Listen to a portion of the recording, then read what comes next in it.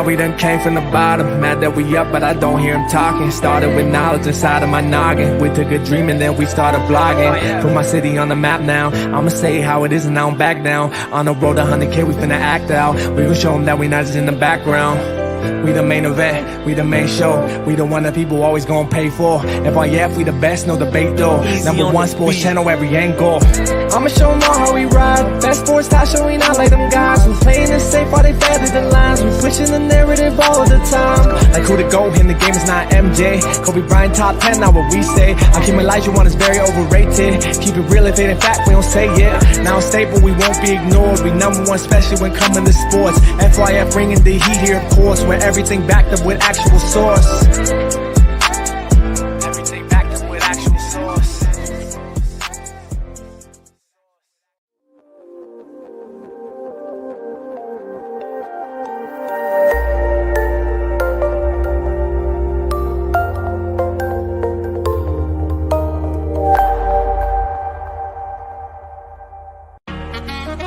Nah, that's just passion. Love the game. You already know what it is. FYF. You don't got tough skin. Might as well not even come on in. Talk to 'em. FYF, blow the whistle, man, we too official. Better check the film, we not one of them. The greatest to ever ball above the rim. They wasn't with me shooting in the gym. Cut the small conversation, debate on major levels. This the playoffs, baby, bring that pressure, we never settle. Cross and spin, getting it in, I wanna win. That teamwork got us headed to the ship again. LeBron better than MJ, cut it out. Half these fans in the stands don't know what they talking about.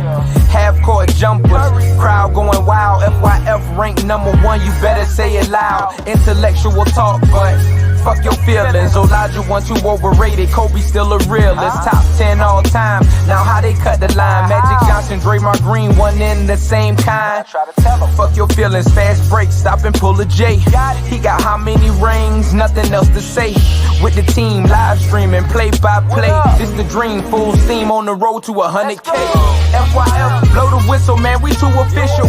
Better check the film, we not one of them. The greatest to ever ball above the rim. They wasn't with me shooting in the gym. Cut the small conversation, debate on major levels. This the playoffs, baby, bring that pressure, we never settle. Cross and spin, getting it in, I wanna win. That teamwork got us headed to the ship again. Started small, then turned into big dogs. They treat me like the GM, I just make the call. No matter who my op is, I'ma stand tall. Then pull up to the game, fresh like I just left the mall. 100K, 100K, 100K, check the score. We gon' bust the shot clock, fans running to the floor. All I hear is go this and go that. Man, your team suck, hang it up like a coke rack. I love the game, I admit it, I can't quit it. Step in front of me, man, your ankles gon' get the business.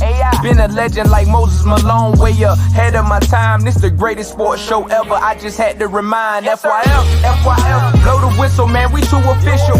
Better check the film, we not one of them. The greatest to ever ball above the rim. They wasn't with me shooting in the gym. Cut the small conversation, debate on major levels. This the playoffs, baby, bring that pressure, we never settle. Cross and spin, getting it in, I wanna win. That teamwork got us headed to the ship again.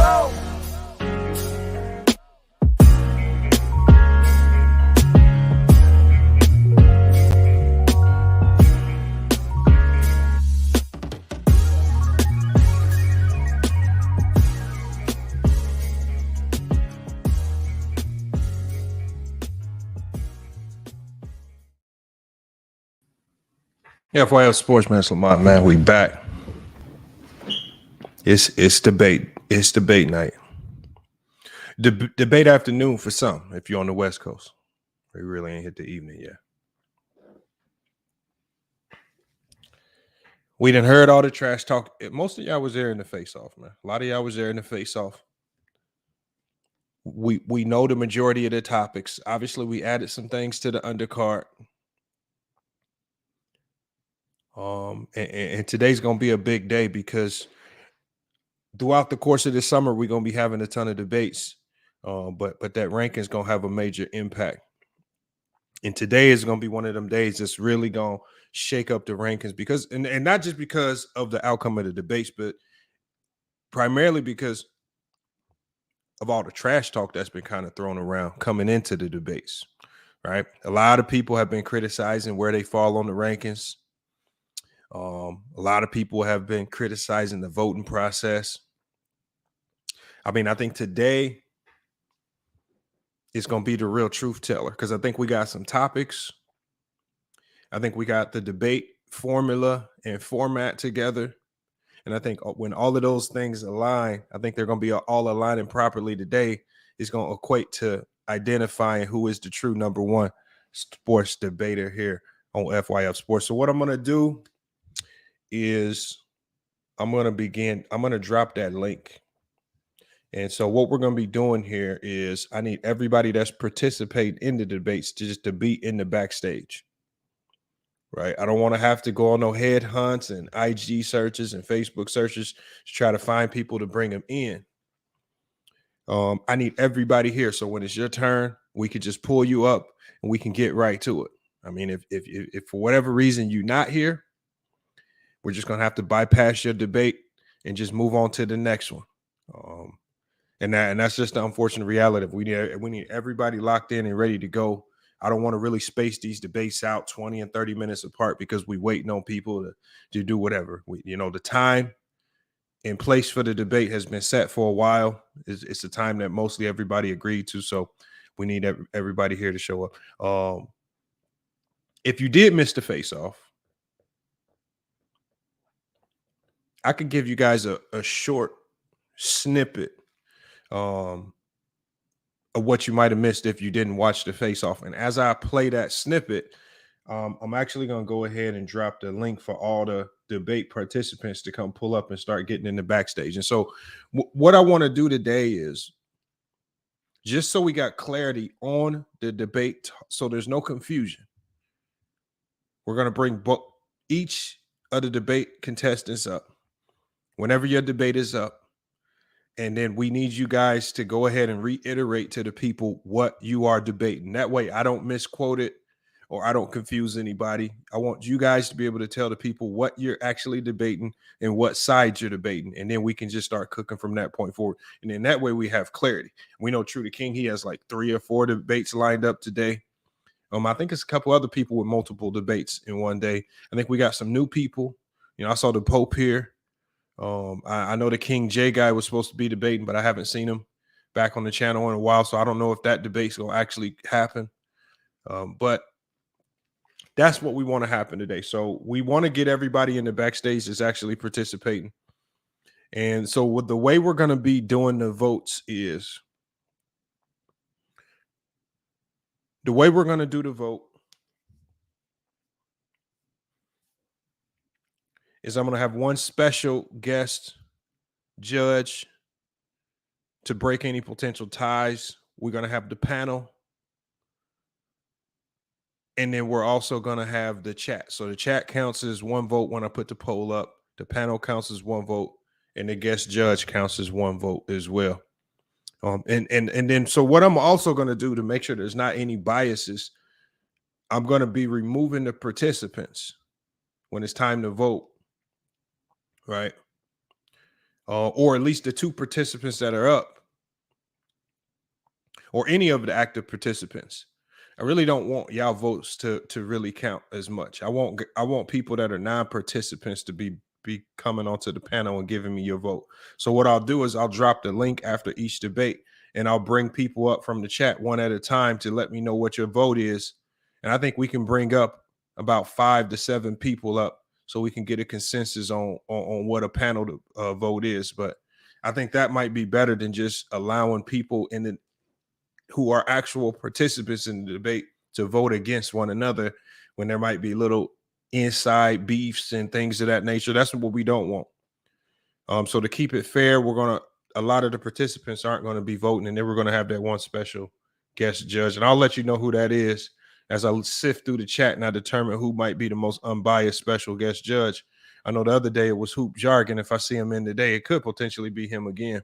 But we'll just have to see. But let me go ahead and drop this link in the chat. Let me drop this link in the chat. Oh, hold on. Here it is right here. So this link is for the participants, you guys. This link is for the participants. All right.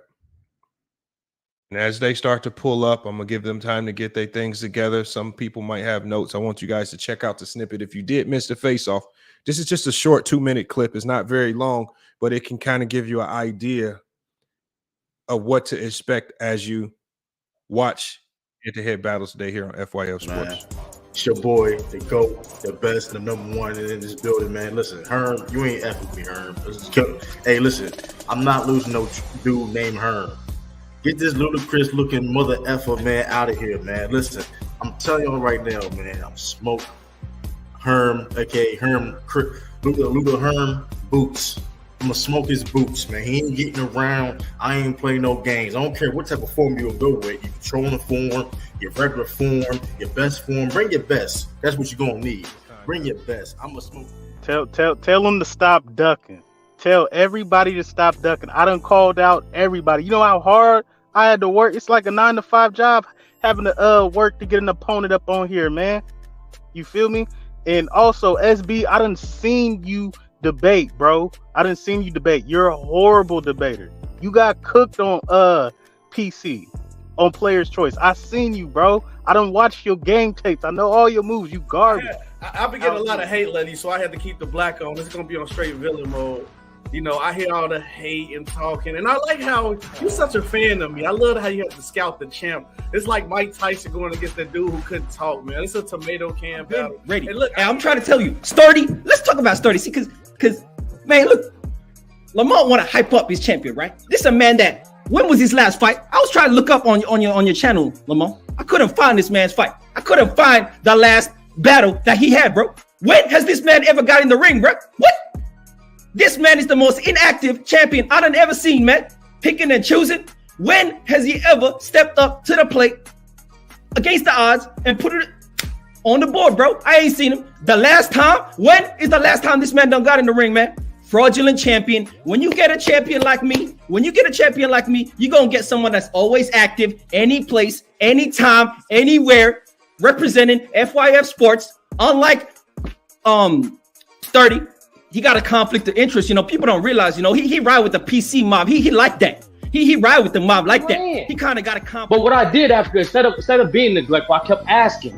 I kept poking the bear. I kept instigating. What I did actually gave you a favor. I put you in front of God.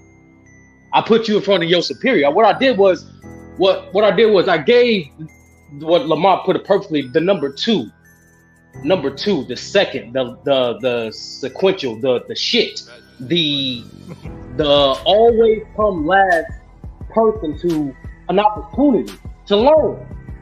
You know what I mean? Like I feel like this more so. This not going to be a debate. This is going to be an education. You know what it is? Like this is going to be. There we have it right there, man.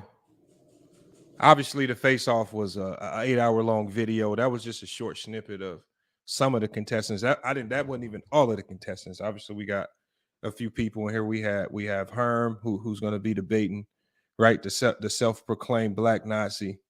We got the Pope, who's going to be a first-time debater. I mean, it's a lot of new faces in here. Hold on, yeah, we don't have everybody in the backstage that's supposed to be debating, so we're waiting for people to pull up. Still waiting for Ace 30. Still waiting for Mac Def. Where you at, Mac Def? We still waiting for SB. Come on, y'all. We 30 minutes into the show, man. We 30 minutes into the hour, man. It's time for y'all to be here. It's time for y'all to be here. That's fine. I mean, we got two of the contestants here now, so we can actually start one of the first debates. We can start one of the first debates, but let me go ahead and drop the link again. This is for the contestants. I need y'all to pull up, because what I wanted to do was we actually had, and this is very rare, but we actually had a football debate planned. And I want to knock the football debate out first, because the majority of our topics are going to be basketball topics. So I think it was Mac Def who was going to be doing the football debate along with Herm. So I'm waiting for Mac Def to get here. He said Lamont needs to debate Rob Parker, Chris Broussard. That would be an interesting debate if I could get one of them. Maybe more so Rob Parker. I think I kind of align with a lot of the things that Chris Broussard says a little bit more. I would find more common ground there, but either one will be a good opponent. I don't know, man. I mean, I'm trying to find the celebrity type debates when you bring the bigger names in. I'm trying to get it set up, but for whatever reason, man, people are shying away from that. A lot of people don't want to really put their credibility on the line on a platform like this and ultimately lose.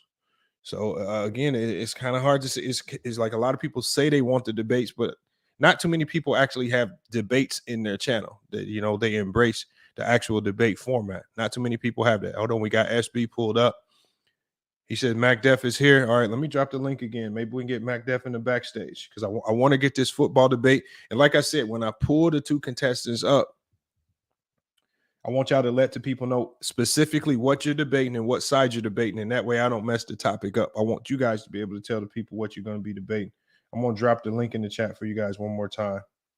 And if you a mod, you can grab that link, man, and continue to share it through the stream to make sure we got all the contestants here, because I'm going to have to ultimately get into the debates.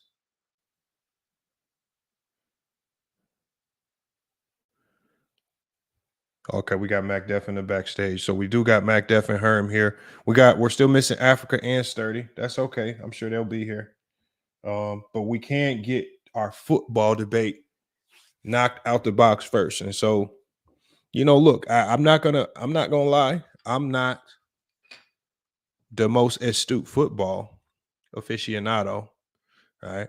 Probably won't have much to say on this, but a lot of you guys love football, man. We probably gonna have to start doing just pure football panels to cater to the people that love football. And so, you know what? Today, I think I have my special guest judge selected, and the judge that I select, you don't have to come on the panel. When we get to you, you can just state your answer. You could just state your answer in the chat.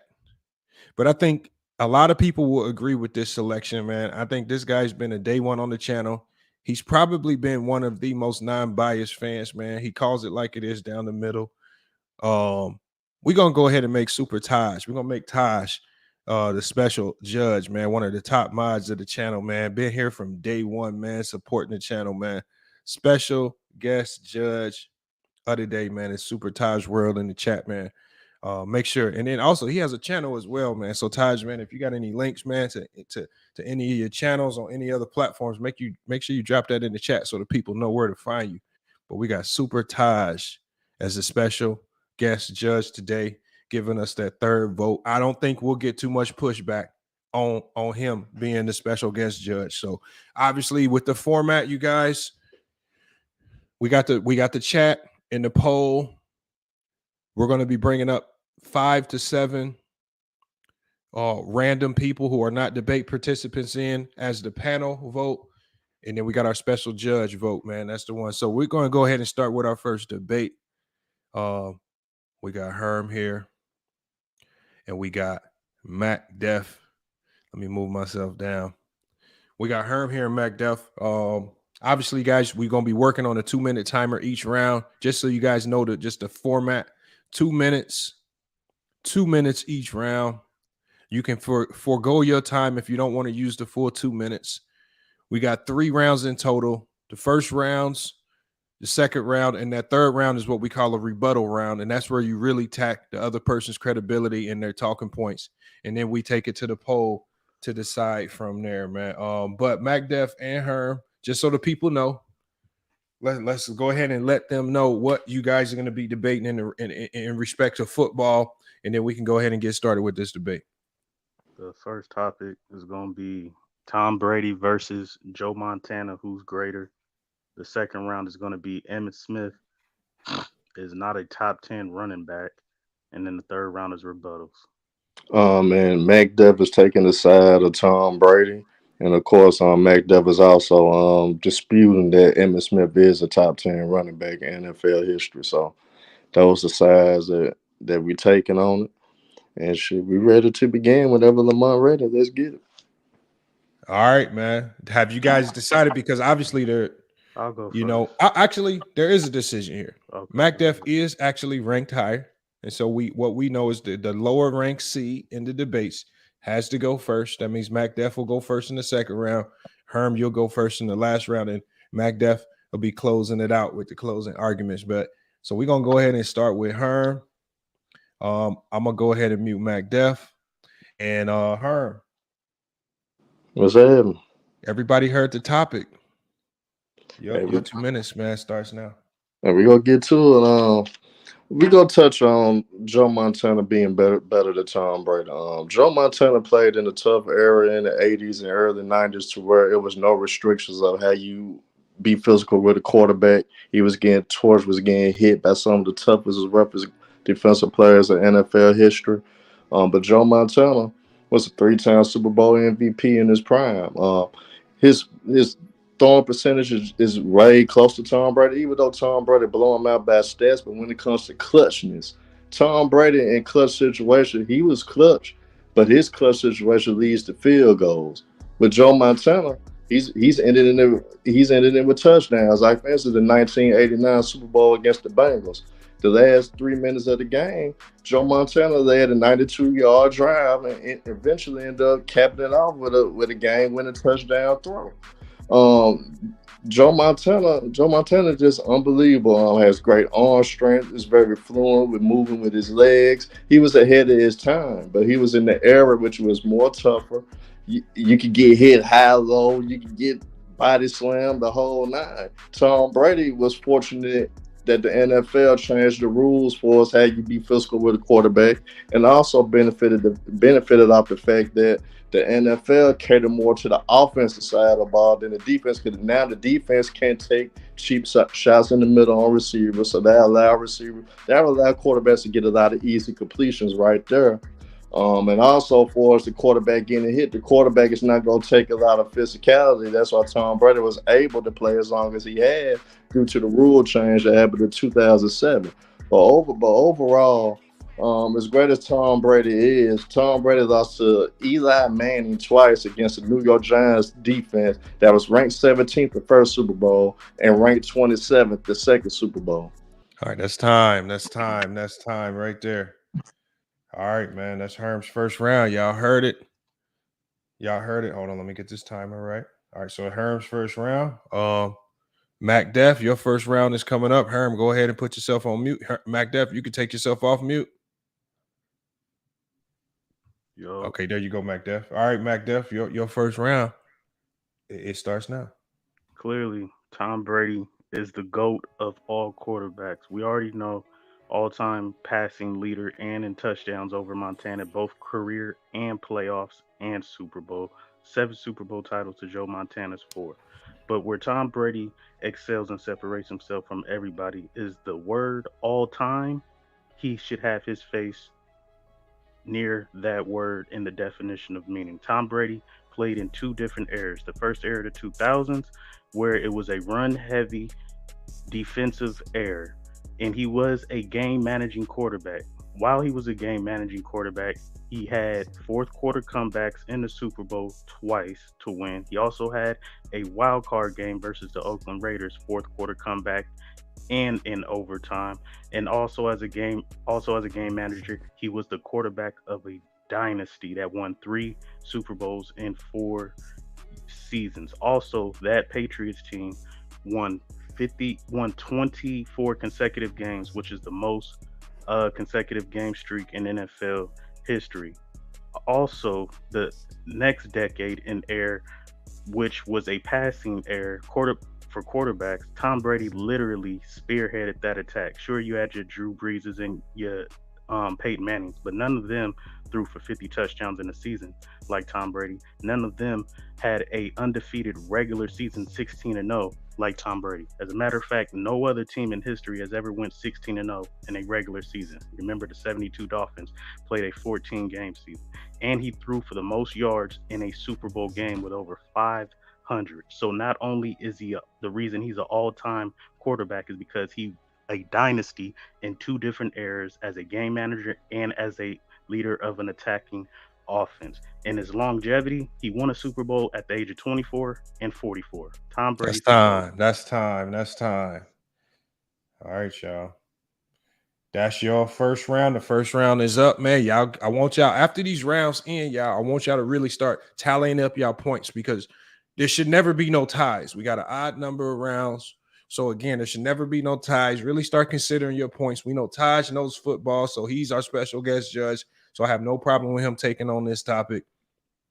So I want y'all to start thinking about that as we go into the second round. In the second round, obviously, Mac Def, you got to take this round first. So you just finished, but you got to go first this round.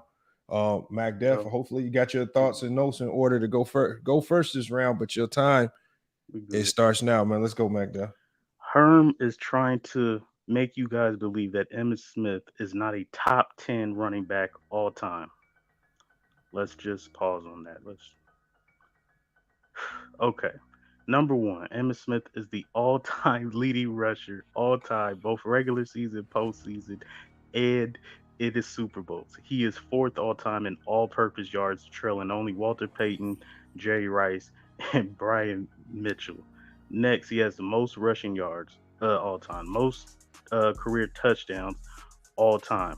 Now, what Herm is going to say, and try to confuse everybody, that the Dallas Cowboys had the greatest offensive line of all time.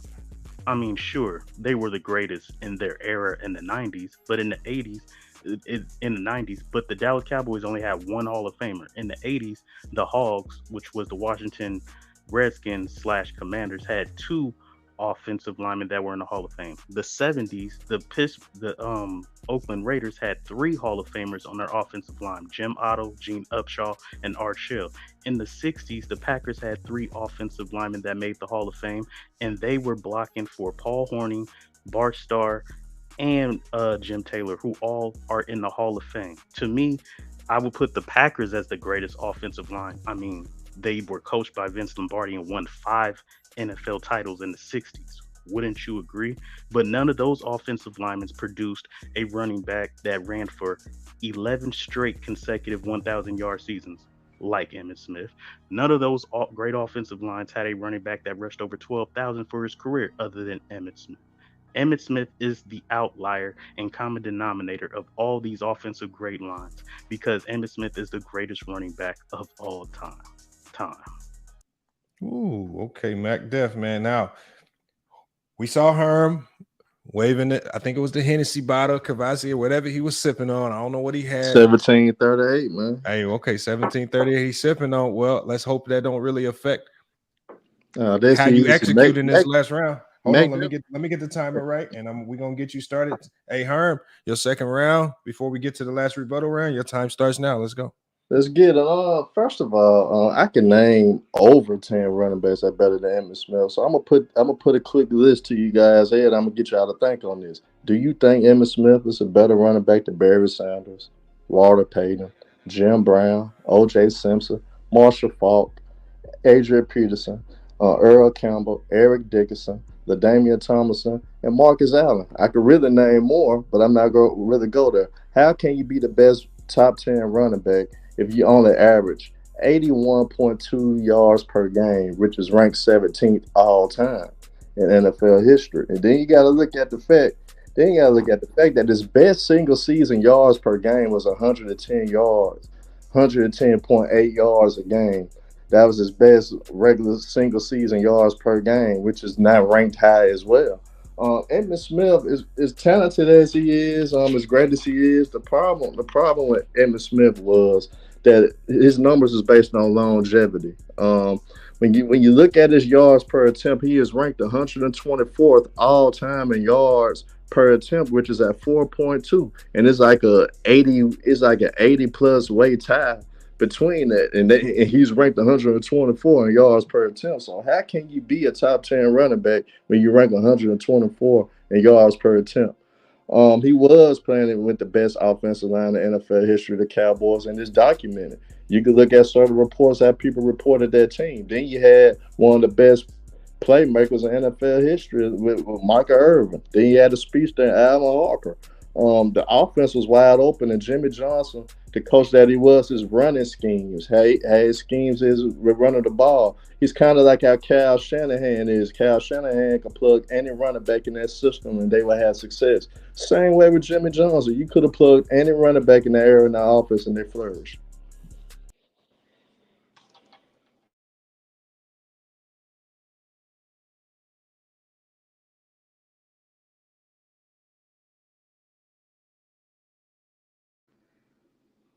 Yeah, but we know that's it. McDuff, Ron, you on mute, bro. you made it easy for me, man.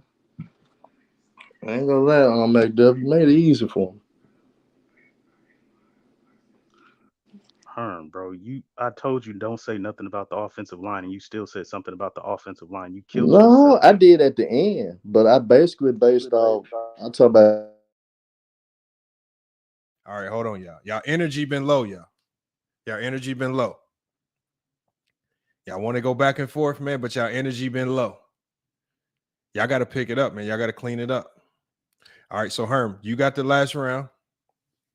Herm. You got to go first. McDuff gets to close it out. So you know you got to come strong. But Herm, your 2 minutes for your final round, real rebuttal round. It starts now.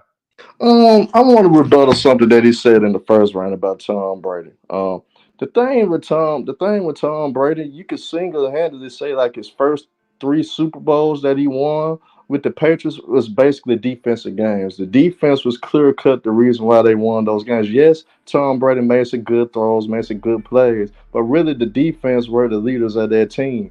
You can ultimately believe that. And plus, the first Super Bowl, they would not have made it if it wasn't for that bogus call, which ended up being the tug rule in that Raiders game in the snow, which was a bad call by officials, but that's neither here nor there. But all the controversies Tom Brady been into for Spygate, for his errand with the balls, or for how Belichick and his coaches known, how Belichick and him are known for doing to try to get certain edges. I mean, yes, McDuff could bring up the Stickum, could bring up everybody does it, but with Tom Brady though.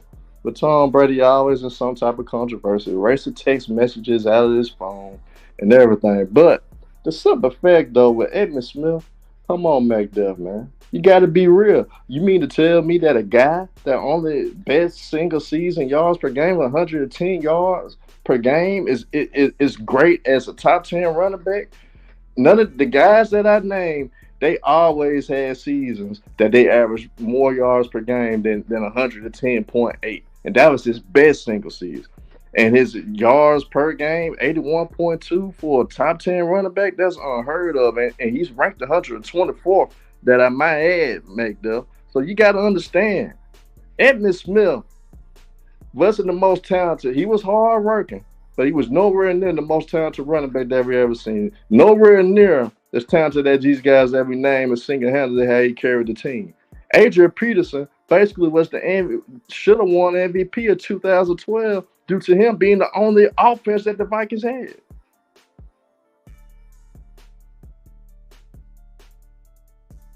All right, that's time. That is time right there. That's McDuff's final round. I mean, that's Herm's final round. Hopefully, he did a good enough job to rebuttal all of McDuff's talking points. McDuff, this is your rebuttal round. This is the last round. Some might say it's the most impactful one. McDuff, your time starts now.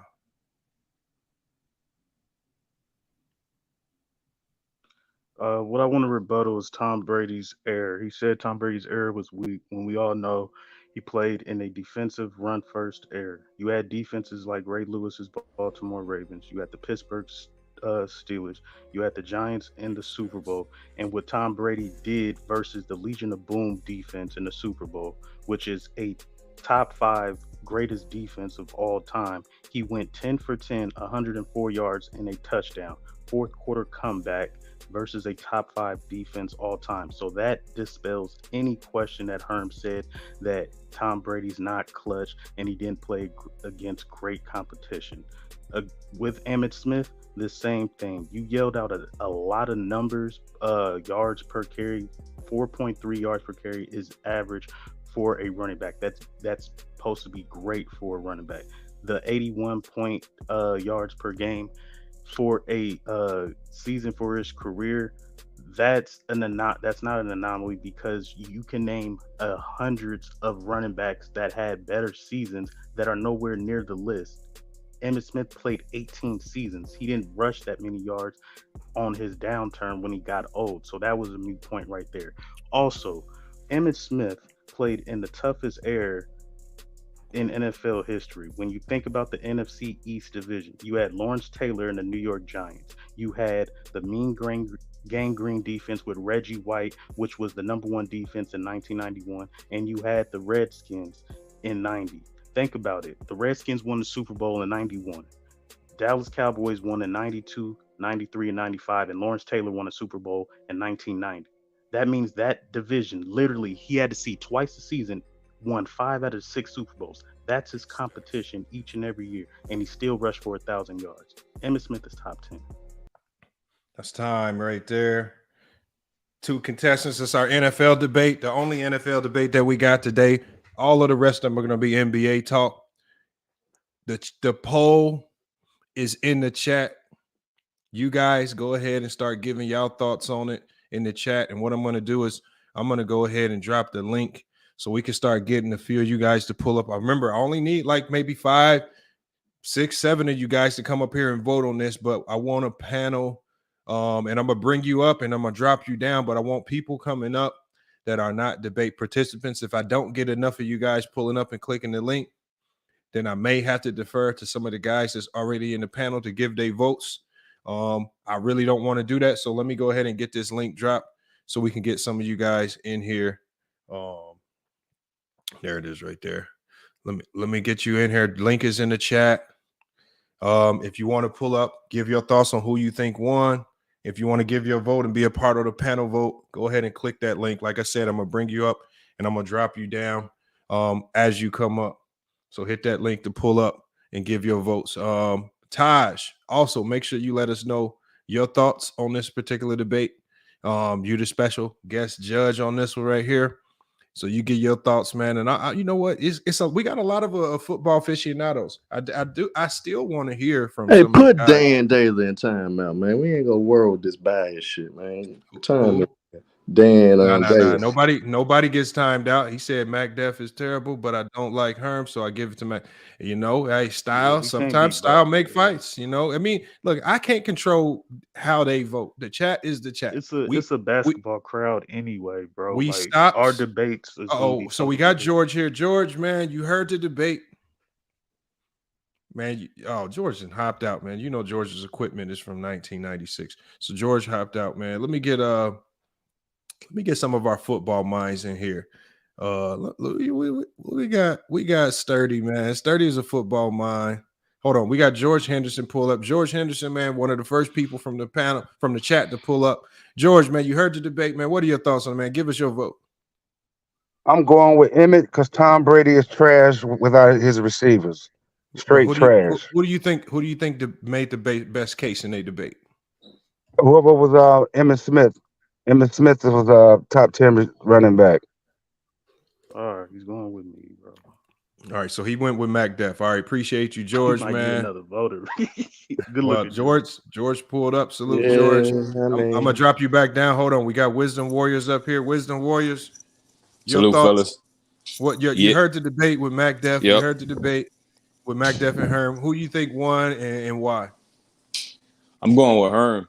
It was an uphill battle going against Brady.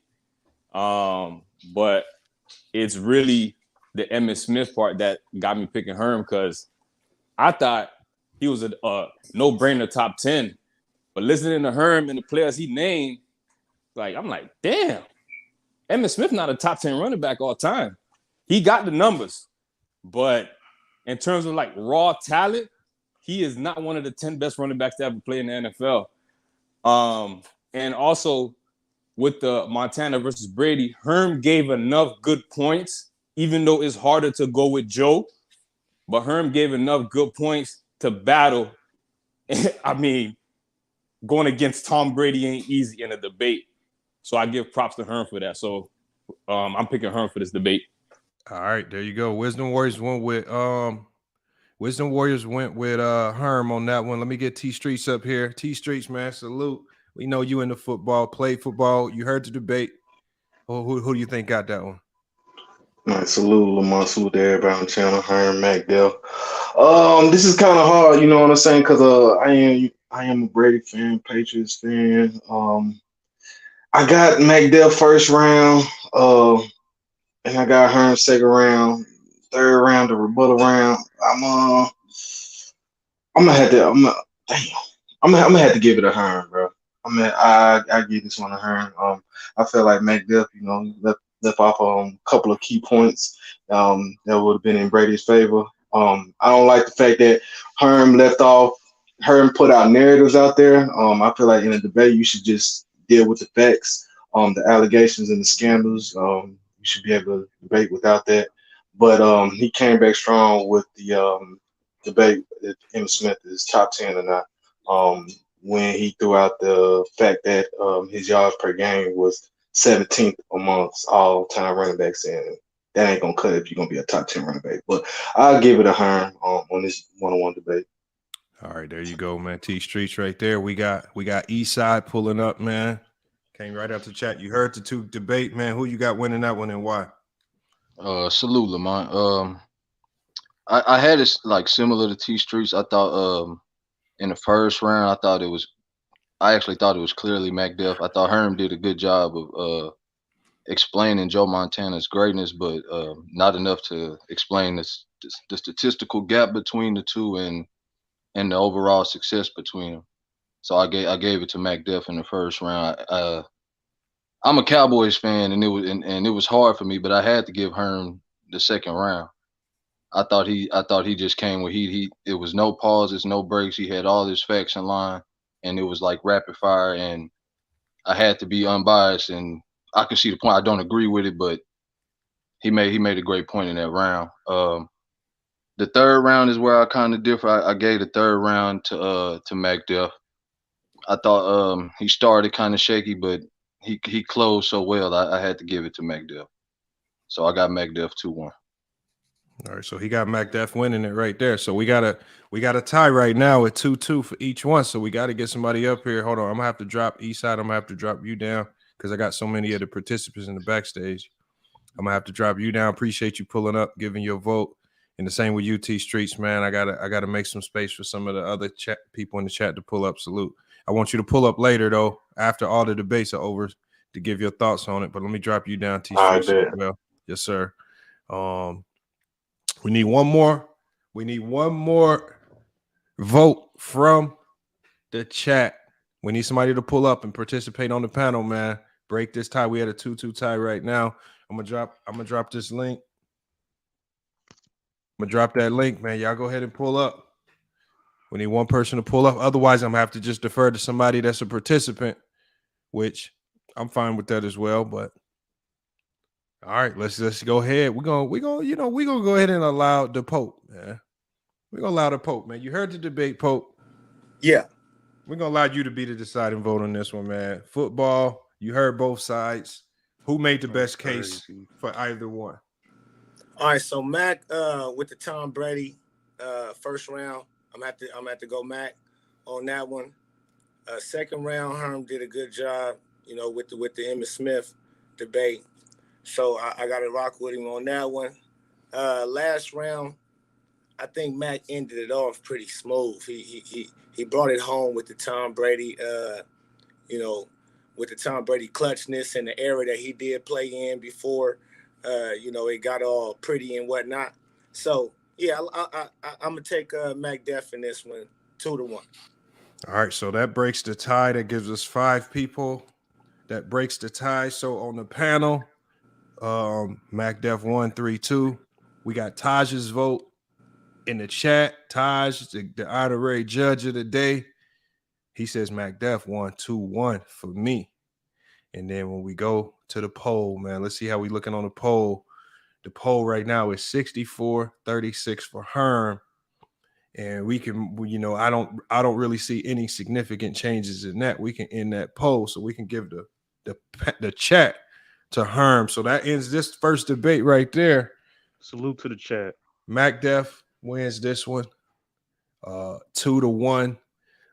Some people are probably gonna come back and say this one was controversial. I mean, just from me being an outsider to football, I don't know. I kind of felt like Herm edged him out with the points, man. Especially with that second and third round. But the votes are in, man. The decisions are made. Hey, bro, that was a good McDuff, debate. Fire debate, bro. Salute to you, McDuff. Salute Mac to you, Duff is bro. the first You winner got of me the with the day. damn Emmett. I didn't know you had that much for Emmett like that. Let me drop Sturdy down. Hey, now here's Good the thing. shit. We're gonna drop Sturdy down, Mac Duff. I'm gonna drop you down as well, but we gotta leave Herm up here. The Pope, I'm gonna drop you in the backstage as well. See, Herm is one of the few contestants that said, I'm gonna take on multiple debates. Now, Herm is coming off of a close loss. I feel like it was a close loss, and I feel like that could be a controversial decision. That's something that a lot of people are gonna be talking about on panels in days to come. But Herm has a chance to immediately redeem himself. This was probably one of the most two heated contestants, man. They've been going at it on panels. They've been really going at each other, man, about this debate, man. We got to bring up True the King. We got True the King, and we got Herm. We got True the King and Herm. Now, I want y'all both to tell the people what you're going to be debating, and what side you have, so it's clear to the people when they start making a vote, who is debating what. We're debating on Ja Morant versus Jamal Murray. I'm on the side of Ja Morant, obviously, so let's get it. You know, even though I'm a Memphis Grizzlies fan, I'm rolling with my hometown. I'm rolling with Jamal Murray. So we got Jamal Murray and Ja Morant. True, you have Jamal Murray, Morant. correct? You got Ja Morant. And Herm as Jamal Murray. So it's just like the last debate. The lower seed goes first. So Herm is in another tough battle right now. He's got to go first. True the King is higher ranked while Herm is still unranked. So we're gonna go ahead and pull the clock back up. Let me get the clock back on the screen. And we're gonna allow Herm to go ahead and start with his first round. Remember, you guys, Jamal Murray and Ja Morant, man, I think this is going to be a tough one for either side because it could go either way. I don't really think it's a clear-cut favorite, but we're going to allow Herm to go first with his arguments. All right. You hear me? Yeah, we hear you. Go ahead. Your time is running. The reason I'm rolling with Jamal Murray, let me just give you a simple breakdown, you guys, about the difference between Jamal Murray and Ja Morant. Both are talented guys. They are the future of the league. But what separates them, Jamal Murray is just a better overall player than Ja Morant. Ja Morant has the athleticism. He is box office. He is exciting to watch. But with Jamal Murray, just a more complete player, higher IQ guy. He's a 3-level scorer, a capable 50, 40, 90 caliber player, especially in the playoffs. He's that type of guy. He has a better jump shot. True shooter percentage is higher, of course, than Ja Morant's. He's more effective with not turning over the ball like Ja Morant. He also can finish at the rim. Not as athletic, but he's great at finishing at the rim as well. And you can greatly see when it comes to just skill, just pure skill. Jamal Murray just a pure skill, more talented player than Ja Morant. They went against similar competition. When Jamal Murray went against the Utah Jazz, that epic 3-1 comeback against them, he outdueled Donovan Mitchell. Utah came out swinging. It was hot. But Jamal Murray, how he started putting that pressure on that defense and was carrying the load in that series, propelled them to win that series. It was due to him outplaying the Donovan Mitchell, a talented Donovan Mitchell, which is one of the best scorers in the league, and he outdueled him and beat him in the Game 7 with a 50-point blast. Ja Morant had the same opportunity the year after, but he lost to Donovan Mitchell. Then this year with the Lakers, Jamal Murray was unstoppable against the Lakers, but Ja Morant, it was easier for the Lakers to defend him due to his lack of skill set that he has. Not a pure shooter, very turnover prone, holds the ball a lot. That's time. That's time right there. True the King, man. You heard what he had to say. Your first round. These are very critical rounds. I want the chat to pay attention. Let's lock in so we can get these votes accurate. True the King, your time starts now, man. Let's cook. First and foremost, like we comparing a sidekick to a Batman, a superstar to a fringe all-star. Matter of fact, Jamal Murray never been an all-star. Ja Morant has. Are we kidding me? You talking about a dude that's a franchise player to a dude that's not a franchise player? Yes. And you said that Jamal more skilled than John Morant. Are you serious? Are you kidding me? First of all, he's not a better scorer. Numbers don't say. He only averaged over 20 points one time in his career. Are we serious? Are we serious? John Morant averaging over 25 the past 2 seasons, leading his franchise to the playoffs. Jamal Murray never done that whatsoever. He doesn't pass better than John Morant. He's not a better scorer than John Morant. And then you brought up finishing. First of all, when it comes to finishing at the rim, it's not even close. John Morant is one of the best finishers in the league. Are we serious? Turnovers, stuff like that. All Jamal Murray has clearly more responsibility for his team. He has to be the best scorer, the best passer, and also sometimes one of the best rebounds on the team, depending on the situation. Jamal Murray, all he has to do is score. And don't even got to be leading scorer at times, clearly. So that's ridiculous, man. Listen, John Morant is that dude. Jamal Murray is not. He's not mentioned when it comes to elite guards in the NBA. Listen, he won an NBA championship. That's cool. Where he was a sidekick. John Morant is that man. Point blank simple. Are we serious? Tom. All right, there's this time right there. So we know how the second round goes. Herm went first. That first round, True to King. You got to go first this second round. And then we know how the third round goes with the rebuttal. True to King. Your time starts now, man. Let's go ahead and cook. Hey, listen, man. And first, listen, man. The man, Jamal Murray, is playing with Jokic, the best player in the NBA. You put John Morant with Jokic, you're going to get better results. Are we serious? Matter of fact, without the Nuggets, without Jamal Murray, has a 60% winning percentage. A 60% winning percentage. A year ago, they made it to the second round without Jamal Murray. Are we serious? Without John Morant, the Memphis Grizzlies are not going to go that far. Let's just be honest. We're comparing a sidekick, Tim Drake, a Robin, to a Batman in John Morant. A dude that's never – listen, John Morant has been on the All-NBA team before. Multiple-time All-Star. Jamal Murray never been an All-Star. The man never even got a vote to be on the All-NBA team. But he's supposed to be better than John Morant? Are we serious? The franchise player to a guy that has never shown can be a number one or a franchise player in Jamal Murray. He's not even the best in his own country. Jamal Murray is barely even a top 10 point guard. Jamal Murray is a top 5 point guard. This is ridiculous, man. The whole cap about, he's a better 3-level scorer. I mean, cool, he can shoot better. That's fine. But impact on the floor is John Morant every single time. You talk about a dude that's been killing since he's been in the league.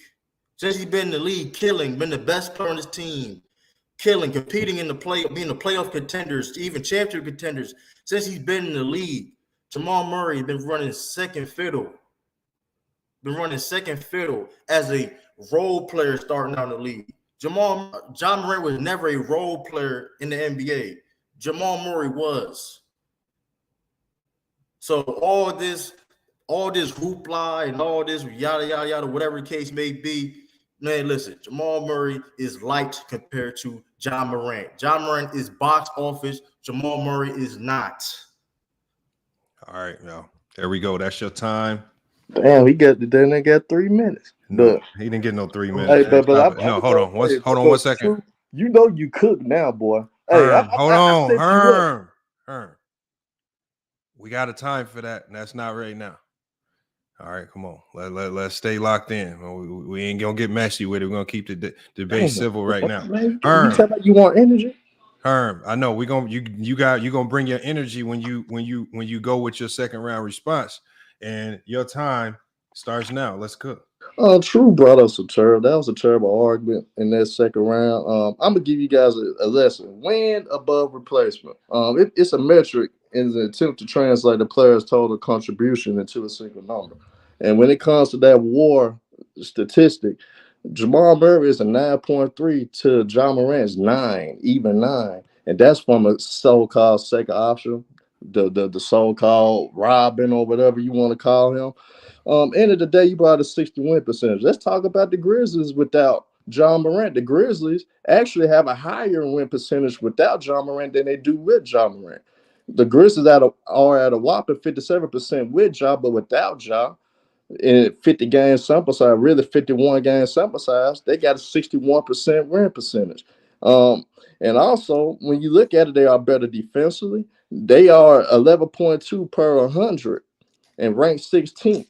Now, when it comes to without John Morant, they had a 105.3, and that's for us the defensive side of things. And for us that with John Morant, the playoff record without Jamal Murray, the Nuggets are 5-10, 33 win percentage. With John Morant, the Grizzlies are 2-2, not a huge sample size. But end of the day, Jamal Murray's impact is felt due to the fact that the Nuggets either get their buzz whooped in the first round, which they got gentlemen swept last year by the Warriors, or they get into the second round and get gentlemen swept in the second round as well. End of the day, yes, they was a 6 seed and won a playoff round against a Portland Trailblazers team that is mediocre. So that was nothing impressive. But end of the day, Jamal Murray is so much of a difference maker. He propelled them after coming off a torn ACL injury that was very serious, propelled them to be NBA champions this season, and he had an absolutely great playoff run. Him and Jokic was the best. It was the first duo ever. 30 points. That's time. All right, man. We down to the last round. This is the rebuttal round. This is where you can really attack the other person's credibility and they talking points. We know that Herm, you got to start this one first, so hopefully got your thoughts ready to go for this last round. Remember the rebuttal round. Remember, think about what your strategy needs to be. But Herm, your time, it starts now, man. Go ahead and cook. And True the King, I think you didn't come prepared. You were basing your stuff off of hoopla because John Morant is exciting. You try to use the number one option thing. But how a guy, when it comes to win above replacement as a second option, is more important to winning than what a first option that John Morant does, and how does a superstar and John Morant, this team still maintain and be just as good without him when he misses games. So typically, that doesn't happen with superstars. When you look at guys like Allen Iverson, the Philadelphia 76ers are 50% win team. They above 500 with Allen Iverson. Without Allen Iverson, they dropped to a significant 42% from the field. So, end of the day, when we look at certain things, when it comes to the superstars, and John Morant is so much of a difference maker, so much better than Jamal Murray. Why Jamal Murray presence is more felt with the Denver Nuggets than John Morant's presence felt with the Memphis Grizzlies? Because the Grizzlies, in all actuality, probably could have had a better series against the Lakers if John Morant missed more games. Actually, hell, I was hoping that he missed the other game when we won Game 3. I was hoping John Morant didn't come back for that, because we possibly could have won Game 4 because we are better defensively. We move the ball better. And guys like Desmond Bain get more opportunities. Jaren Jackson plays more aggressive and better. And Dylan Brooks, despite of all the hate that he got, he actually contributes more without John Morant than he does with. He has a 5-point increase. He go for 13 points with Ja to 18 points without Ja. So that's a big, significant difference. 5-point difference is very significant.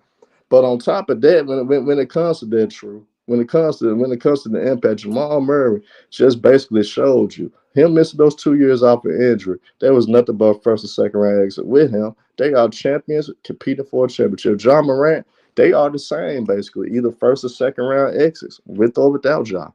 Time right there, man. Okay, Herm with an impactful rebuttal round. True the King, man. You got the last say so in this, man. Your time starts now, man. What you got? First and foremost, that's ridiculous because Jamal Murray plays with obviously better teammates than John Morant. So that's what's stupid. He's playing with a 2-time MVP in Jokic. If you look, this team just won the NBA championship. So When you talk about teammates, I don't know why you even brought that up. So for one, and then it's crazy thing you brought up win above replacement, but value by replacement, John Morant is 18 and Jamal Murray is nowhere near that. Last time I checked, value replacement is better over winning over replacement. So that's we're gonna cancel that one right then and there. And like I said before, have the Grizzlies ever made it far without John Morant? No, it has not. They've been as far as John Morant gets them. The Nuggets made it to the second round without Jamal Murray. A second round without Jamal Murray. If you take Jokic off that team, if the Nuggets are a playing team, what has Jamal Murray have shown anybody to be a number one guy? John Morant is a number one guy. He has more responsibility. How you supposed to be elite guard? You're not even an elite playmaker. How? The man averaged like 4 assists in his career.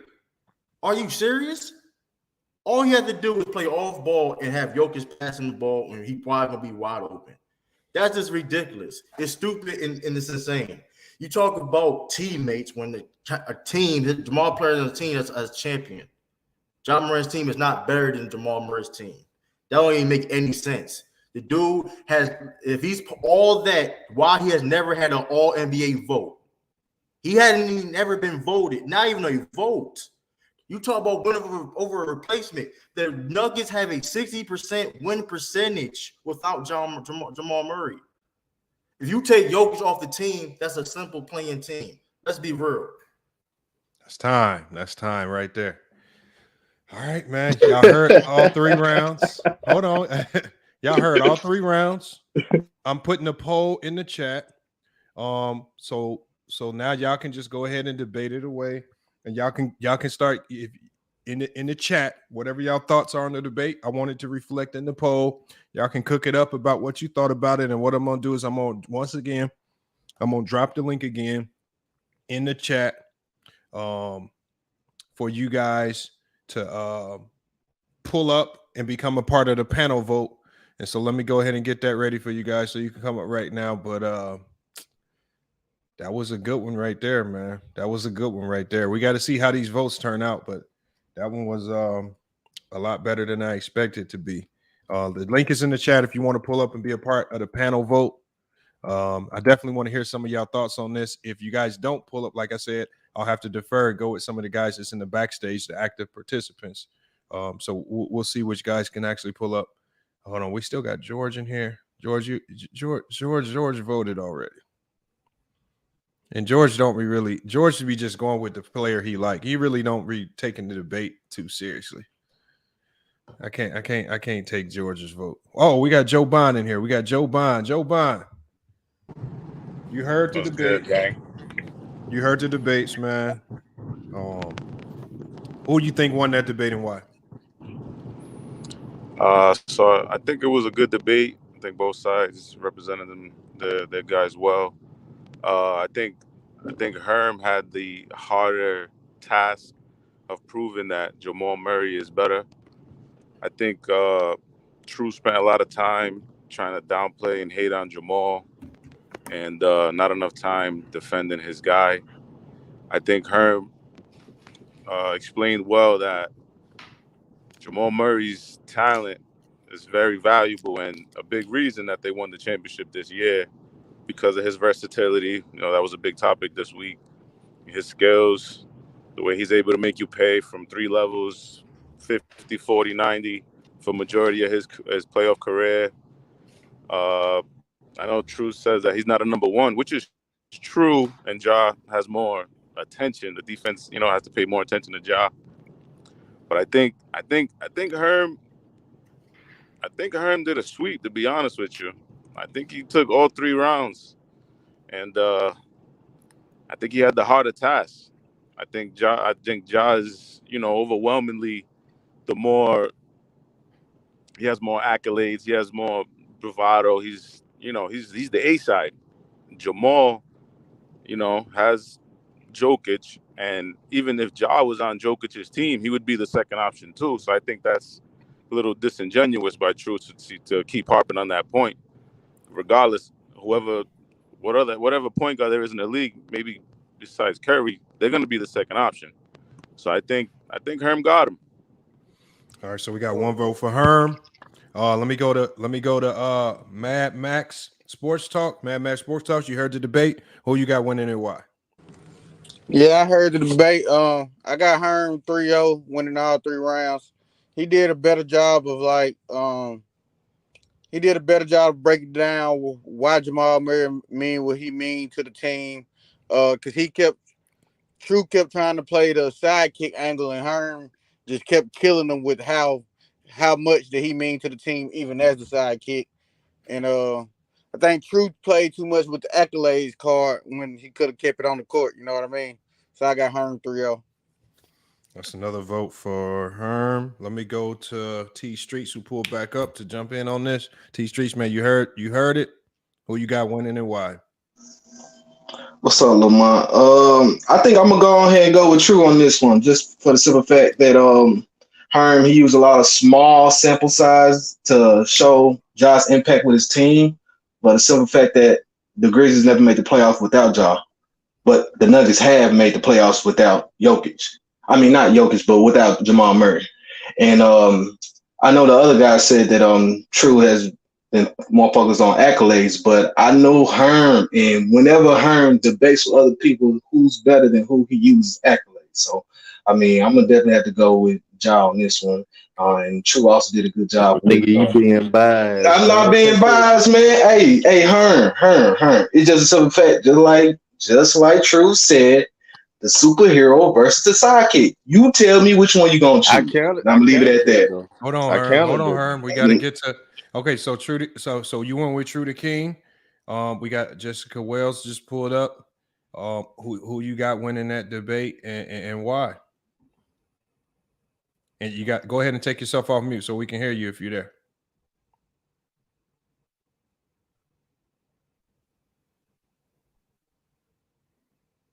All right, Jessica Wells is still on mute.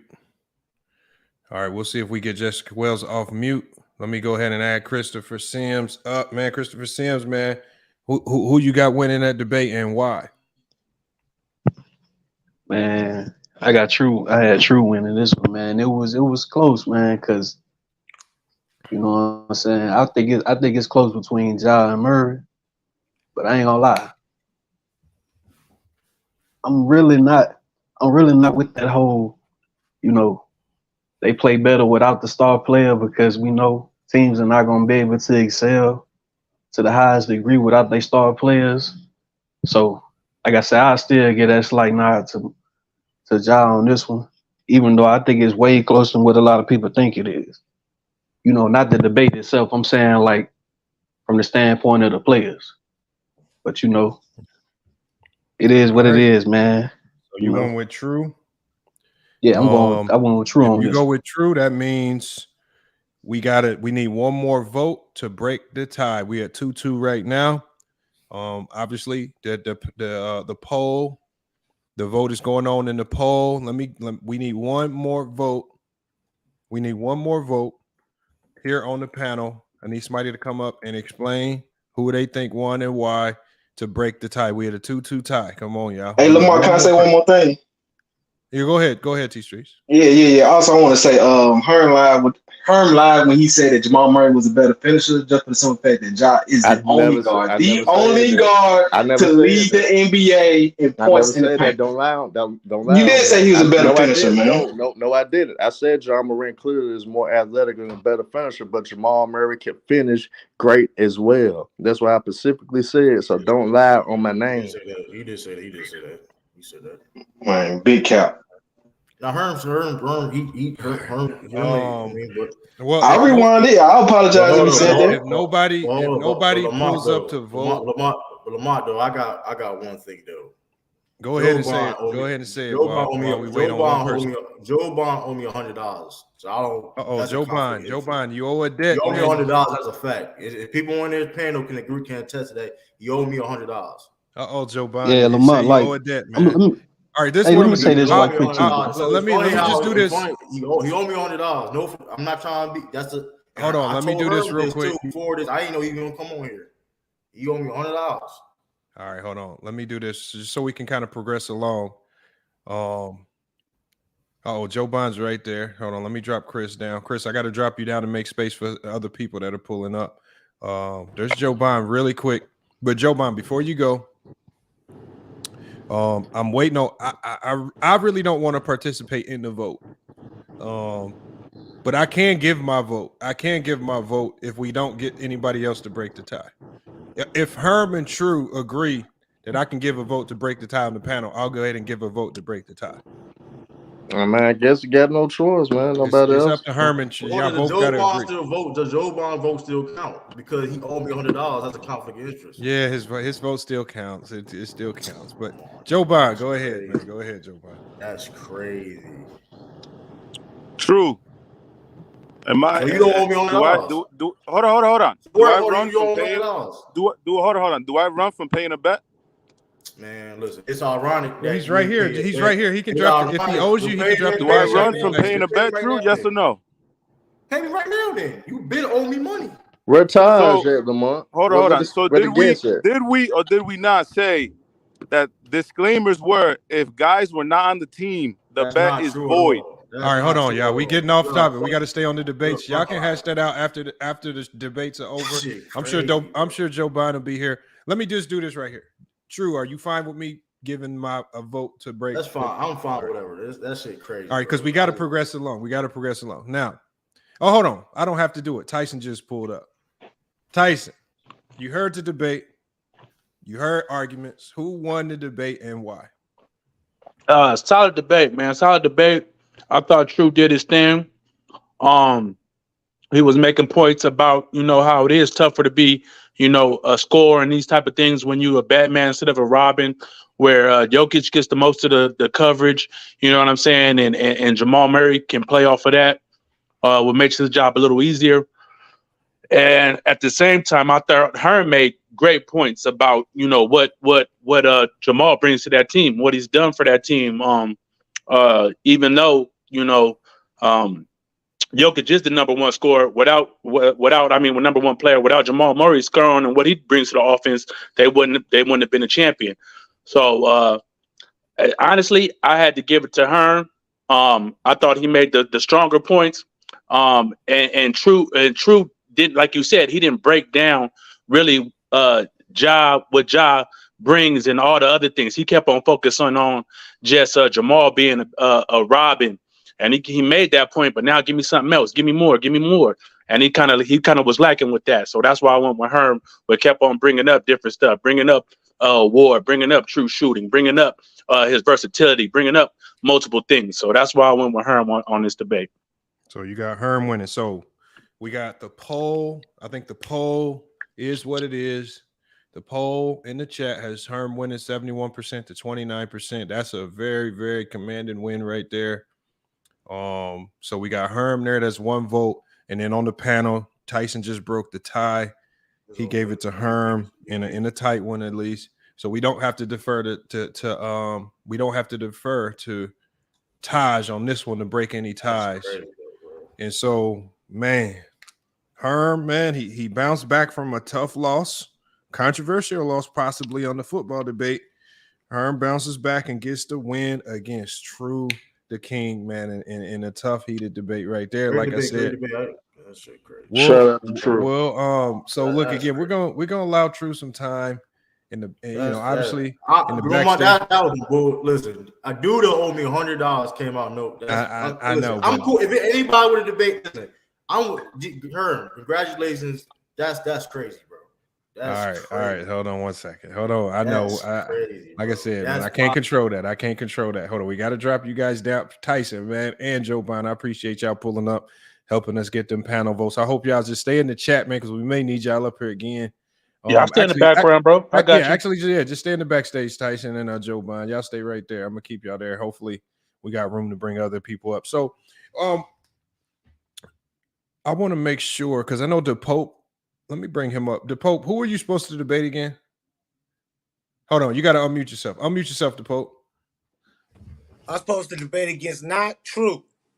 Oh, so you had True. So, look, you know what we're going to do? So, True coming off a tough loss.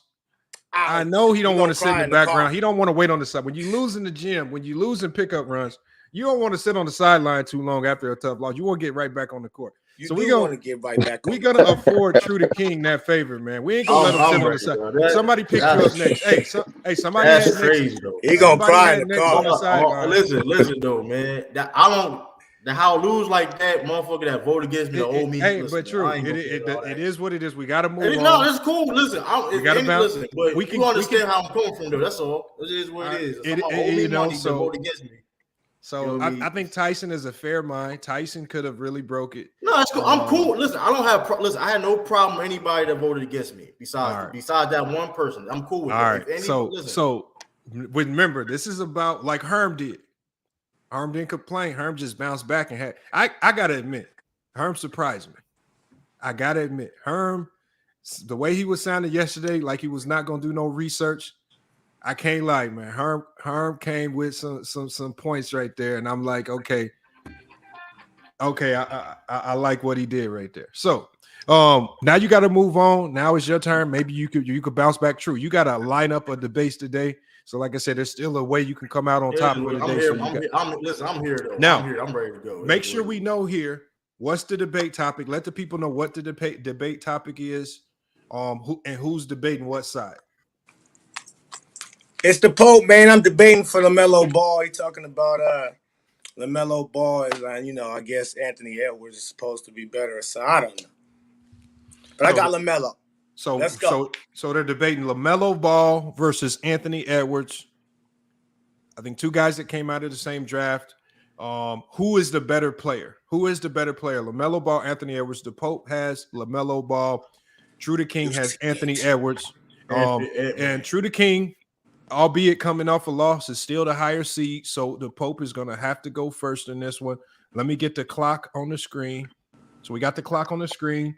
The Pope, man, this is your first and opening round, man.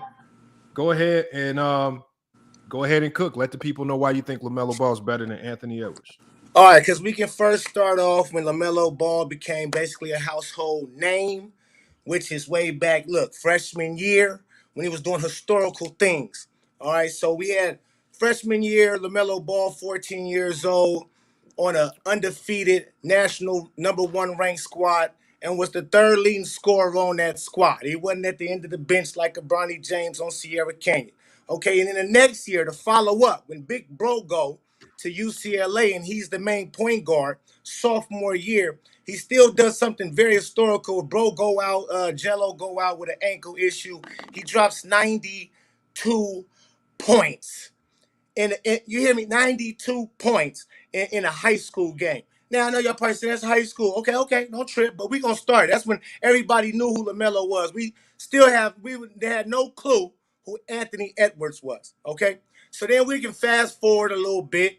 Fast forward on to when he went to the Illawarra Hawks, and your boy was top ranked on the board. Anthony Edwards was top ranked on the draft board, #1 selection, and LaMelo Ball was falling off from late first round and second round till he went to the Illawarra Hawks, won the Rookie of the Year in the NBL, which is the third hardest competitive professional basketball league in the world. Got Rookie of the Year, much harder than the SEC, where he got Player of the Year, Anthony Edwards. Then as they become rookies and get drafted, Anthony Edwards goes first, yes, but we all know who had a better rookie season. LaMelo Bizzle, Rookie of the Year by far, even going out with a broken wrist, missing so many games, and still got his boo-boo team to the play-in at least, when Anthony Edwards was a no-show for the play-in in his first rookie season. So, off the top, LaMelo just been killing them from jump. All right, that's time right there. True the King, you heard what he had to say. I know you've been itching to get back in it. Your time starts now, man. Let's hear you. First of all, we talking about NBA. All that shit don't matter. Everybody got their NBA for a reason. That being said, Anthony Edwards is definitely a better basketball player than LaMelo Ball. We're talking about a dude that's the franchise player team that made it to the playoffs, of which LaMelo Ball has never done. And let's talk about, you talking about Rookie of the Year, which was robbed by Anthony Edwards, by the way, because the fact that Anthony Edwards had the numbers and had the more games played, and they still gave it to LaMelo Ball, which was a robbery. but we understand how politics goes. But that being said, though, we talk about a dude in Anthony Edwards, the best player. Listen, truth be told, is the best player on the Timberwolves. Had led them to the playoffs 2 years in a row. Melo Ball has never done that. And you talk about the injuries. Listen, availability is the best ability. So if I'm a player that's going to at least be on the court more than the other, and they talk about this impact and this dynamic as a player, as a scorer.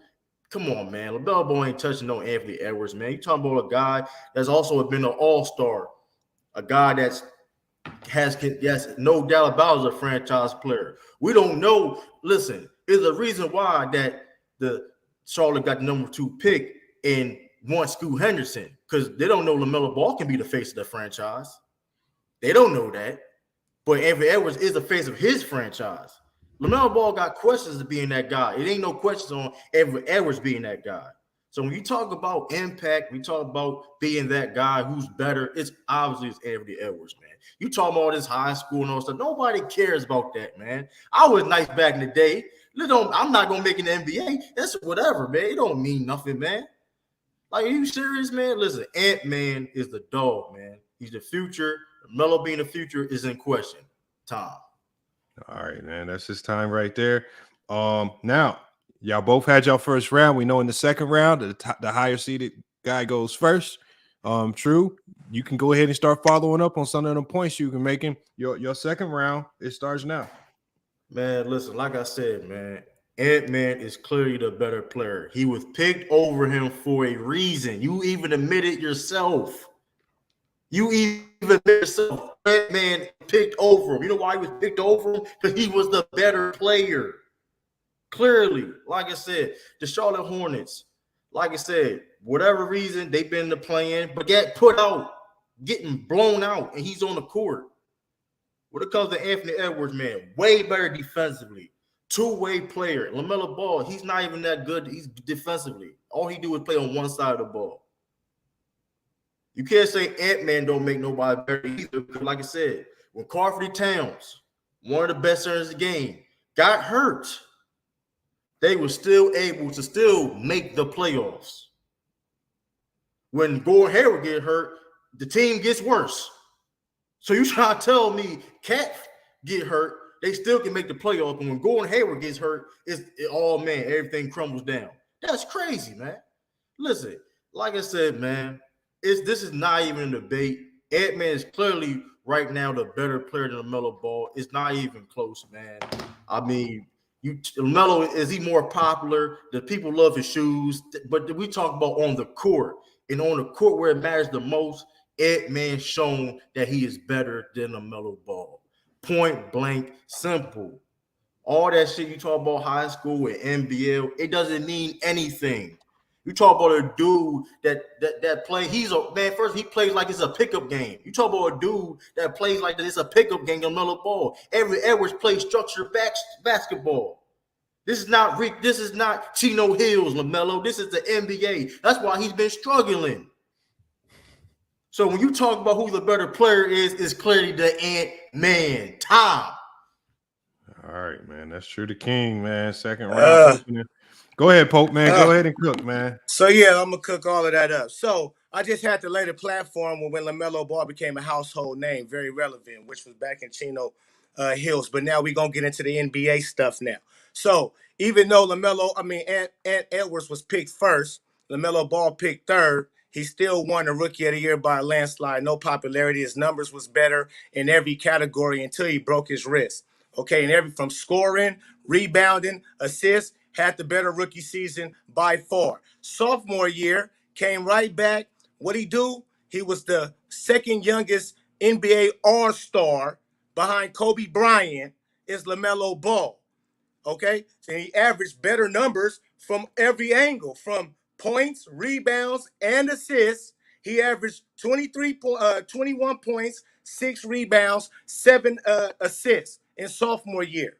Okay, and he was available for the whole year. And both the years he came there, he took his team to the play-in. While the Anthony Edwards' first 2 years, the Minnesota Timberwolves was a no-show.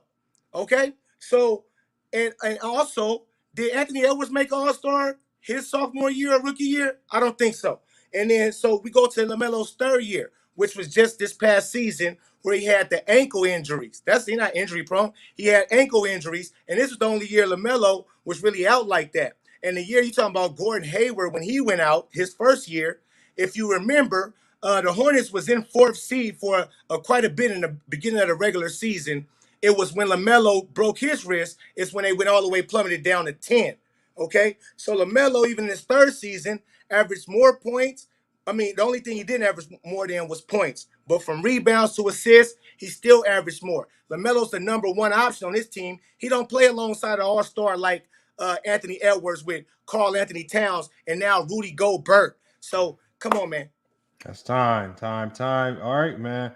We're going into the last round. This is the rebuttal round. This is where you can really attack the other person's talking points and credibility. Pope, you got to start this one off. True the King gets to close it out. Pope, man, let's go ahead and hear your last rebuttal, man. Can you finish strong, man? Your time starts now. No doubt. So, I mean, to close it out, I mean, rebuttal points, all he was doing was trying to rebuttal the whole time. He don't really have a debate. So, like, from LaMelo Ball, when it comes to being a better player, he does everything better. Okay, he's an interchangeable player. He can play the 1 and the 2. He's a much better playmaker, much better ball handler, much better shooter from the 3 and the free throw line. Okay, the only thing Anthony Edwards may do better than LaMelo Ball is play defense. He's not even a better rebounder than LaMelo Ball. Okay, so he playing the wing position, and yeah, they force feeding him. They even tried to give him. They tried to force feed him at the end of the year, his rookie season, to get him the rookie of the year, and it still didn't work. Cause why he ain't like that? Even as he's not even must see TV. If you go look at the Timberwolves since he been there, and their attendance ranking is at the ass end of the league. Go look at where the Hornets attendance ranking is since LaMelo been there. It's been in the top 8 to 15 when they was at the bottom with the Timberwolves at the same time. So now you see who rises to the occasion. It ain't just about popularity, okay? You got to hoop. You got to be a hooper. And for y'all don't know, I mean, you ain't paying attention if you don't know that Melo is a hooper's hooper. Okay, he can do a lot of different things. If he not scoring, he can assist the ball, rebound the ball. He got beautiful in transition. If Ant Edwards ain't scoring, he's basically nothing out there. He got to score. That's why they force feed him the ball. So because they know if they don't get him scoring, he's basically a liability out there. Like he was in the play-in game versus the Lakers when he had that 9 points. And he couldn't just do nothing. He just seemed like a lost puppy. So his first year getting to an all-star was this year. But come on, LaMelo still had better numbers than him before sitting out basically the whole year. Time right there. That's his rebuttal round. You guys start tallying things up in your head because we're going to be dropping that poll pretty soon as True the King is done. True the King, man, you get the last say-so in this, man. Your time starts now. Here's the thing, though, right? You talk about better numbers. Clearly, Anthony Edwards is a better scorer, averaging more points in his career than LaMelo Ball, for once. I don't know why you brought that up. First of all, Anthony Edwards is also a more proven player, averaging 30 points in his first playoffs. As a second-year guy. So I don't even understand that. How can you compare a dude in LaMelo that's not proven, that's played bad in the playing games, but when Edwards have shown you to play well, great in the playoffs? That don't make any sense whatsoever. So when you come about scoring and you talk about the numbers, Edwards is also more efficient than LaMelo Ball. LaMelo Ball shoots 42% from the field, when Edwards in his career, Edwards averaged 45% from the field. So what are we talking about? We talk about efficiency. Edwards has them. When it comes to impact, Edwards has them. When it comes to even showing up in level of games, it's clearly Anthony Edwards. So you talk about LaMelo Ball, talking about you put up assists and the rebounds and stuff like that. That's cool and all. But LaMelo Ball, like I said before, is not in the same level of talent as Anthony Edwards, clearly. So scoring, you lie right there. Scoring, you clearly lie right there when it comes to scoring. Clearly lied. Rebounding is not. He's a barely rebounder than Anthony Edwards. Also, I don't know why you brought that up. So when it comes to all the numbers, value over replacement, win shares and stuff like that, it's clearly Anthony Edwards. So what are we talking about when you talk about numbers and stuff? Why you even brought that up? I don't understand it. It's really ridiculous to me. So, like I said before, Avery Edwards is the best. Mind you, LaMelo Ball not even better than the players on the Timberwolves team. He's not even so. How he supposed to be better than Avery Edwards? He's not even better than Rudy Gobert or Cat. Tom. There we go, man. That's the end of all 3 rounds. The poll is in the chat for the people that want to vote in there. And I will go ahead and drop the link for people that want to pull up and give their thoughts on this. We still got Tyson in the backstage, so I'm gonna go ahead and pull Tyson up so he can give his first vote on this. Let me get him up here. Tyson, man, you heard the debate. Who you got winning that one and why? Man. Both cats left me wanting a little more. I ain't gonna lie. When the Pope came out with the bullshit high school game, the 92 points, when he was cherry picking all game and no defense was played at all, that I'm like, bro, what are we doing with that? What are we doing with that? That should have never been brought up in a debate, in my opinion. That's just my opinion. If the other people is feeling it, they feeling it. I'm not. Because, if you watch that game, if you've seen any highlights of that game, you see the boy was just cherry picking and chucking shots. Like, why are we bringing that up? That was against no NBA competition. That was against nothing. So I got to get a first one just off that. And then he brought up the overseas stuff.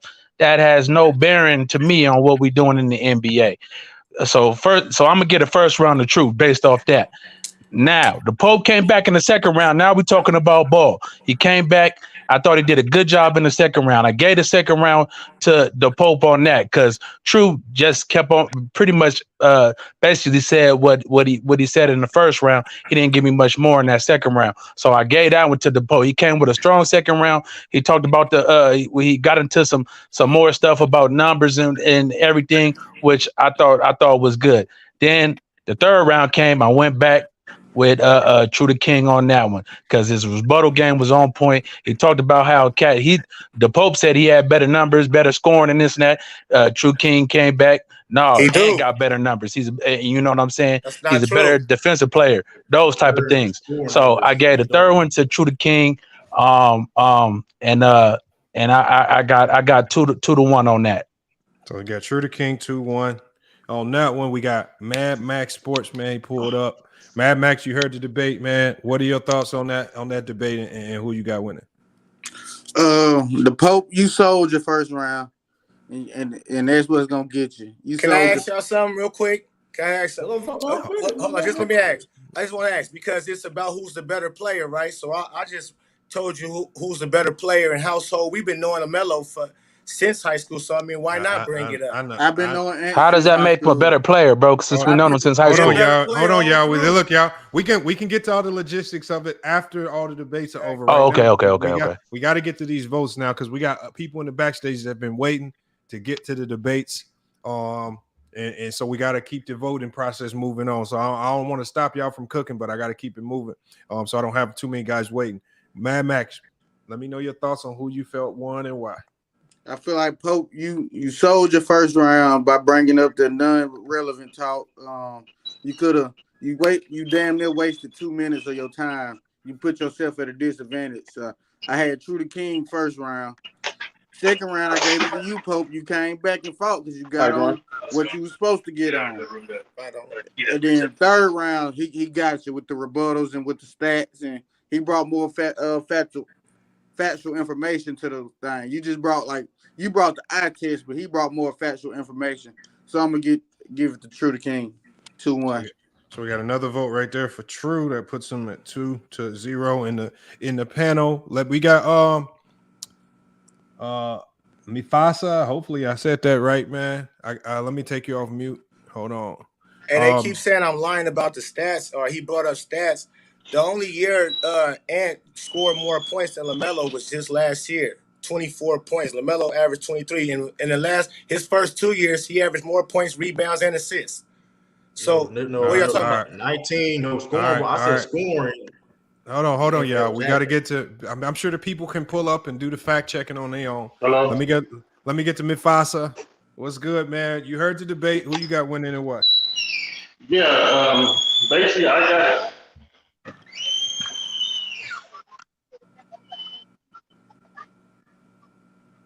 So basically,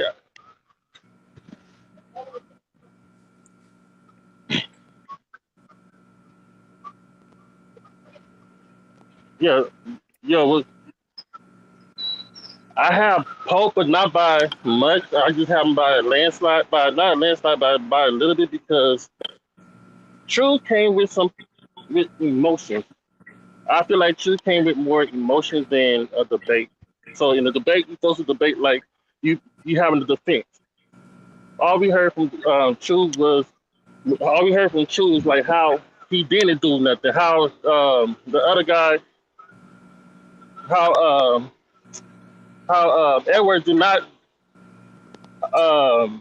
perform. So me personally, I feel like Pope performed by telling his facts, where LaMelo had more talent, where LaMelo was elevating in his career, where Edwards kept on putting, True kept on putting LaMelo ball down. So me personally, I feel like when you come to a debate, you got to come with less emotion and more facts. All right, so you got Pope winning that one right there, right? Yeah, but it wasn't by that much. By probably, I would say 2-1. They could have gone both ways, basically. All right, so you got Pope winning. We need at least 2 more people to pull up. I'm gonna go ahead and drop you down, Mufasa. Appreciate you pulling up, giving your thoughts on that. Hold on, we need at least 2 more people, or we're gonna have to defer to the people that's already here. Hold on, let me drop that StreamYard link. If you want to vote on the panel, if you want to vote, just pull up so you can click that link and pull up so we can get you up here. Hold on, somebody got an echo. If you got an echo, just mute up. So there's a slight echo. Hold on, let me clean up the audio. There it is. All right, hold on, y'all. Somebody, come on. I see you in there, Action Jackson, Empire Jeff. We need a few of y'all to come pull up. We just need 2 more people. If we can, to give their thoughts on this right here. We got to get in the chat.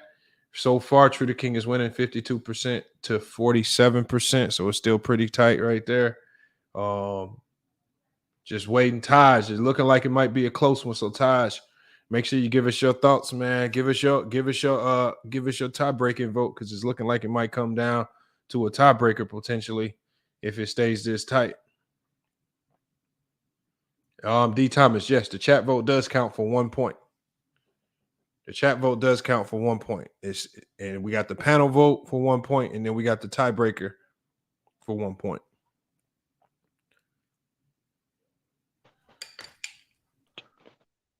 Can I say something, Lamont? Yeah, hold on. Let me just go ahead and do this. Do your thing. Do your thing. Since nobody's clicked the link, since nobody else has clicked the link to come up. Oh, hold on. We got Action Jackson right there. Action Jackson just pulled up. Action Jackson.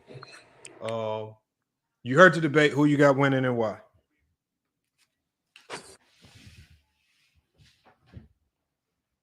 You got to unmute yourself, Action Jackson.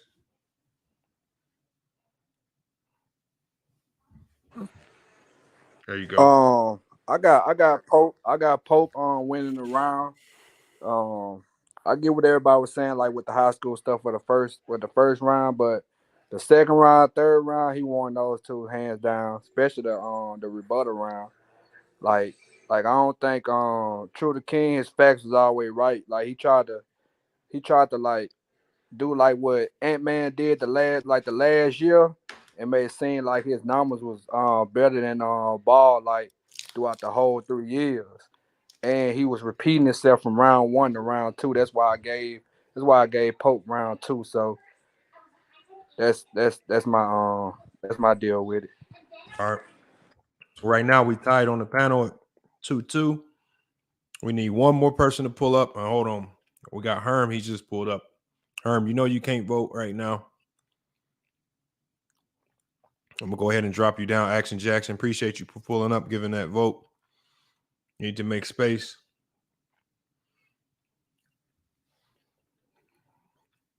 There we go. We got Empire Jeff. He just pulled up to give his quick thoughts. Who you got winning that one and why? Hey, what's up? What's going on, guys? That one was a little closer than I thought it would be.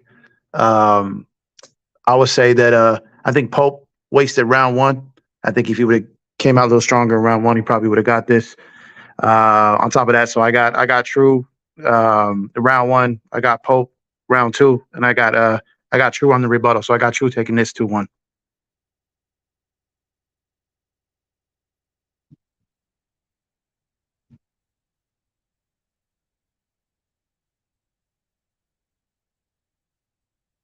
You're muted, Lamont. You trying to talk? You muted. My bad. So out of 5 votes, y'all, appreciate you pulling up Empire, Jeff. Definitely appreciate you coming up, helping us break that tie. Yeah, no doubt. Just one thing I would say, I think True got this one basically just off experience. You know, that Pup's on his way, but that first round, if he brought any type of round one, he would have got this one. He almost got it, but it goes to Pope. All right. So it looks like right now. Goes to True. So we just finished the panel vote. And just like I've been doing in other rounds, I'm gonna go ahead and end the poll vote. And the poll vote right now ends with the Pope at 50%. This is a very close one, and True to King at 49%. So Pope in the chat edges out True to King. So right now it's 1-1. This is where we need Taj to pull up and give us your thoughts on this to break the tie. Taj, where you at? Okay, Taj selected it right here. And Taj has broken the tie. No, Taj says he has True to King winning this one 2-1. I got to put a circle on this debate because this was a controversial one. But True to King, man, is able to recover. True to King is able to recover from that first loss. Good debate, man. Good debate. Right, man. Yeah. Good debate, man. Pope, you know what though, Pope, for your first debate, I can't lie, you did well. And you know what? A lot of people criticized Pope for that first round, and I actually thought that was a good strategy. He came back. No, I thought the first round was a good strategy because you laying the groundwork right for the making of a superstar. And so I didn't mind the strategy. I felt like he could have connected. I don't feel like he needed to use the entire first round. I feel like he could have used like the first 30 seconds to really touch on that and then get more back to the NBA. But I don't feel like that was an entirely bad strategy. Maybe, like I said, this is his first like live, real debate. Maybe he could have cleaned it up. But for people saying that's a not bad strategy, I think it was a good concept. It was just some things he could have cleaned up. But it was close. He really did a decent job, man. He did a good job. I can't hate him there. But True to King edges that one out. So I'm going to go ahead and I'm going to drop Tyson down. I'm going to drop True down and Pope down. And these two guys have been waiting. They've been waiting in the backstage. We got to pull up Mac Def and we got to pull up SB Talk Sports, man. We got Mac Def and SB Talk Sports here.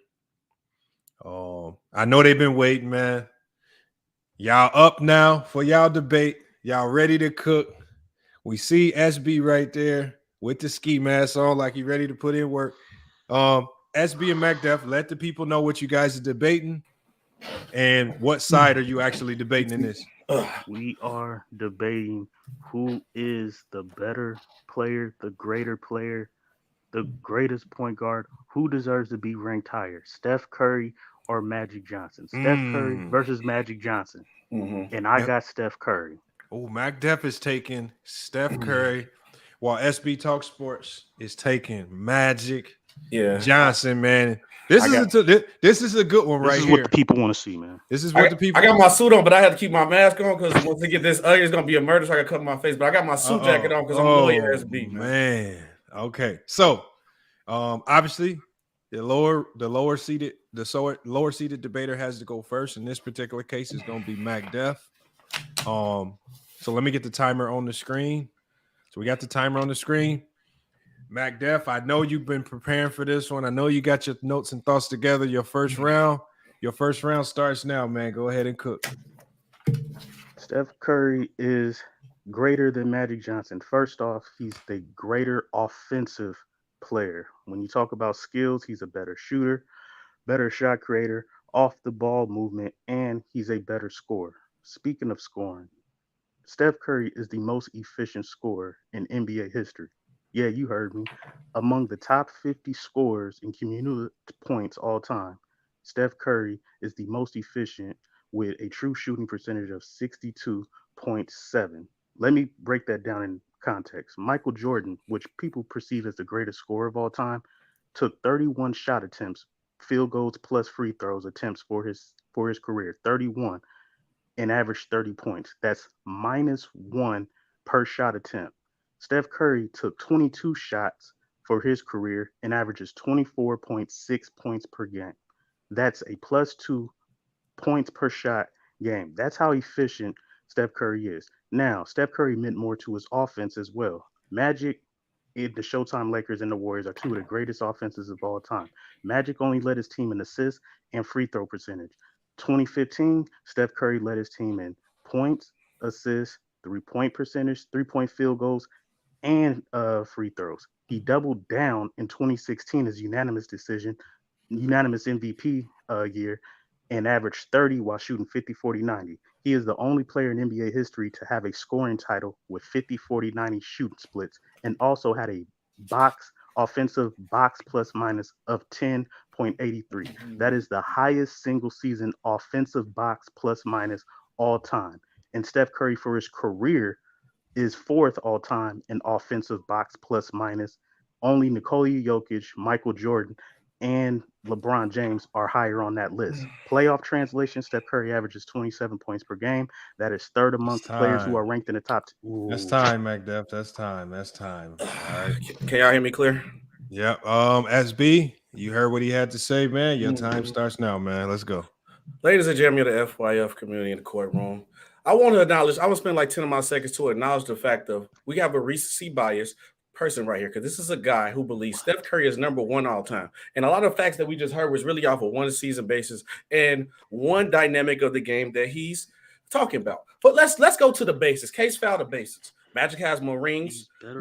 Curry played more season, which coincidentally, but Magic made more playoff appearances. Magic had more All-Star, more MVPs, more Finals MVPs, more All-NBA first teams, more All-NBA teams, more assist leaders, which these guys are supposed to be a point guard. Because MacDef, did you say you want to do a point guard debate?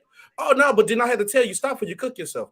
That point get debunked right there. Curry does have 2 scoring titles. That's nice. Magic led the league in steals more than him already. So now, I love how you brought up the leading situation. You know, Steph Curry, because you debated against his team for the whole time. Steph Curry has never led a playoffs run in any stat category.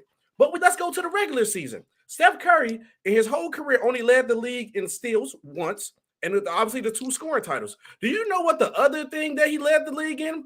Free throw percentages, but anything else. But he's the most efficient scorer. But there's a lot of other guys that did that. Let's go to the Magic side. The Magic man, Mr. Showtime himself.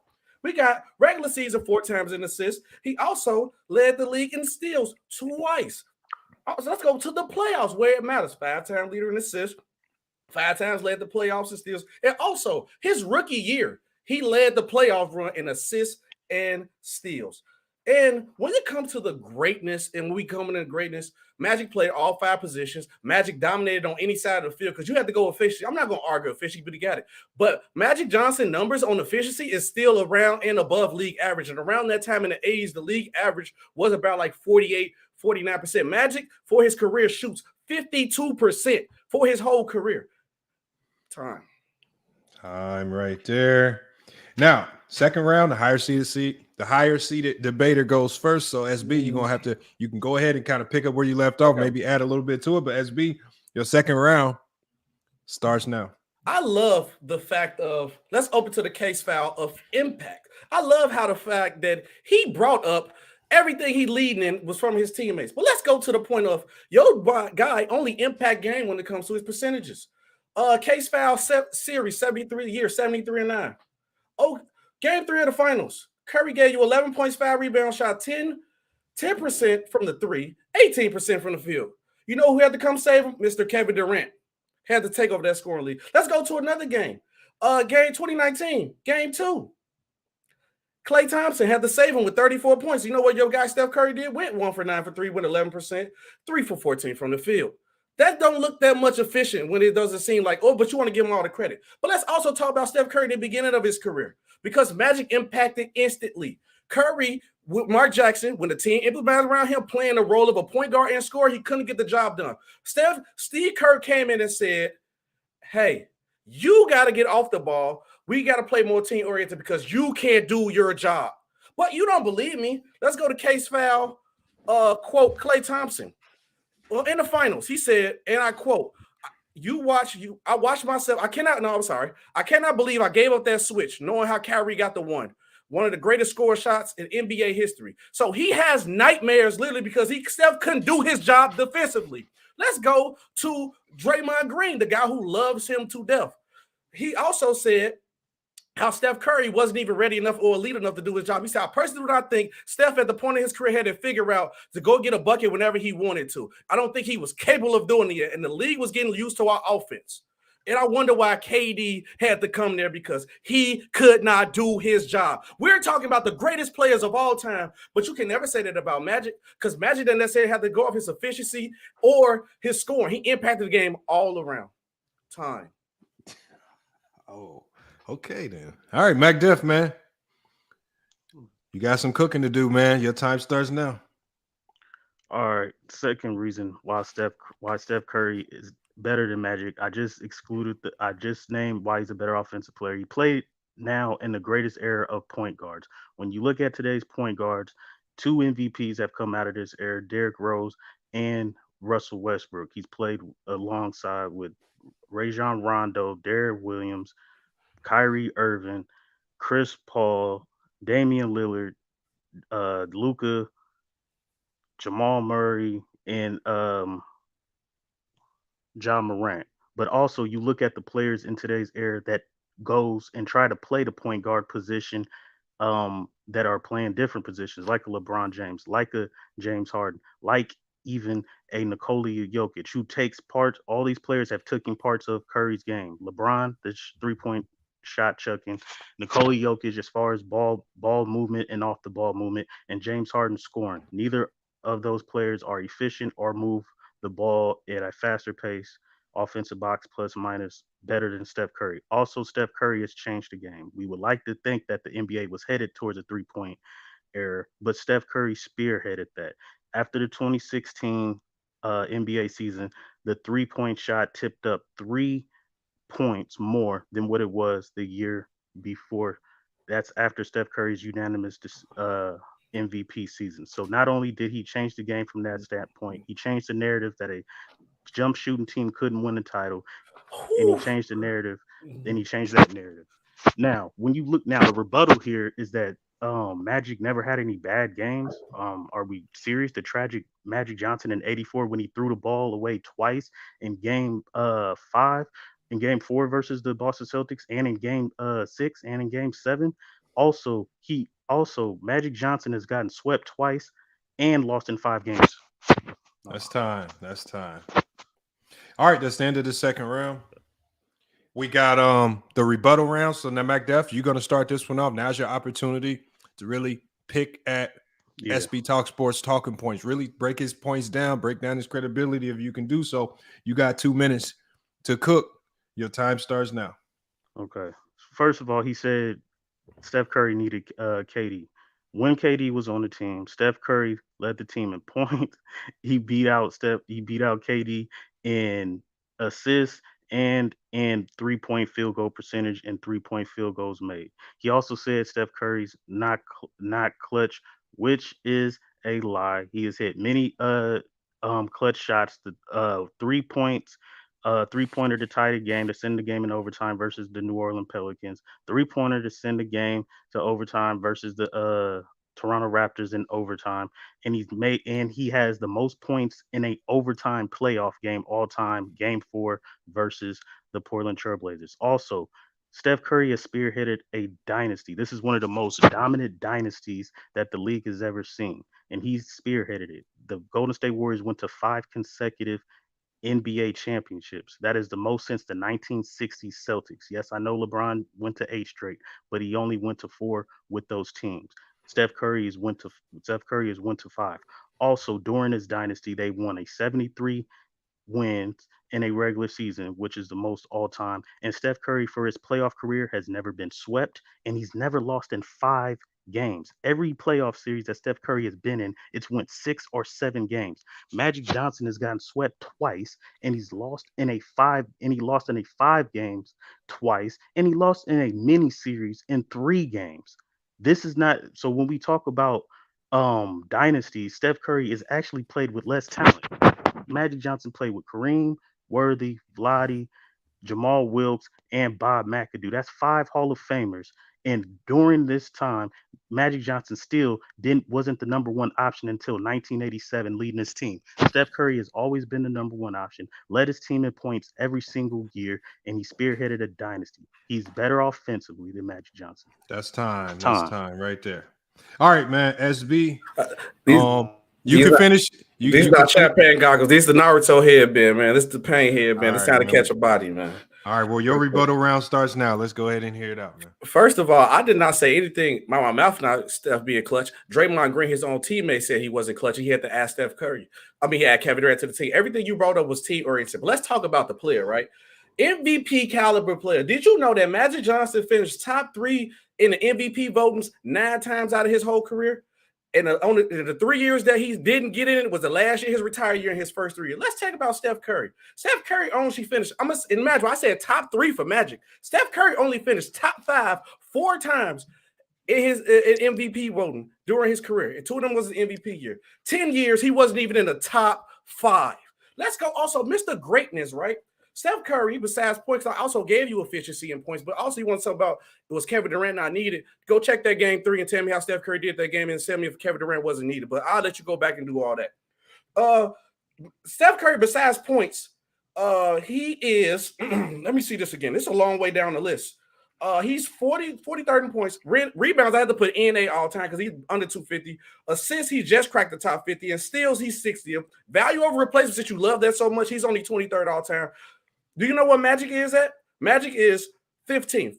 And if you're going to playoffs value replacement, Magic is 4th. You want to check Steph Curry, value replacement in the playoffs, he's 15th. Win shares, Magic beat him in both. Let's go playoffs. Steph Curry is 85th in rebounds, 21st on assists, 26th in steals. You know what Magic at on assists?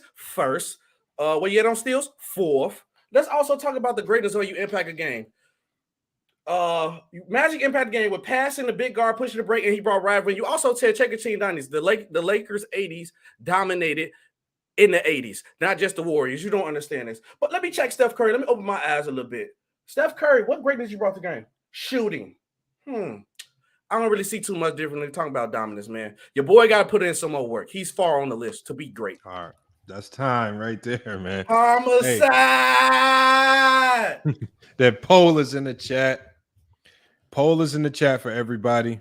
I'm dropping the link right now so guys can come up and vote on the panel. Give your thoughts. He tried to put the chat in the Genjutsu talking about I said he ain't clutch. I didn't say nothing. I didn't say he wasn't clutch, brother. Tried to lie. Look, man, I done got that man off the panel. He done ran home, man. Hold on, Mac Dev left? I don't see him. Let me write. Man. Look, can I do the first write somebody in the book on the debate? Can I write him in the book after the debate? All right. Well, either way, man, we need some people to give their thoughts on this right here, because after we get done with this, we got the headline debate coming up next, man. I don't believe we have any more debates to settle before we get to the headline event. I think we got most of them out the way. Hold on, we got East Side. He pulled up, man. What are your thoughts on the debate? Who you got winning and why? Hey, that was a body bag. that was a body bag. Respect to McDuff. He was bringing some facts, but it wasn't enough. It wasn't close to enough to match up. And SB was rapid fire. He had the delivery with it. He had some quotables in there. I had my suit on too. You see it? You know what I'm saying? The energy was up. You know what I'm saying? I think it was clear SB. You know, good job both of y'all though, man. Appreciate it. All right, man. So we got one vote for SB. Context matters. Appreciate you pulling up. Who you got winning that debate and why? What's going on? Salute, fellas. This was a murder. This was a 3-0 body bag. In the words of Smack, if you know. To be honest with you, SB just hit all the points and he stayed focused on the original task was to defend about point guard. and the other gentleman, Mac Def, he was talking about shooting and team success and didn't highlight enough of Steph. And I get it, he tried to, but he made some like awkward bends about Nikola Jokic and off ball. Like it was a lot going on. Like he was just saying anything at one point. It just turned to peak chatting. So SB with the kill, he stayed on point. Even hitting quotables and turning his own teammates against Steph is hilarious. So salute to SB, man. This was a body bag, my boy. All right, so right there we got 2 votes for SB. Let's see if we can get some more people on this vote. Right here. Hold on 1 second. Let's see what we got. Mac Def said he in the backstage again. So you can put back up. Yeah, I got Mac Def. Let me put him back up here again. Hold on, I'm gonna have to drop some people down so I can get some voters up. The Pope, I'm gonna drop you down real quick. I want you to pull up later when the debates are over, though. This nigga didn't debate. This nigga just said. Hold on 1 second. Go ahead, Mac Def. You can give your thoughts. Hold on 1 second. Go ahead, Mac Def. Go ahead and say it. Because you brought up his team and I killed you with the quarter because I knew you was gonna bring the team. And I'm gonna tell you who you need to blame later because I was gonna go light this debate. And I was like, no, Mac Def, because Magic, you a guy who said Steph Curry is the GOAT, and you've been the Magic dude for a long. You killed you, bro. Right you didn't hold on. First, you didn't say no rebuttals to my points. Hey, yeah, we need some more panel voters for the panel vote. I brought all. Look, we was Hit debating the who's link. greater. You broke, bro. You literally broke. only thing you said Curry had was shooting and percentage. And the first thing I said out of my mouth, I'm not going to argue percentage. I will give you that. But when we talk about greatness, it comes to more on the other side of the game. What else? And I told you he played against the greatest point guard. He played it in the greatest point guard era while changing the game. What are you talking about? Yeah, we can hash that. We gotta hash that out after the debate. Change the game. That's what it means. We gotta hash it out. Did. I ain't gonna look. I ain't got the debate, bro. We gotta hash it out later. I know that stove hot. No, nah, you didn't rebuttal nothing. All right, hold on 1 second. I need a few more people. Otherwise, I got to defer to the guys here on the panel that are participating. That's what I don't want to do. I had my suit on to be a lawyer. I didn't know I was going to a funeral of mine. Hey, hold on, we got Tyson here. Hold on, let me get Tyson up here. Tyson, you heard the debate. Who you got winning that one and why, man? Sean Brewer, just hit the link if you want to vote. Tyson, you with us? Yeah. I'm here. My bad. I was on mute. Mac came out firing, man. I was with your boy Mac. He came out firing the first round. I was like, okay, you know what I'm saying? Bring up great points, highlighted Steph Curry shooting, true shooting, all those things that make Steph Curry great. He touched on those points. But SB just came back with the hotter heat and just cooked. And in the second round, I don't know where my boy Mac where he was bringing up Joker and all this other. I was like, he falling off. You know what I'm saying? He didn't have the energy. He sounded a little flustered. In that second round, it was a clear win for SB. That was the worst round, probably. The third round, he came back with a little more, but it just Mac came back with a little more. It wasn't enough. The streets needed a body. They wanted a body, and SB provided that today. Bodies. Bro, that is cat, bro. That is cat. All right, hold on. We have Dante. You niggas don't know basketball. That's what it is. You heard the debate. Who you got winning and why, man? Yeah, I'm gonna make it quick. Yeah, SB swept that man. Easy sweep. Clean sweep. All right, so that's 4-0. That's 4-0 on the panel. That means really 3-0 meant that I didn't say no stats, Mac Def. Hold on one second. Yeah. Hold on. The cap on the panel. You lied about Steph Curry. Hold on, Mac Def. I don't want to have to mute y'all. I don't want to have to mute y'all. But we, like I said, at the end of all the debates, we can go free for all, and I'm gonna let y'all go at each other. But I gotta keep it moving because Stand-On Business just showed up, and I almost forgot he had the debate true as well. I didn't know if he was gonna pull up, but he did pull up late, so we got to let him get that debate in. But in the chat, I think the poll is what it is. We're going to end it. We got SB winning 85% to 15%.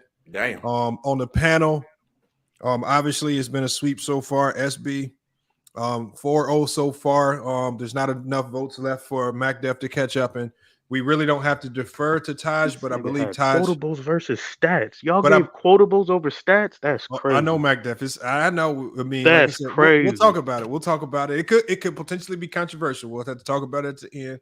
But it is what it is. We got to talk about that later. The results are the results. Bodies. And SB came in saying it will be a sweep, and SB came out. That's why I don't battle tomato cans. I battle real people. Quotables. Hold on, Lamont. Draymond said this. Klay Thompson said this. All I'm gonna say is quotable over stats. Look, he can't even. Look, bro, Lamont. He can't even calculate in this man. All the other stuff I said. He wasn't cool. His strategy Because you lied. I said you had no rebuttal. I gotta drop y'all down because y'all gonna cook too long. Lamont, did he have a rebuttal to anything I said? I want to hear what Lamont was going to say. Lamont, what did you say about my strategy? I want to hear what you said. No, I'm saying his strategy was his strategy. You know, y'all know I love quoting NBA players. So if you ask me about it, if you can get someone else, especially another NBA player, to second your opinion, that just lends to credibility. So that's all he did. So I don't. And then he didn't stand just on the quotable. So I think we'll talk about all that later, y'all. We'll talk about all that later. At the end of the day, on this one right here, SB walks away with the victory. It's not in my hands. This is why I don't vote, y'all. So y'all don't try to put it on my head. Y'all don't put it on my head, but make sure y'all stay in the backstage. Now, True to King started off the day kind of shaky with a loss. He bounced back with a win. And now, True to King, one of the few people that said he could take on 3 debates in one day, man. Can he end the day with a winning record? And then after this last debate, we got our headline debate. This debate that everybody's been wanting. We still got Young African and Sturdy, man. You know what? Just since they've been so quiet, we're not going to really get into the debate yet. But because they've been in the backstage waiting, man, Young African and Sturdy, man, well, you know, tell the people what do you think? What are the people expecting to see after this next debate? What should they expect to see when you guys come up here and debate? Peak level entertainment. I'm about to show this boy how the big dogs do it. I'm about to show this guy how it's done. I'm ready for anything. You want to pull up? Oh, please bring up stats. Please bring up the obvious narrative points. Oh my God, I can't wait for this debate. All Y'all that. go for a rude awakening, everybody. that. Hold on. Last thing. Shout out to the FYF community. We're at 80K, roll to 100K, baby. We about to keep the shit rolling, baby. Let's go. Big facts. Hey, right there, look, man. Look, you know, shout out to Lamont, man. Shout out to the chat, man. You know, look, you know, this debate, you know, I want to say something to the people, right, Lamont? I want to say something to the people because this debate, it's a debate, not to go too much through, but it's a debate about dominance, right? This ain't a debate about efficiency. This ain't a debate about who is bigger and stronger. This is a debate about who is the more dominant player. And we're about to talk about that real soon. And I'm about to show my dominance, not just in debating, but over this man called Sturdy that been a fraudulent champion for so long, man. It's going to be what it is, man. All right, man. Y'all heard from him. Y'all get ready, man. They've been itching to get up here and cook. We got one more debate before we get to the main event, y'all. One more debate. And I actually think this one's going to be pretty intriguing, right? Because True to King, man, who's probably been the most tenured debater. He's been doing this for the longest, right? He got so many debates. He really done lost count and lost track of who he's actually debated, you know, whether it's T Streets and Goat Mikes, and you go way back in history. It's a lot of randoms, a lot of people he done beat up on too. That's got him to this point right here. He has the longevity. But we got True to King. He's going up. He's going to be going up against. Man, what's up? He's going to be going up against a newcomer. The gauntlet. We got a newcomer here, Stand On Business, who's going to be debating True to King. Make sure y'all let the people know what y'all debating and whose side, what, and who is debating what side. We debating on KG versus Giannis. I'm on the side of KG. And this as power forward. Damn. So them as power forward specifically. So we're debating Kevin Garnett and Giannis Antetokounmpo as power forwards. Who's the better power forward? Stand On Business has Giannis Antetokounmpo. True to King has Kevin Garnett. As the lower seeded debater, as we always do, the lower seeded debater goes first in the first round. So we're gonna go ahead and get Stand On Business on the clock, man. Kevin Garnett versus Giannis Antetokounmpo. Your time starts now, man. Okay, so the manner in which I'm framing this debate is I'm going to take Giannis's first year at power forward, which was the year 2017 through 18 at the age of 23, and take the 6 years that he's played power forward, and take the year Kevin Garnett turned 23, and take that till 2004, 2005, that whole stretch.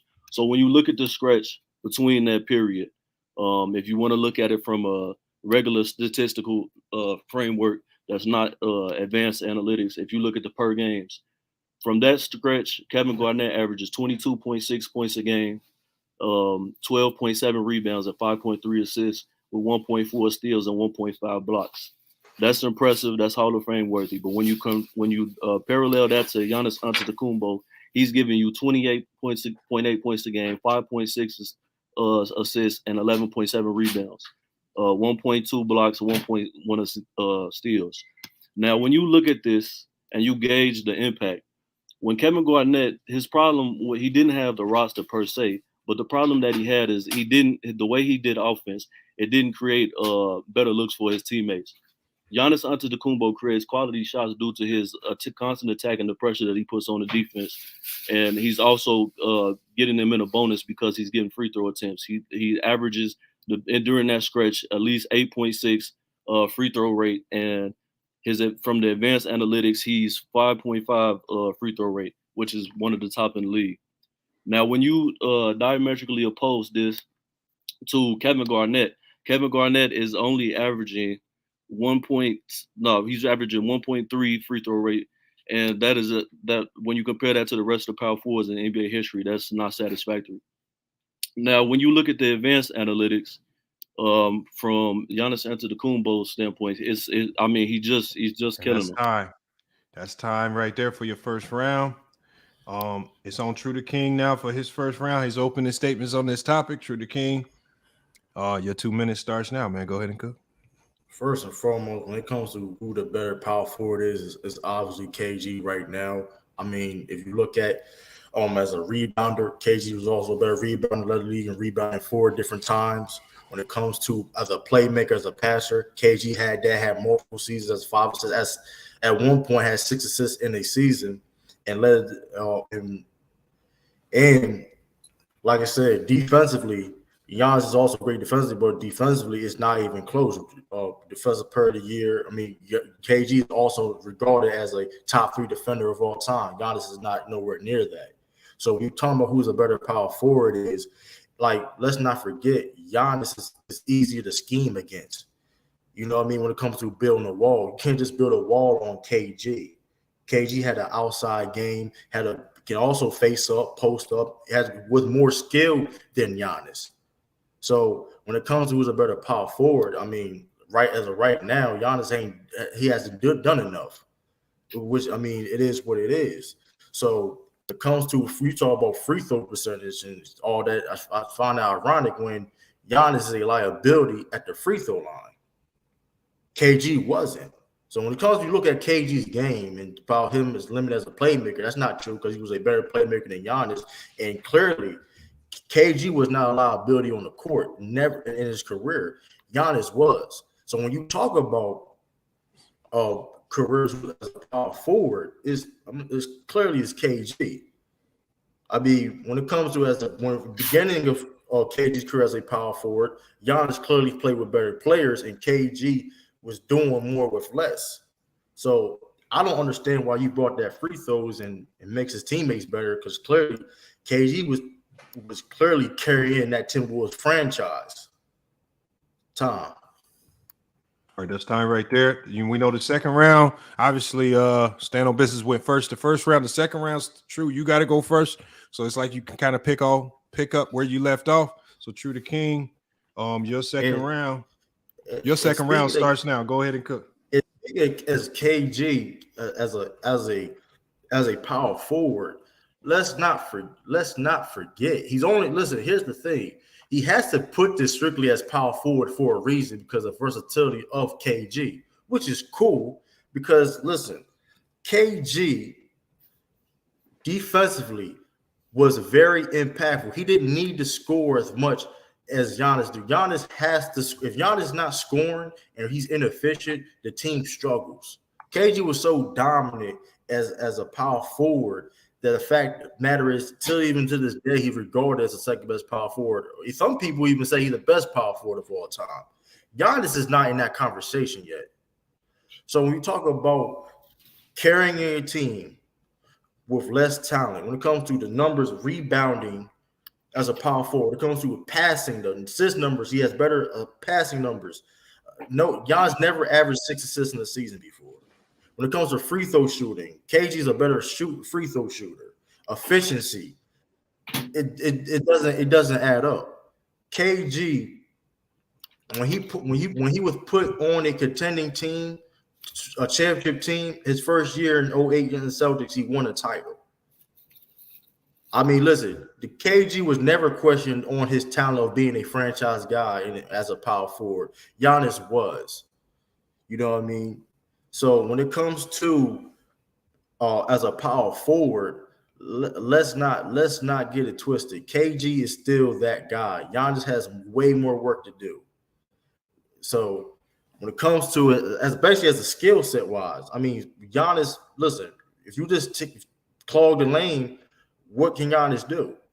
Giannis is just going to run people over, charge and throwing elbows. KG doesn't have to do that. Tom. All right, here we go with time. You heard what he had to say. You can kind of rebut some of this, and then we got to go into the third round after this. Stand no business. Your second round starts now. With everything all the statistics that you said are definitely not true. When you look at the assist rates, Giannis is ahead of him, and all of that. I mean, the defense. To be honest, Giannis is really a better defender because the defensive rating that KG has is based on the era that he played in, which the shot quality they took a lot of long twos and it was slowed down. The pace was slow as it's ever been in NBA history. This is the hardest defensive era that has ever been. You got to cover the most ground you ever had in NBA history. All of the rebounding, when you do the per 36, Giannis is killing him. The only reason why KG's career averages are higher than him in rebounds is because Giannis plays a significant less amount of time. If you do the per 36, Giannis is averaging 4 more rebounds than him per season during that stretch. I mean, just any other production. If you look at the playoff production, KG's not coming close to him at all. If you look at the shot efficiency, he's not coming close to him at all. Yes, KG was a better free throw shooter, but I didn't say Giannis was a better free throw shooter per se. I said he's getting to the line at a very high rate. KG didn't draw a lot of free throws and get his team in a bonus. That's why they lost a lot of playoff games. He would make them when he went, but he only went at least 2 times a game. Giannis is all-time great at drawing fouls in the playoffs and in the regular season. If you want to go their production during the regular season, as far as what they're doing for the offense, Giannis on average is generating 34.6% of his offense's points, that's scoring and assisting.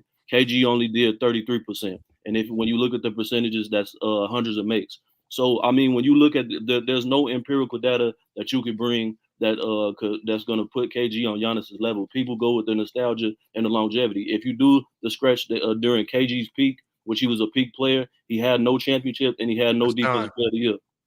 That's time. That's time right there. Now, this is the rebuttal round. This is where you can kind of pick at the other person's talking points, credibility. If they got anything wrong, you can really call it out right there. You can kind of pick up where you left off, stand on business, because you got to go first this round. And True to King, you are going to finish it off with the closing arguments there. But stand on business, your time in the rebuttal round, it starts now. First of all, this is on me, bro. It's on stand on business. Yeah, okay. So during this round, I'm going to focus on the playoffs. I'm just going to list the playoff accomplishments because I did my rebuttals. I dispelled all those notions. So during the playoffs, during this stretch, KG is all time is 18 points a game, 10 rebounds, 3 assists. Compared to Giannis is 28 a game, 27.1 a game, 11 rebounds and 4.5 assists. He's shooting a very drastically higher percentage. His assist rate is higher. His block rate is higher. His steal rate is higher. KG has the totals because he averages more minutes, bro. That's really the only thing that KG has, bro, is the minutes. And I'll give you he has the durability as far as he's going to play 82 games every season during his prime. But when KG won, he had a limited role. When he started winning when he won his only defensive player of the year award, he had a limited role. He didn't have the same offensive load. Giannis won it with defensive player of the year award, with one of his highest offensive loads in his career. It's not close. People just get caught up in the nostalgia. But listen, bro, when you compare the numbers, empirical data, skill set, Giannis is killing him in every way. Everything that you said that you brought to the table was a fallacy, and you can go just look at the numbers yourself, verbatim. It's not even a question. I rest my case. Damn, he gave up his time with 30 seconds on the clock.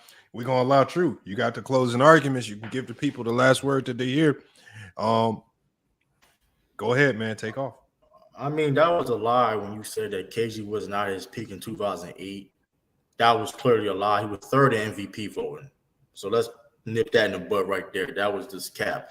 And then when you talk about minutes per game, well, that's at the end of the day, that's a personal problem. You on the court, you on the court. And when talking about win percentage and wins, KG had led the league in win shares 2 different times in his career. Giannis has never did that. When it comes to winning and impact and value, KG is 5th all time in value over replacement. So a guy that's talk about this have a problem winning doesn't make any sense if you're 5th in all time in value over replacement. So that doesn't even make any sense right there. It's ridiculous. That's a ridiculous point of why. I don't know why you even brought that up. And then you talk about the numbers. Yeah, numbers-wise, right? Okay, numbers-wise, the scoring. Okay, I'm not going to argue that. But if you talk about defensively, I mean, KG had more defensive teams in his peak than Giannis did. When it comes to rebounding, I mean, KG had a against the Mavericks was averaging almost 19 rebounds a game. So when it comes to his impact of winning, you got to understand that, okay, look, he had to legit carry those Timberwolves teams compared to Giannis. We've seen Giannis as underachieved with better teams than KG had when KG was in Minnesota. So since you want to sit per and put the such days in the 04. So let's just be honest with that. So that doesn't even make any sense. You talk about a dude, like, come on now.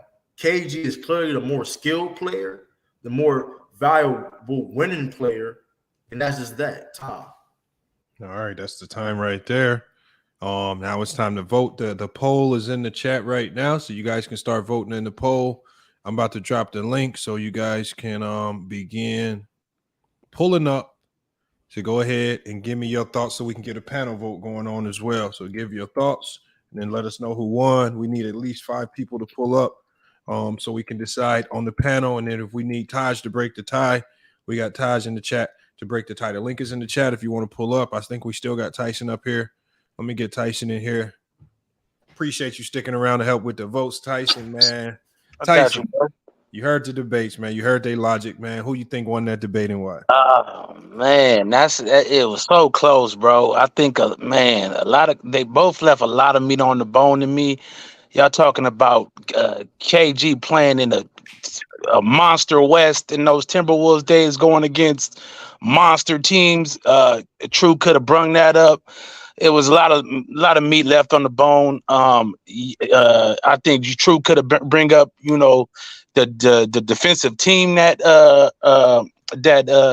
Giannis was on. You know what I'm talking about, when you got a DPOY next to you. And True, it's just a lot of stuff they left on the bone. But at the same time, stand on business, left time on the clock when he could have came with a lot more stuff. So I gave that third round to True, and I gave the first round to True. So I'm gonna give it 3-1. Stand on business did a good job. I'm not gonna lie, he did his thing. Bring up some valid points. Man, that was That was a tough one. True, they both did a little lying. True talking about that KG is considered the best power forward of all. Bruh, stop it. Tim Duncan. Tim Duncan is he's not in the conversation. It ain't no conversation. Tim Duncan is the greatest power forward of all time. It's not even close. KG's probably in nobody's top 10. Tim Duncan's in people's top 5. So it's not a close debate on who's the best power forward in the league in NBA history. So he lied. Stand on business. Did a little lying. I can't recall the specific quote, but man, I wish I could play it back right now. It was one thing you said. I was like, what? But yeah, man, I got True 2-1. Close debate though, very close. All right, man. Let me see if we got somebody else up here, man. If I want to debate, if y'all want to give y'all thoughts on the panel, man, hit that link, man. There's a lot of y'all giving y'all thoughts in the chat, man. Pull up, give your vote on the panel, man. We need 4 more people to pull up, or I'm gonna have to defer to the guys that's already in the backstage, which is what I didn't want to do. But if we have to keep the show rolling on, I will do it. Come on, y'all, hit that link. Link is in the chat. Pull up, give your thoughts on it. Hey, and true, Giannis, KD didn't have more all defensive teams than him during that period, bro. We said best power forwards of all time, though. So you talking about the time as a power. Oh yeah, he do, but he don't got more all defensive teams during that period. They both got 6, and Giannis got a D. KG didn't get his DPOY till he went to Boston. That's not really his peak.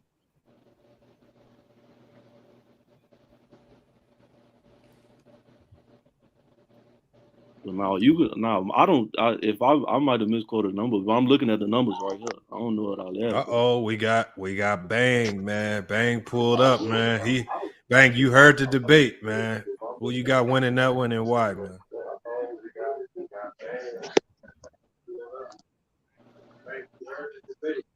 Man, hey, can you hear me, yo? Yeah, you got to echo. You got to echo, but we can hear you. Hey, I got stand on business 3-0, bro. It wasn't even close. Why you got stand on business winning that one? Yeah, I got stand on. I don't know what's going on. I'm on my phone. I ain't at the crib, but my nigga stand on business 3-0. Easy work, bro. All right, so we got. I'm out. All right, so we got another vote there. Right now we tied at 1-1. We need 3 more people to pull up and give a vote. Salute to Bang. Make sure y'all go check out his channel. Bang pulled up and gave a vote. We got Joe Bond. Gotta say why though. Give me something. What was? Yeah, his phone was messing up. I could tell he was all delayed, so he just came in and gave his vote and hopped out. All right. Yeah, we did have Joe Bond, and Joe Bond hopped out. That's a cool. Hold on, we can't have him. That's a conflict of interest, bro. Like I'm not. Come on, bro. We're not doing that, bro. All right, that's a conflict of interest, bro. He hopped out. He hopped out.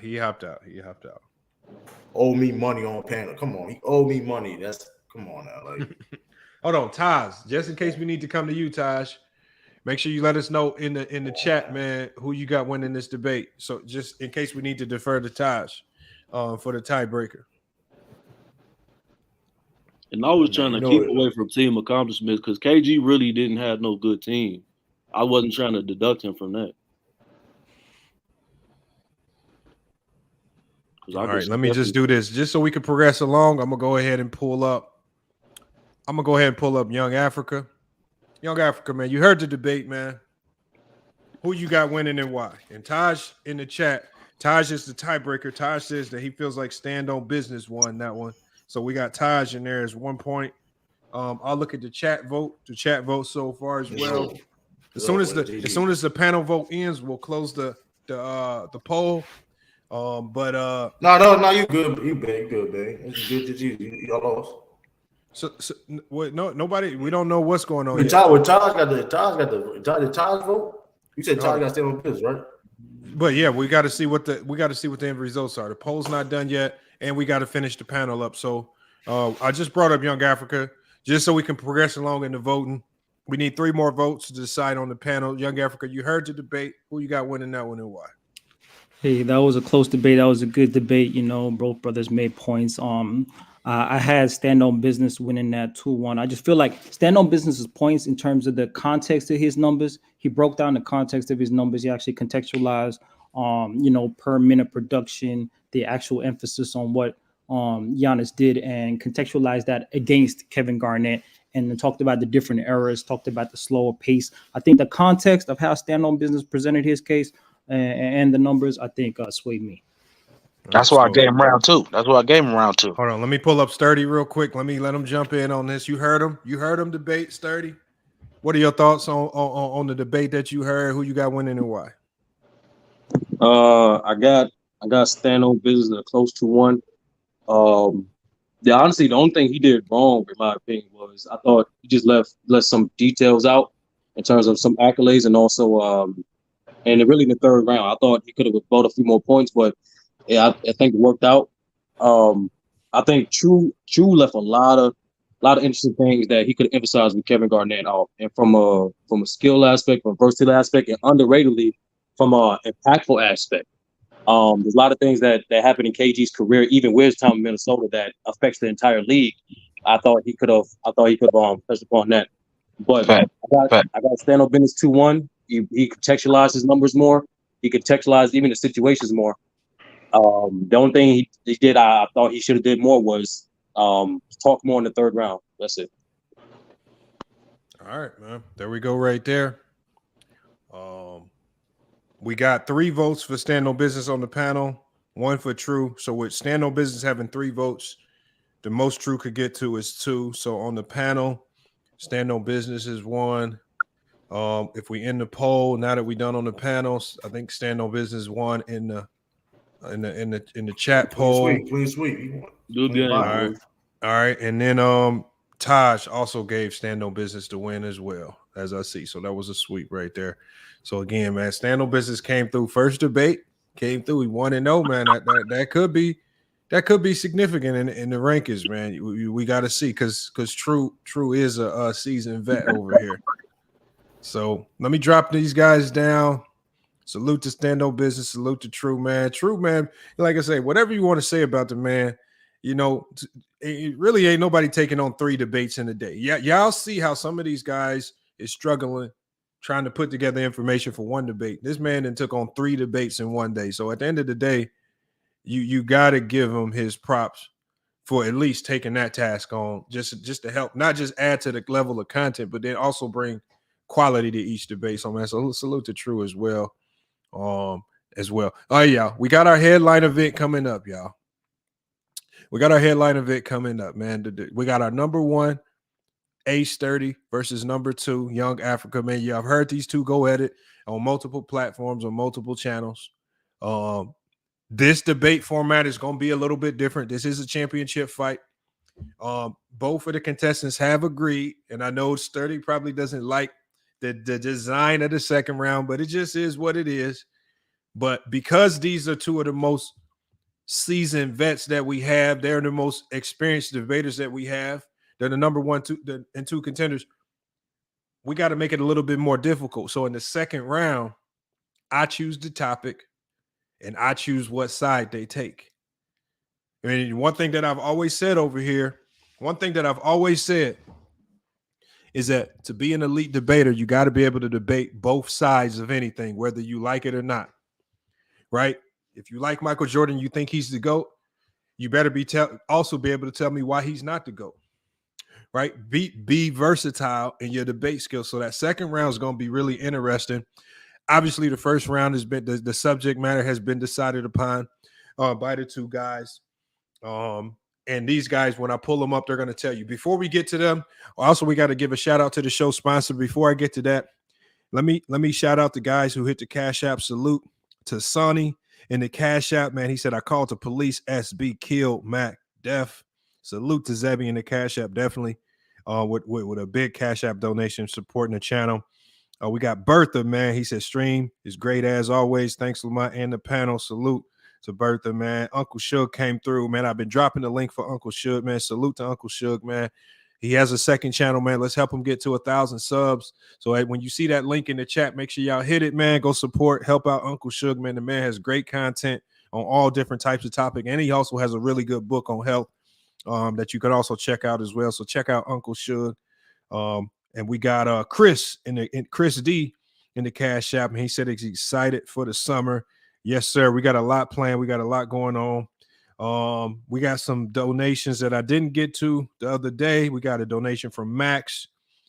And then I think I mentioned this, but I'll just say it now. I think Herm had hit the Cash App and supported a guy that comes up. He comes and supports all these channels, whether you like him or not, man. He definitely comes through and supports. So salute to Herm as well, hitting the Cash App the other day. The headline debate, the main debate of the day, has been sponsored by Rental Karma, man. The headline of the debate has been sponsored by Rental Karma, man. What is Rental Karma? A lot of you guys be like, what is this company that Lamont keep talking about? Rental Karma, sponsor of today's headline debate, the main event. What do they do? Rental Karma is just a company, y'all. Look, if you're trying to increase your credit score, you're not trying to go to all these scammy, shiesty credit repair companies talking about they're going to delete this and delete that, and half the time, none of it ever happens. If you're just trying to improve your credit score the right way, Rental Karma allows you to report your rent payments, whether it's to your mom, your dad, to any landlord, to apartment complex. You can report those rent payments on your credit report, and not just report your current payments. You can backdate the payments. You can report all your old payments to give you an immediate boost. We're going to check out this quick video, man. Rental Karma can change a lot for you, man. You guys, when I drop the link in the chat, you definitely get signed up. I think it can help everybody. Did you know that you can add your rental payment history to your credit report and help you improve your credit score or establish credit if you don't happen to have it? At Rental Karma, we've helped over 62,000 families across America in the last 5 years do just that. Whether you pay to a family member or a friend or apartment or a landlord, we can help you. So if you're a renter in America and you want to get the credit you deserve for your rental payment history, visit rentalkarma.com and see if Rental Karma can help your family. Salute to the show sponsor, man. The sponsor for the headline debate of the day, Rental Karma, man. Make sure you check them out. Coupon code is in the chat. Use the code FYF Sports to get a $25 off the registration fee. The registration fee is only $65. Knock it down. $8 a month for them to continuously report. Make sure y'all go check them out. Let's go ahead and bring them up, man. We got our number 2 seed, Young Africa, man. Young Africa has climbed the ranks, and not just climbed the ranks. Young Africa has spent a lot of time going to different panels, really seasoning his ability to debate, and not just debate in one style, be versatile. I mean, regardless of what you want to say about his level of competition, where he's been taking guys down, he's went, amongst the trees on different panels, and he's took anybody on.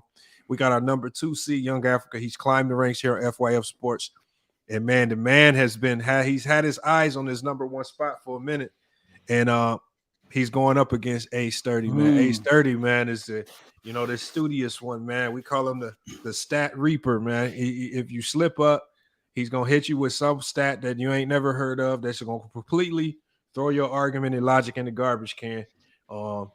Ace Sturdy stands at number 1. Like I said, Young Africa's really attacked Ace Sturdy's level of competition. Says he's like Wilt Chamberlain. He's like Bill Russell in the 60s and 70s, man, just playing weak competition, man. But now he has to face the number 2 seed, and then now it's right here upon us. Now we got that first round topic. You guys have decided on the first round topic. I've also decided on the second round topic. But go ahead and tell the people.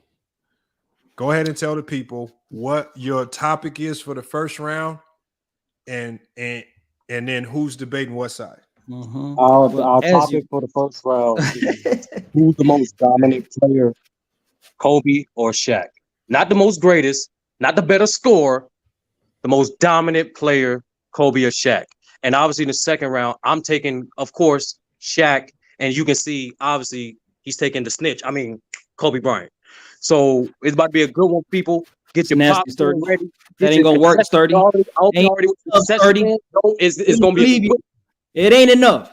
That ain't enough. We don't believe you. It's all good though. But hey, man, I'm a 3-level debater. Multiple levels. I ain't a 1-level scorer, aka Shaquille O'Neal. So we're about to get to it, man. Let me drop the mic on him real quick, Lamont. All right, man. Well, we got these two. And so now that we're here in the moment, and this is where we start to reveal certain topics. You know, I wanted to pick a topic that I felt was comparable, that wasn't too favorable to one side or the other. And so I want to go with this one. Hey, hold on. You gonna let us know before the second round? Is that what we do?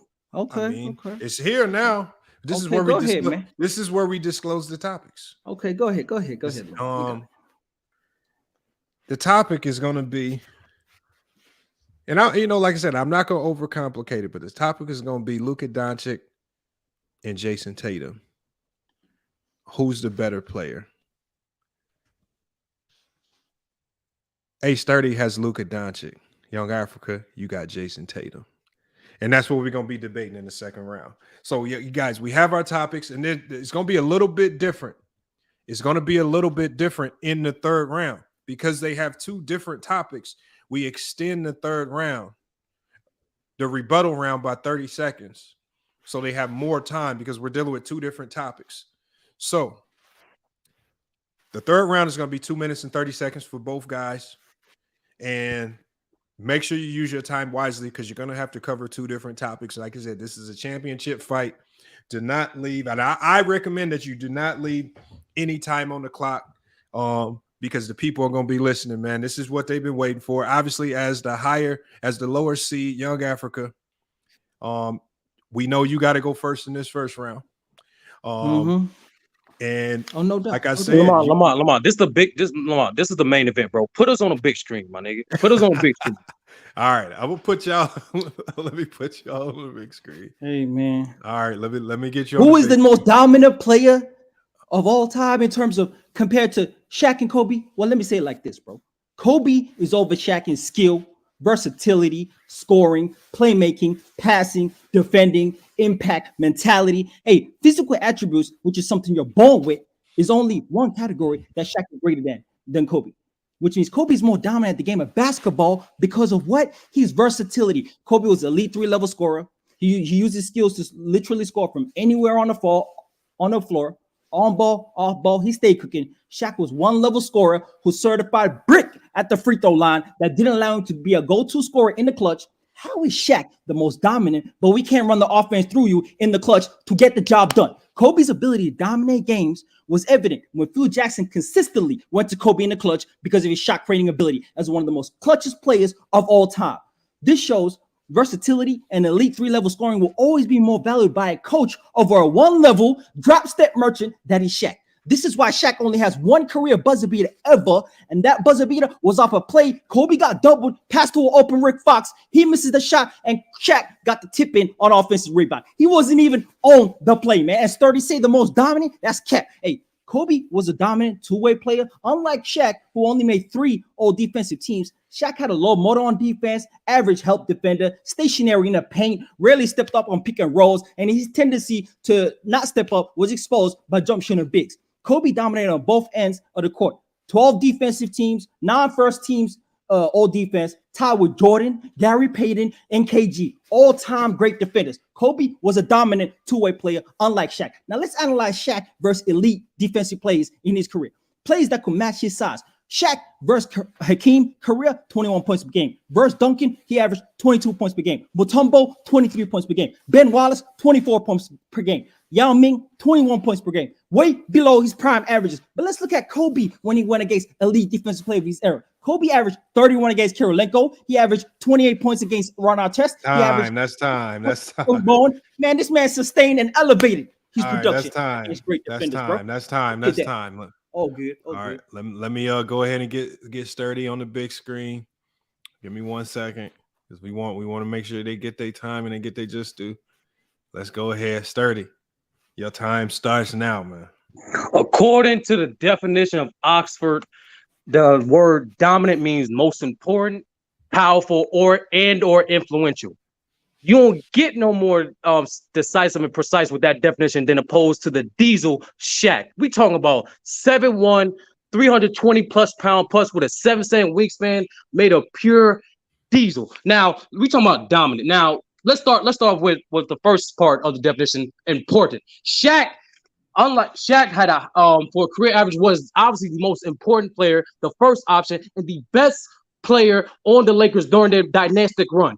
Out of the 8 playoff runs that Shaq and Kobe played together during their time, Shaq outscored Kobe 6. Out of the 25 playoff series that they played together, Shaq outscored Kobe in 15. But you ain't gotta take my word for it. Let's go for the word for the guy who coached against Shaq, Phil Jackson, who got Kobe's all his rings. Phil Jackson himself told Kobe when Shaq was dealing with injury, "Hey man, pump your brakes, young fella. We have to get the big man rolling." Why? Because he is the most important player to our team. He has the most impact on our team. And on top of that, he has the most advantages on our team. But if you don't believe me, let's go to the numbers then. For their prime, if out the gate from rookie season to 05, Shaq is averaging a whopping 27, 12, and 3 on 6% true shooting percentage. That's higher than Kobe with same as 27, 6, and 5 on plus 4% true shooting percentage. But we can go also to the playoffs when Shaq is maintaining his proficiency with the same 27, 13, and 3 while averaging 2 blocks. And instead of being a plus 6 true percentage, he still remains being a plus 7 true shooting percentage. In comparison to Kobe, however, he goes down and regress to 20. He maintains to 25, 6, and 6. That's time. Oh, come on, man. All right, I got you. I know. Look, time is time, man. You know, but you know what? See, the best thing. Now, like I said, you guys have an extended rebuttal round. You can kind of pick up where you left off. That's okay. Not enough. That's not it. We don't believe you. Hold on one second. So we're gonna keep sturdy on the screen because remember, the higher seated debater goes first in the second round. I gave you guys your topics. I gave you guys your player. This is off the dome. Just letting us know where your versatility lies. I don't know which player you guys favor. I just gave you guys one. A-Sturdy, you have your player. You have the topic. Luka Doncic and Jason Tatum. Your time starts now. All right, we obviously comparison Luka and Tatum. We going obviously be with Luka, a top 5 player in the league, the second best point guard in the league. Speaking of point guard, in the greatest point guard era, Luka has 4, for those about accolades, 4 consecutive first team All-NBAs. In the greatest point guard era, that is extremely impressive. Not to mention, Luka averages more points than Tatum, more assists than Tatum, more rebounds than Tatum, and the same amount of steals as Tatum. But on a lesser team with the Dallas Mavericks and not a talented supporting staff, he also has more victories head-to-head than Tatum, 5-4. So when you talk about higher PER, more value replacement, more win shares, and with extremely lesser help. Let's not take into account also Luka Doncic has put on historic performances in the playoffs. Averaging 30, there was a point in time for a brief second he surpassed the greatest scorer in Lamont's opinion, Michael B. Jordan, for the all-time points per game in playoffs. Stop playing. Luka is one of the top 5 most best offensive players in the league, one of the best mismatch hunters in the league. And on top of that, we've seen him overcome odds by beating a #1 seed Phoenix Suns team who was favored to get out the West again. But we saw what happened when they was down 0-2 and Luka the Don got teased by Booker. And he let him know what it was and who was his daddy. Speaking of which, Luka also has the same amount of first team All-Stars as Jason Tatum, but also for a career so far, averages still more points, more rebounds, more assists. Stop playing with me. All right. He gave up his remaining time. You had about 20 seconds to go, but I think the point was made. Let's get Young Africa on the screen. I got him shook, man. I got him shook. Let me know when my time's on. Let me know when my time. Matt stuttering all over the place. Hey, let me know when my time's on. All right. Your time starts when I put you on the big screen. Let me get you up there. And your time starts now. Take off, Young. Look, man, this man, hey, first off, you're talking about points per game and averaging more points. Well, I guess Kobe did that over Shaq. So keep the same energy for Shaq, nigga. And hold up. This is what I'm going to say. He talked about victories head-to-head. Hey, who had more playoff success? Tatum has had way more playoff success than this man. He's been way more high-pressure situations. He's been more clutch in those situations and had took his team to the finals. Talking about victories head-to-head in the regular season. Stop the cap. And let's talk about what's evident about Tatum's game.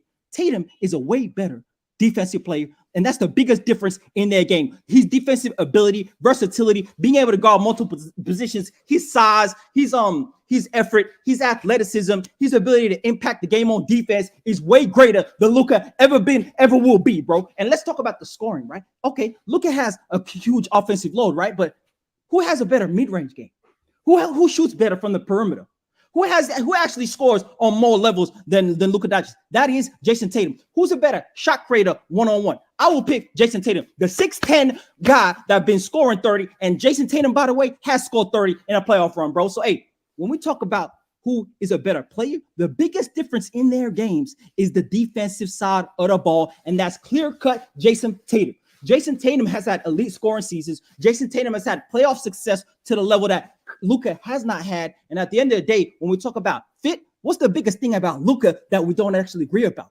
And everybody claims Luka doesn't play in a team system that's formulated to winning, bro. This man's a ball dominant, shot jacking man that be dribbling out the ball and dribbling out the clock. Whereas Jason Tatum, he actually fits within the structure of a team. He's actually able to thrive when it comes to playing off the ball, playing on the ball, playing in the post, giving Jaylen Brown the ball, giving Marcus Smart the ball. He a better player overall, and that's evident in their production and their success in their careers. Jason Tatum has been all NBA as well. Jason Tatum has dropped elite numbers on offense as well. Jason Tatum has taken his team to the finals, something that Luka ain't done. He just missed the playoffs, and Jason Tatum is soon to be one of the best players in the NBA. Time. He already top 5. That's time right there. Now, we're coming into the conclusion of the championship fight, you guys. In the third round, we always know that the lower seed goes first in the third round, so we're going to keep Young Africa up here on the screen. Now, the only thing that's going to change here is you do have extended time because we're dealing with two topics, and you have to rebut, try to attack the other person's credibility, maybe attack some points that they might have got wrong or tried to finesse. So we extended your time so you can do that, cover two different topics. Everybody should keep your ears open because, again, this could be the deciding round.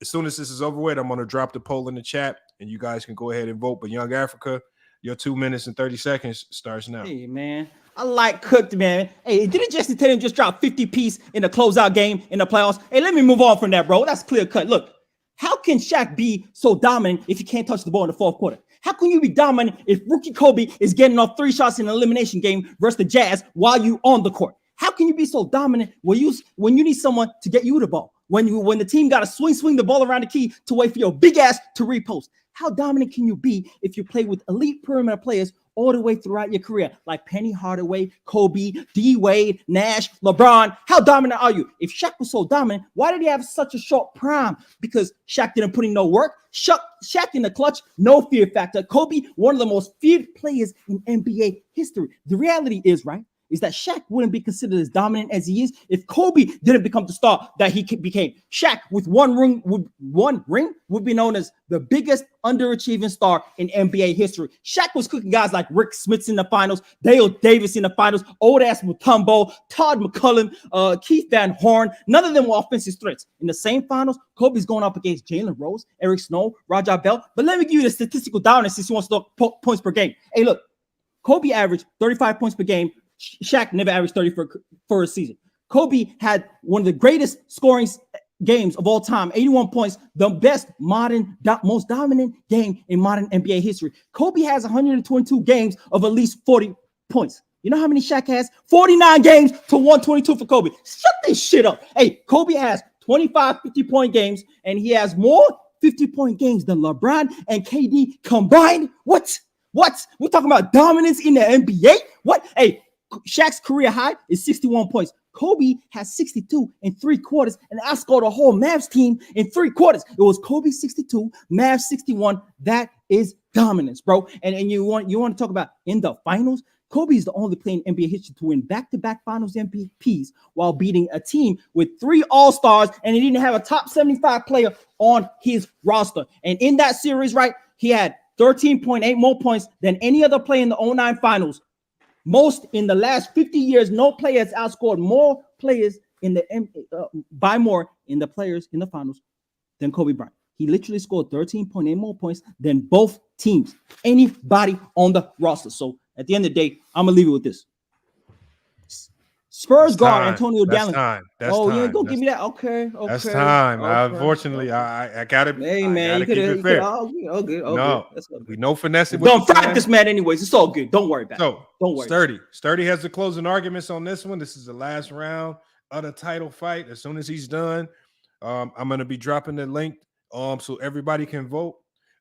Remember, 2 minutes and 30 seconds. Use your time wisely. Sturdy, let me get you on the big screen. As soon as I get you up, that's when your time starts. This man said Tatum is better because his team had more playoff success. First of all, it's obvious that the Celtics have a way more better supporting cast than Luka has. Second thing is, have you brought up Luka is the only All-Star and All-NBA caliber player on his team, while Jason Tatum has not only an All-Star caliber and All-NBA player with Jaylen Brown, but also multiple players who play elite defense as well, with like Derek White, like Marcus Smart, like Robert Williams, even underrated Al Horford still give them great production from three-point line and elite defense. Not to mention the coaching. Brad Stevens, Ime are way better coaches than Rick Carlisle in this modern day, and Jason Kidd. Stop the BS. So like I said before, individually, Luka's more accomplished. He set more records, and on top of it, he's carrying a bigger load than Jason Tatum. And since we're talking about versatility, a guy who's a better rebounder, control the pace of the game, a better scorer, and the primary playmaker for his team is more versatile overall. Now let's get back to this dominance. To quote Scott Williams in this interview on FYF platform, Shaq was the epitome of unguardable. There was no player in the NBA that can guard Shaq one-on-one. Like when you mentioned the Defensive Player of the Year, Mutombo, in 2001. Shaq averaged 33-16 on Mutombo. But what about Hakeem Olajuwon? Hakeem Olajuwon was another Defensive Player of the Year, an all-time great defender. Shaq averages against him at the age of 22 in the finals, he averaged 28 and 13 on nearly 60% shooting against Hakeem. But what about Ben Wallace, one of the greatest defenders on the greatest defense team all time, the Detroit Pistons? Shaq also outscored Kobe and averaging 24 points to Kobe 22. So get out of here with that. Terms of Shaq was unguardable.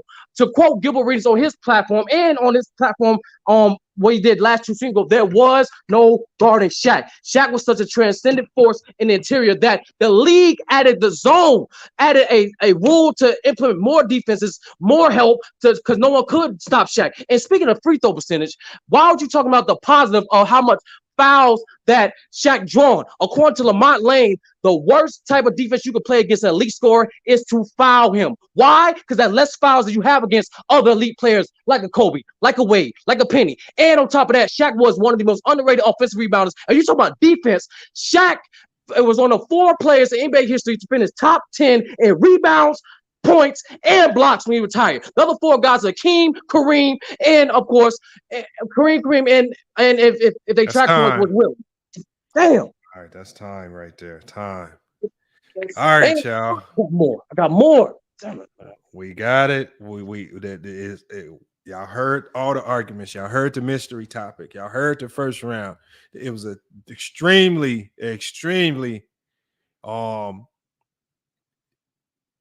just difficult debate on both sides with the Kobe and Shaq argument, because there's some great arguments you can make for both guys. On either side of that, I think the Jason Tatum Luka debate, again, same thing in that particular case, and it was impromptu. It was, no real time to prepare for that. And then that last round, how do you weigh how they brought it together, man? It's in the chat. The poll is up, and we're gonna start bringing people up to vote. Probably gonna be. Let's get it right here. Hold on. Let me. We got Sturdy, and we got Africa. I'm gonna keep a tally on these votes. This is gonna be the best of 7 votes here. So we're gonna need 7 different people up here to get their thoughts in on this. I can start with Tyson since he's been up here giving us the most consistent votes. What are your thoughts on this, Tyson, man? You heard the debates, you heard the topics. Who you got winning that one and why? I'll start off with the third round. Ace 30 finally got to cooking in the third. He finally got to cooking. He took that third round. He did his thing. But rounds 1 and 2, he was all over the place. He was fumbling and stumbling. young Africa. He didn't bring up Doncic as a playmaker. He didn't bring up. I did. Not in that second. If you did, you didn't drill it home. You didn't bring home Tatum's lack of playmaking. You didn't. Man, you just couldn't get it off. In the first and second round, you couldn't get it off, bro. And young Africa did his thing, clean, concise. Shaq is way more dominant than Kobe, and you let that nigga get away with it. Africa took Africa took it, bro. I agree. I agree that Shaq was more dominant, but you didn't. He talked about the free throws. He talked about how he could. Shaq couldn't do nothing at the end of games. He talked about clutch factor. Facts. He brung it home. He did a better job of explaining his point than you. Point blank period in rounds 1 and 2, and that's as simple as it was. Wow. You couldn't get it off 30, so I had to give it to Africa 1 and 2, and then in the third you finally started cooking, and you took that one. Africa 2-1. Good shit, Africa. You know what I'm saying? I rock with both of y'all, man. I rock with both of y'all. Hold on. We got to get to the next one. We got Chris. Yeah. Chris, salute, man. Definitely appreciate you hitting the Cash App. Chris, you heard the debate. You heard the topics. What are your thoughts on the debate? Who you got winning?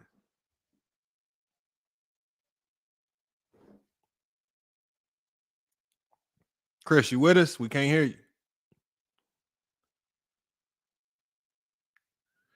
All right, Chris got audio issues, y'all. We can't hear Chris, so we're gonna have to put him on mute. Chris, when you get your audio taken care of, just let me know in the private chat, man. I'm gonna let you in, get your vote in. Here, y'all. We need more people on the panel to get the panel vote completed. We got Action Jackson just pulled up. Action, you got a little echo in the background. We got Action Jackson. You gotta mute y'all hear me? Bro. There you go. There you go, Action. All right, I'm gonna have to go with the youngster, man. Young Africa, man. He did his thing, man. And then like the fact that Luka is a better player and he made the better argument for Jason Tatum, man, that killed it for me, bro. Like he took 1 and 2 hands down, and I'm gonna give Sturdy the 3. But man, young Africa, he was killing it in the first and second round, man. I love how he did it. Like he was making arguments like for players that's not even better, man. Like he did his thing, man. I'm young Africa, you did that, man. Salute. So love, man. Oh love. Man. All right. So we got right now on the panel. We have 2 votes for Africa. We're gonna need 5 more votes. We need a best of 7 on the panel. We just got Joe Bond up. I know True don't like Joe Bond voting, but it's fine. Joe Bond, you heard the debate. Who you got winning that one and why? What's good, man? That shit was good, man. That shit was a good debate. Africa, like kind of the other guys said, he was clean and concise and confident in all of his points. Sturdy was kind of stuttering. Call him stuttering Sturdy, I guess now. But yeah, I think 3-0, man. Africa. All right, so we got another vote for Africa right there. We got Empire Jeff. Empire Jeff, you heard the debate. You heard the various topics. Who you got winning that one and why?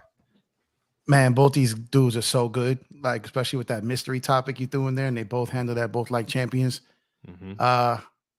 I'm going with the young assassin, man. Young Africa. His energy. He didn't fumble as much. I felt Sturdy kind of tried a little bit of Africa style there. He was going a little too fast for himself. But I go Africa in this. He was just hitting stuff like he had 2 uphill battles. I feel like Luka's a better player, and then Shaq is just one of the most dominant, if not the most dominant we've ever seen. But when he hit me with the, Shaq wouldn't have had the legacy he had if not for Kobe's dominance. Like that was it for me. So Africa takes this, in my opinion. All right, so that's another vote. That's another vote for Africa. Hold on, we got Bees in the chat. Bees, what up, bro? You heard both of them? Did you hear both the debates? Yeah, I heard. What are your thoughts, man? I heard Sturdy was misspeaking, and Africa was even though he was smooth, he said a lot of BS. Some of the stuff he said. Karolinko, he named Karolinko as a top player. Raja Bale, Eric Snow. That's why they weren't great defenders. They're not great defenders. Go ahead. My bad. Let me do my thing, bro. I'm just saying. All right. Go ahead. My bad. So I actually had Sturdy winning the first round based on the facts that Sturdy laid out of the dominance. I had Africa making a better argument in the second round than what Sturdy made. And then I had Sturdy winning the third round. Okay. So on the panel votes, so far we got Hey, 5 votes. Hold up. I want to say something to these people in the chat, bro. I you know what? You guys are some busters, bro. Real talk. I've been watching what y'all been writing the whole time. Y'all some busters. Y'all do a disservice to both these dudes. Drink some bleach. Damn. Go ahead. What the fuck? Hold on. Let me get to context matters. Context matters. You heard the debates. You heard the topics. Who you got winning that one and why? First, salute to the both gentlemen. I think they definitely put on a show. You know what I mean? They definitely was able to be entertaining as well as educational, right? I think there was a little bit of some straw man arguments from both sides. However, I feel like Africa was able to dictate the pace. And Sturdy, I think the only real thing was that Sturdy was like just kind of jumping over a lot of his points that he was trying to make. He was kind of all over the place, although he did make some good points.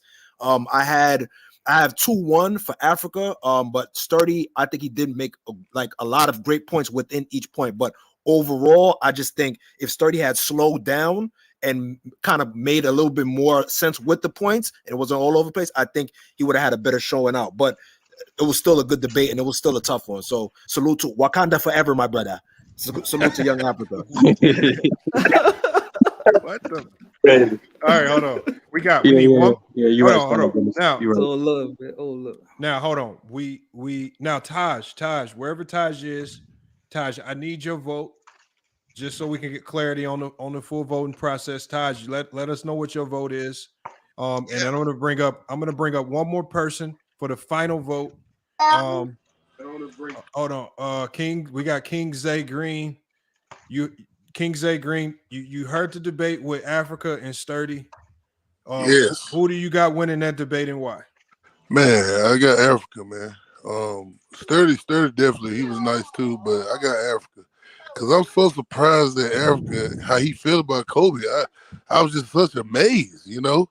He's such a LeBron lover, and I never heard this from him before. And he was just on point, you know what I'm saying? And he was just quick with it. Like the brother said, they said Sturdy was, you know, jumping over his words and stuff, like I'm doing right now. And yeah, Africa won it, man. 2-1. All right, man. That's our 7th vote right there. That gives us Africa 6 votes on the panel. I know Nicholas Brown. It's all good. Sturdy's won. And with the panel vote ending, we have to end the chat poll. And the chat poll ends. I don't see the percentages here. Africa got it 65-34. And Okay. Lamar, you got to fix that though. The entire polls have been missing 1%. Like for true, I can't. Yeah. I can't control the numbers. I just click start poll and end poll. I don't know why they leave a 1% out or whatnot, because we had one of the debates that was at 50-49. So I don't know. I can't. So we got Young Africa in the poll with 65% of the vote, Sturdy with 34% of the vote. And then did we get Taj's vote yet? Nah, he didn't vote yet, but it's over. But like I want to say, we need to know Taj's vote because hold on, Lamar. Hey, Jessica Wells, I can tell you from wig long too, because that ain't your hair. Oh man, come Yo, on. what's up with See, the this straight? is what I was talking about, Hold Lamont. on, hold on 1 second, Africa. Hold on 1 second. No, for the people that did vote, King Zay Green, I'm gonna drop some of you guys down so I can get the debate participants up here so we can have I'll jump out. All right, salute to you, man. Khalil trying to get it. I only caught the last 2. All right. No, it was some good debates today. Hold on, Lamar. What you mean by that, Africa? This what you talking about? What was that? Oh, Africa said that. Africa said this. What I'm talking about, Lamar. What you mean? Oh, you need to leave the ladies alone, Beezy. I've been trying to tell you this, Beezy. I was trying to tell you this in the last video. It's all good, bro, Beezy. I don't know that lady. She don't need to have my name in her mouth. She said my name, nigga. Oh, okay. I didn't see that. Okay, Hey. okay. Now look, What's now your that we have the majority of the participants up here, I think we might be missing Mac Def. I got body of the night though for sure. Yeah, SB definitely did. But I want to say this. I want to say this though. Shout out to everybody who came out and supported. We had over, I believe, there was one point it was like 300. Hitman. All right. There was at some point it was over 350 people in the chat. I think we almost touched 400.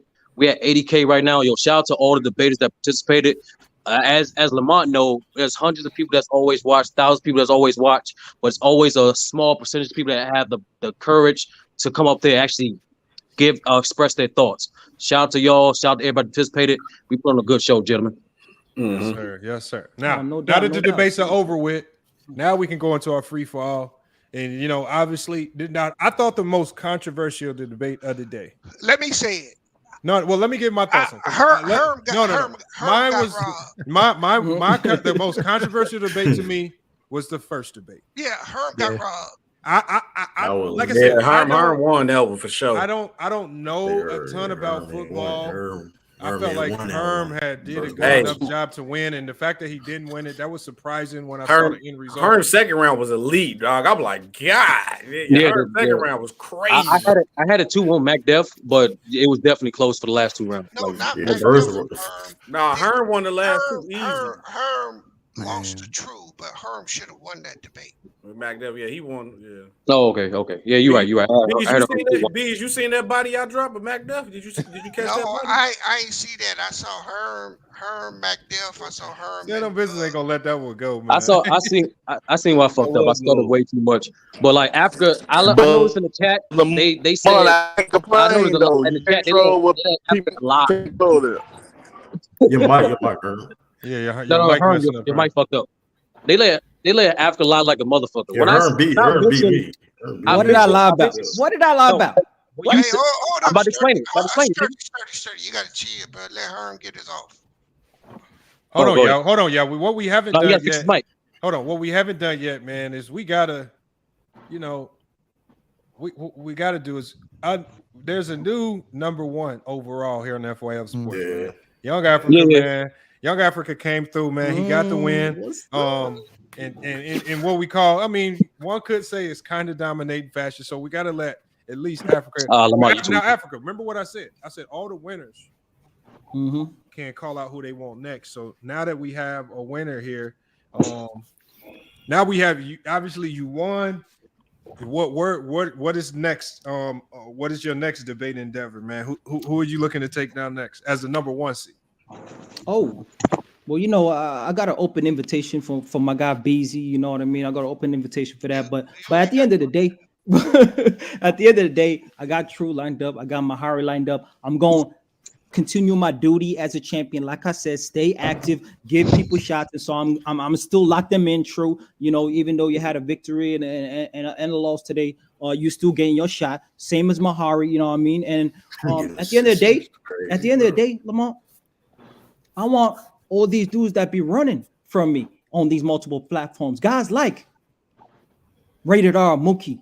Guys like TicketTV. Guys like Kareem from the Kareem Pro. Guys like Elder. I'm trying to get all the smoke, man. I'm trying to get all the smoke and trying to expose the fraudulent logic when it comes to so many of these great players and how we are one-sided and biased. Now, when I broke down Shaquille O'Neal's game, I wasn't disrespectful. It was all facts. He ain't clutch. You can't go to him in the fourth quarter.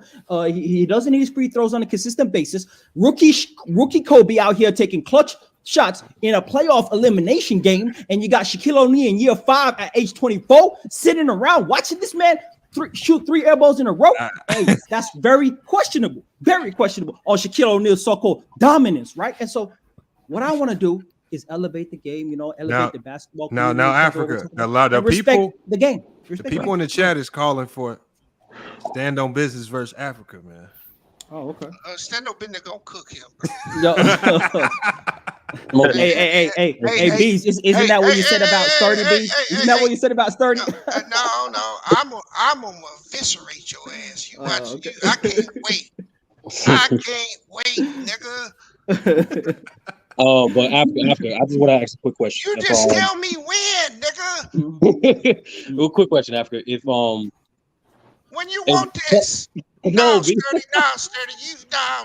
Hey, first off, Beezy, the champagne is flowing, bro. We in the locker room celebrating right now, bro. You gotta wait till next season, Sturdy. Since you said my name, Young Africa, when you trying to do this shit? So you said my name. we can do this. We can do this soon. We can do this in a week or two, no doubt. You know the debate. You know the top. You know the topic already. Yeah, it is. Yep. Kyrie and Rondo, we know.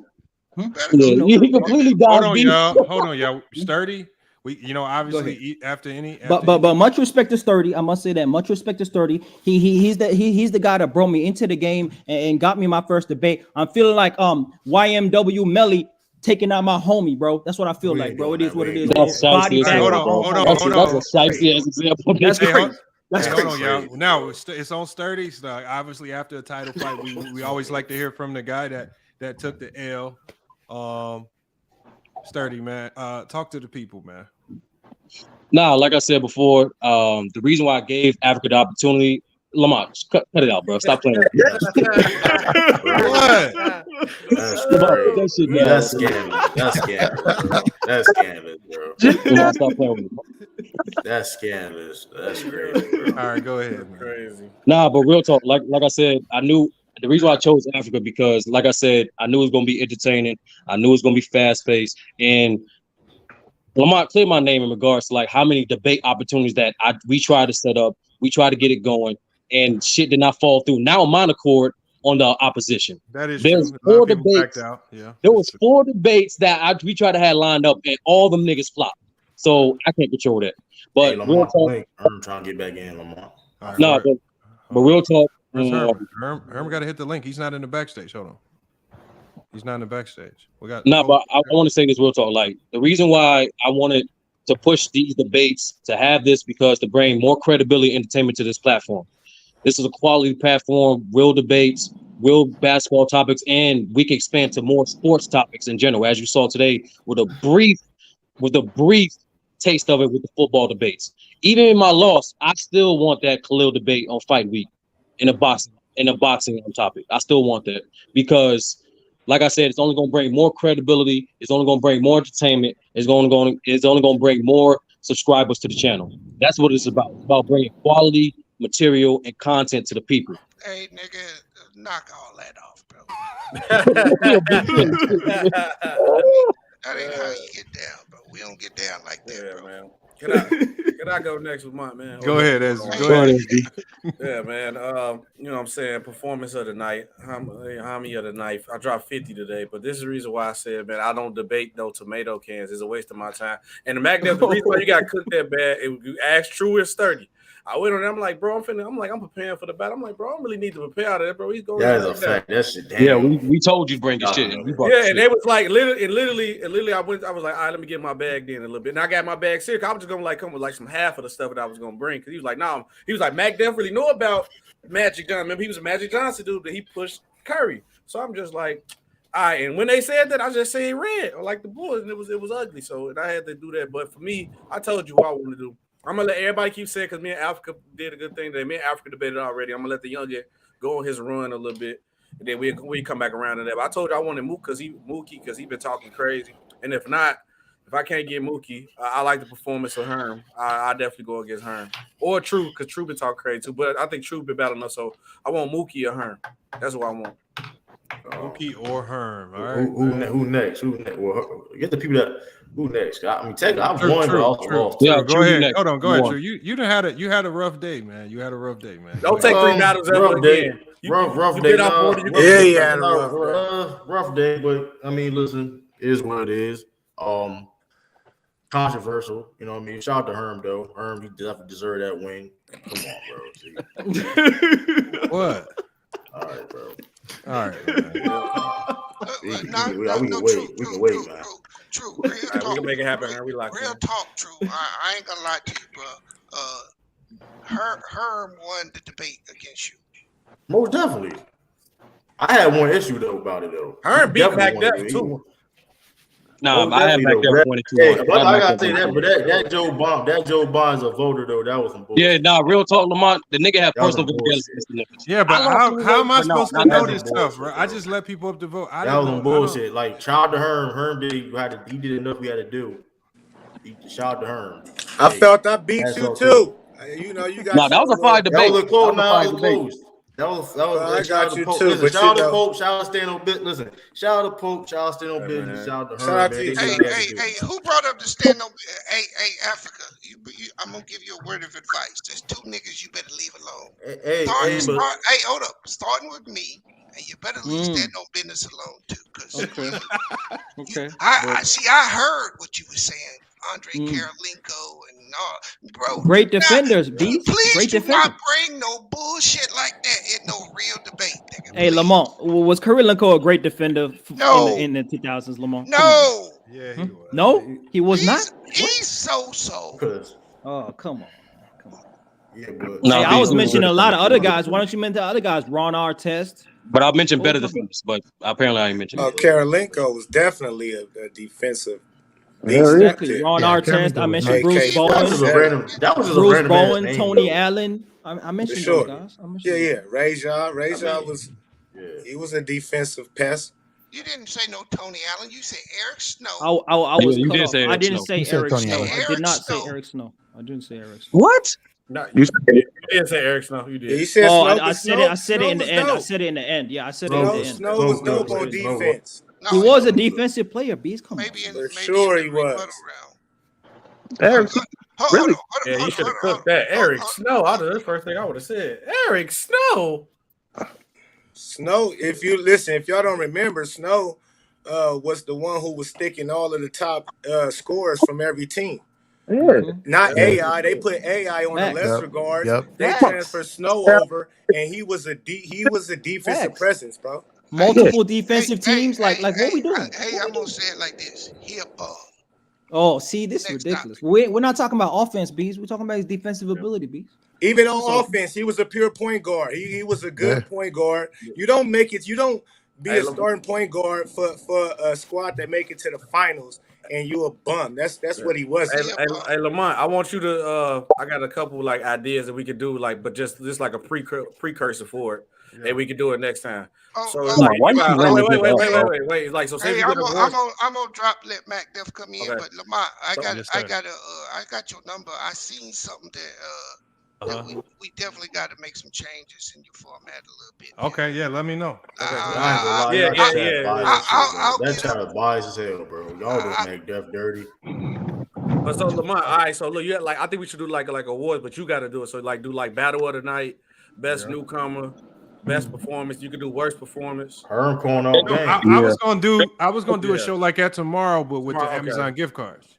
Oh, okay. No, real talk. My vote goes to like for newcomer Pope because this dude he's not a normal dude on the panel, bro. Like he came out the gate wanted the debate, and Lamont knows Herm ain't new, right? Damn, Sturdy. You sound very humble, Sturdy. You sound very humble, Sturdy. No, I got a lot more, but like I understand why I fucked up after. You didn't beat me, I beat me, but it's all good. Hey, yeah, that's what they say. That's what they say. I know. Hey, I didn't hear your summary. Hold on, go ahead, Cook George. I want to go back to the football question. I want to know why these guys didn't ask when Tom Brady, they also claim he's the greatest. How come they didn't bring up why none of his wide receivers didn't win MVP? What? Man, let's move. Julie Allman did win some MVP too, and Deion Branch. So I want to ask you a question. What was Tom Brady without Gronkowski? What was Tom Brady without Woodhead? A three-time Super Bowl champion. Don't ask your question. What was Tom Brady without his receiver? A three-time Super Bowl champion. That's a tight end. Gronk was a No. Let's not get into this with Jordan. Why? Because you guys can't answer the question. Wide receiver has never. That's more. You crazy? Hernandez, all those guys. He was nothing. He was nothing. This man Jordan Lord, the quad stream, just like that. He is nothing. me. You see, bro. you see what happened. Wait a minute. Drop Wait this a minute. nigga, You guys man. are talking. Hey, get Herm up here. Get Herm up here. You guys see what Yo, Herm happened? trying to get back in. You Herm trying to get guys back see in. what happened when Yeah, AB drop took him, bro. Drop him off the damn panel, when bro. AB took his stuff off and walked off the field. You see what happened, right? You see what happened, right? No, you're right, George. You're right, George. We gotta let Herm up. Yeah, You're right, George. You guys are garbage. You guys are stacked. You guys are garbage. George, talk to him. You got 5 seconds. Give him your last thoughts, man. Before Because they don't see. I just gave him a good example, Lamont, and they still don't want to see it. It's a no for me, dog. They still don't want to see it. What is Tom Brady without his receivers? What did Tom Brady do? What did Tom Brady do physically without his receivers? Did Tom Brady do what Elway did? Did Tom Brady do with Brad? All right, hold on, George. Get him out. Tomato. I say my take, bro. George, why they hating on Man, your you know take, George crazy as hell. Go ahead, man. Good stuff. George crazy. Salute and shout out to Herm. That was a great debate. You definitely got Appreciate the it, second Mac. round. Appreciate it, brother. Bro, you definitely got the second round because I'm not gonna be biased. Out of all my debables and robberies, that is the only one that even though I won 2-1, I respect that one. You definitely had the second round with Emmitt Smith and everything. So great, you showed your true colors on here. You might be over me, rank, because that was a debatable for you. So shout out to you for that. As far as my debate with SB, again, he had no rebuttal. Hold on, he had no rebuttal. Did you win? You think you beat me? You made that. All jokes I made, you didn't win that shit at all, man. No, let me get a take. Can I finish my statement? Can I finish my statement? I want to know if he thought he won. Wait, Mac. Yes, from a debate statistical point of view. That's why you don't get better. From a debate statistical point of view, yes. The first round, I watched it over. The first round, he had no rebuttals for why Steph Curry was better offensively. But you lied. Hold on. You lied. And said everything I said was about team. When that's not true. When that was not true, I told you he was the most efficient scorer all time. I named so many stats you could not debate it. You said Magic Johnson championships and accolades. The basketball community, I would hope that they know Magic Johnson won 5 championships. I would hope that they know they played for the Lakers. Why would I start talking about Steph Curry won 4 championships with the Golden State Warriors? I expect y'all to know that. But you didn't know nothing about him offensively. Then in the second round, you named 2 games in the playoffs and said he wasn't clutch, and then named quotes from Draymond Green and Klay Thompson. I backed that up by saying, okay, 3 games where he was clutch in the playoffs. And this is what he's done in the greatest era of point guard and how he changed the game. So how can a player be weak when he actually changed the game? You lied on your debate, but you got him with the okey doke. You came in with the suit like what's his name? Who faced Calico on the rap battle? You came in with the cast. You were more animated. If you wanted to battle by being more animated, I'm not going to debate that. But as far as facts and stats, I won that, bro. A quotable is subjective. That's not a fact. Okay, so let me go back because I still got my paperwork right here on your case file. I got to call out somebody. Hold on, let me let SB rebuttal. Okay, so when I brought up the points of the games, because the reason why I brought up the points of the games, I said in the beginning of the first round, I know you remember that I said I'm not going to debate you on percentages and scoring because I think Curry got that. But we talking about who are greater. You got to add more to the game. The reason why I brought up the games because that was your main part of your point, where he was in very impactful games and he shot a bad percentage and they lost, or other players had to step up. Then I brought my quote in because that added on to my quote. And the Draymond Green quote was like, he wasn't able to consistently hit shots, and he wasn't able. That's why they had to go get KD. You can redo the quote again. Then also, I said Steph Curry do not impact the game. Is only come for shooting, and also he never been Magic Johnson never been like a liability situation. And I backed that up with the quote of Klay Thompson saying he still had nightmares that he allowed Steph Curry to switch in that final situation to get his head pushed in and score. Then also, I brought up the stats of a total situation category because the main thing you did was comparing Steph Curry is his teammate. I literally brought up how many years that Magic led the league in most stats, and then I compare how Steph Curry And lead you the li- league in but stats. you And I lied. also, no, I didn't lie. I didn't lie. You Can go I look give it up y'all? again. Can I give y'all some breaking news real quick, just to Go cut ahead. in? Yeah. Just breaking news out of Golden State. They said the Warriors are preparing for Draymond Green to opt out of his contract and be. Oh yeah, he already said I've been out. What you lied about is you said Steph Curry only led his team in field goal free No, I throw didn't say percentage. Led the league. That's your You problem. said led I the league in said scoring. I said league. Hey, Mac. Hey, Yes. Mac. Hold on, bro. Shut up. Nigga, You just gotta I'm get this debating one. this You nigga. don't gotta be mad. You done had your. You can't debate this. Hold on, but the reason you lied. Nigga. The reason, but he hold on. So he won off of quotables. That is subjective. That's one round. Exactly. Hold on. That is exactly what we're doing. That's not. man, That's take not a that shit debate. to That's court. not. That's not a rebuttal. And then you lied saying he led the league in only 3 points in free throws and scoring. Bro. He led the league in 3-point percentage. He led the league my in goodness. Get this 3-point nigga field goals violin, made. man. You lied. You didn't say it, but back then you could have. This nigga lied about everything, bro. He had quotables and lied about The stuff, problem bro. is you didn't say that shit in the round though. You didn't, but the thing is, Mac, you didn't say that shit in the round. True. When I said true, when he came back and said that Curry wasn't clutch, I came back in the second round. No, I I'm came talking back in about the the other second. points. I'm talking about the I other came points back you're in the talking second about. round and told you why Magic wasn't clutch. Okay, I told you that he got swept. I told you that he lost in 5 games series, a 3-game series. Curry ain't never been swept. Every playoff series went to 6 or 7 games. That's crazy. The violin. Mac, don't be rude though, Mac. We just listen, man, just take it L and just get better, bro. That's all. Nah, bro. Now, if you would tried to argue around, I wouldn't have been mad. Nah, You man. said No, you won, Bro, it's the whole debate. Damn. You was leading off a teleprompter. Hold on, wait, Lamar. Hold on, who's that? The Pope? The Pope. Hold on. Was that the Pope? Let me get him. Hold on, the Pope. The Pope. In the NBA debate, you brung up high school stats, bro. Mac Dub, I ain't crying about how I felt I got robbed, man. Let this I'm shit not crying. Because of that, Mac. Hey, I lost You because don't want to cry. I got 2 L's out here. You don't want to cry. Nigga, shut up, nigga. Ain't nobody crying. I want you. Hold on, True. You have. Come on, bro.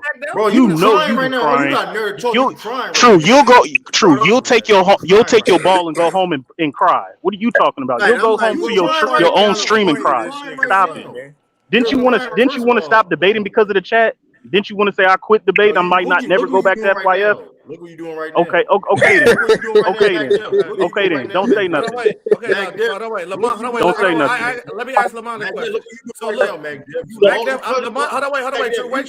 You can't cherry pick on me, nigga. Hey, he just gonna cry, bro. Because I really just, if he could just clearly go look at the stats. I thought you was gonna cry in the bro. I'm talking about the debate. I didn't say nothing about the chat. I didn't say nothing bad about you. I'm actually talking facts about the debate. What's SB question? What's SB? Mine, you the most non-biased person here. I felt like I 3-0. Mac Duff felt like 1. Tell us how you think the debate went. Cause you non-biased. Mac Duff's debate? No, me and Mac Duff debate. No, who you think won, or how did it go? Who won the round? I think I 3-0. Mac Duff think he won. I think he got it 1 round. No, I thought there was an opportunity for Mac Duff to win prior to the debate because Steph Curry just gives you so much ammunition to use. Like, I mean, that's the crazy thing. That's when whenever you put Steph Curry into any debate, the man's career is just filled with, from the accolades to the numbers to everything. And I don't know if he really just unleashed all the ammo he could have used. And then I think you kind of unleashed a full arsenal of everything you could use with Magic against him. And I think that's where the biggest difference was. I mean, there was an opportunity for him to win. I don't know if he executed well enough. So how'd you score, Lamar? How do you? I scored a 3-0. Damn. Sweepy situation, bro. Damn. So let me get this straight. Okay, I lost. I got 3-0. I get that. I just want to get this straight. He can say Magic won 4. He named 5 championships to Steph Curry's 4. We all know that. He named the assist. He named the championship. Bro, we all know that. Everything he said, we all knew. When I mentioned Steph Curry offensively, none of y'all knew that, bro. None of y'all knew that he was the most efficient scorer all time. We didn't None know of that. y'all knew. Hold on. None of y'all knew that Steph Curry was more to his offense. Magic only led in assists and free throws. Steph Curry wiped them out in all offensive statistical categories and had one of the greatest seasons. But y'all didn't know that. But y'all can go off what y'all knew. You just repeat it, bro. I'm on Mac up. I can tell you from recent experience. Today, bro, is how you deliver your message, bro. It don't matter like how much information they don't know. It matters how you deliver it, bro. That's all right. Wait. No, I like how you downplayed about every stat that I said you think everybody should know. But every stat that I named was that in a category that Magic has more than Steph. But I'm glad you acknowledged that though. But you got it though. Yeah, Africa had shit that he lied about, but I fucked up because I didn't deliver that. I didn't deliver the counters. Hold on. What stat does he have more over Curry? What did you he mentioned the assists. He mentioned the rebound. I mentioned everything.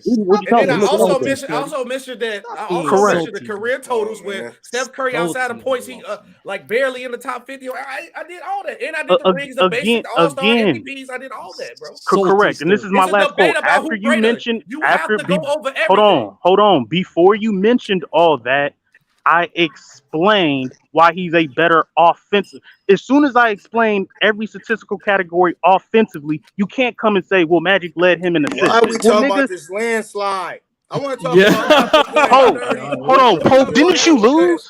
Hey, Lamont. Go ahead. We can go on. Pope, what you got for me? I want to talk about the championship round. That was actually exciting. Exactly.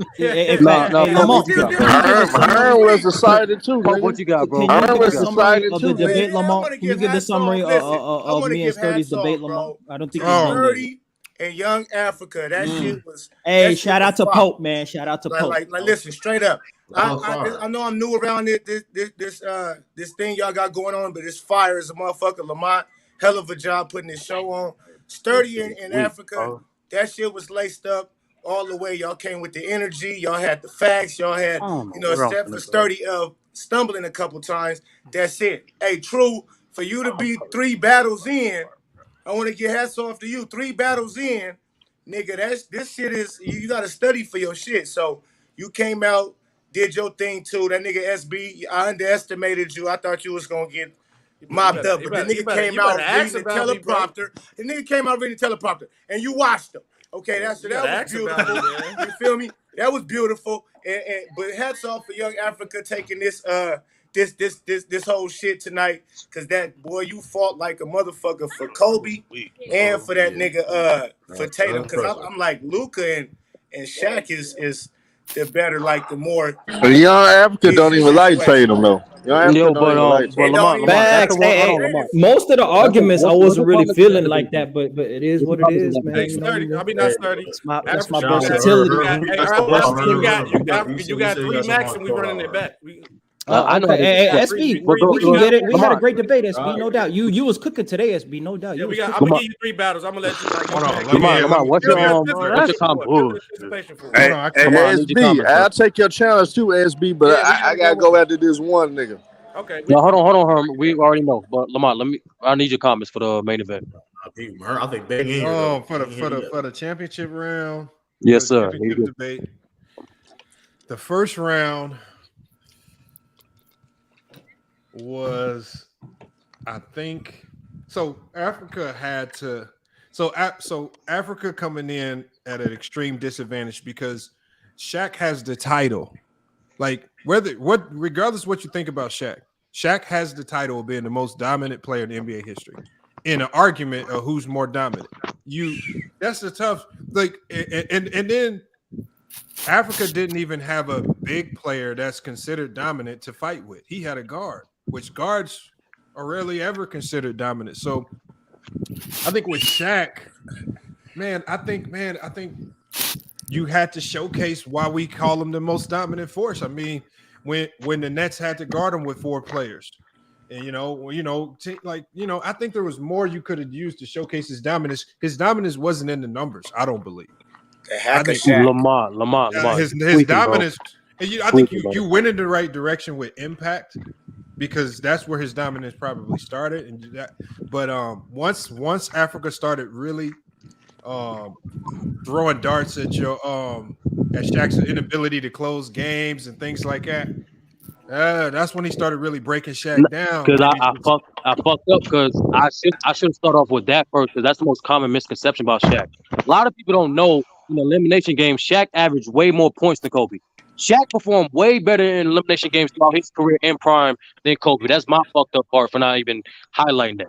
Shaq for elimination games averaged 25 and 12 on 57% shooting, while Kobe averaged 22 and 5 on 41%. And you go back and watch those games, there's a reason why Phil Jackson was like, we got to get Shaq going because him drawing that much fouls, bro, that's the reason why the team couldn't really stop Kobe because now you always in the bonus. Back on the floor, he's instantly giving your team more than 4 fouls addition, bro. But what hurt you? What also hurt you was the conversation we've been having over the last 48 hours on versatility.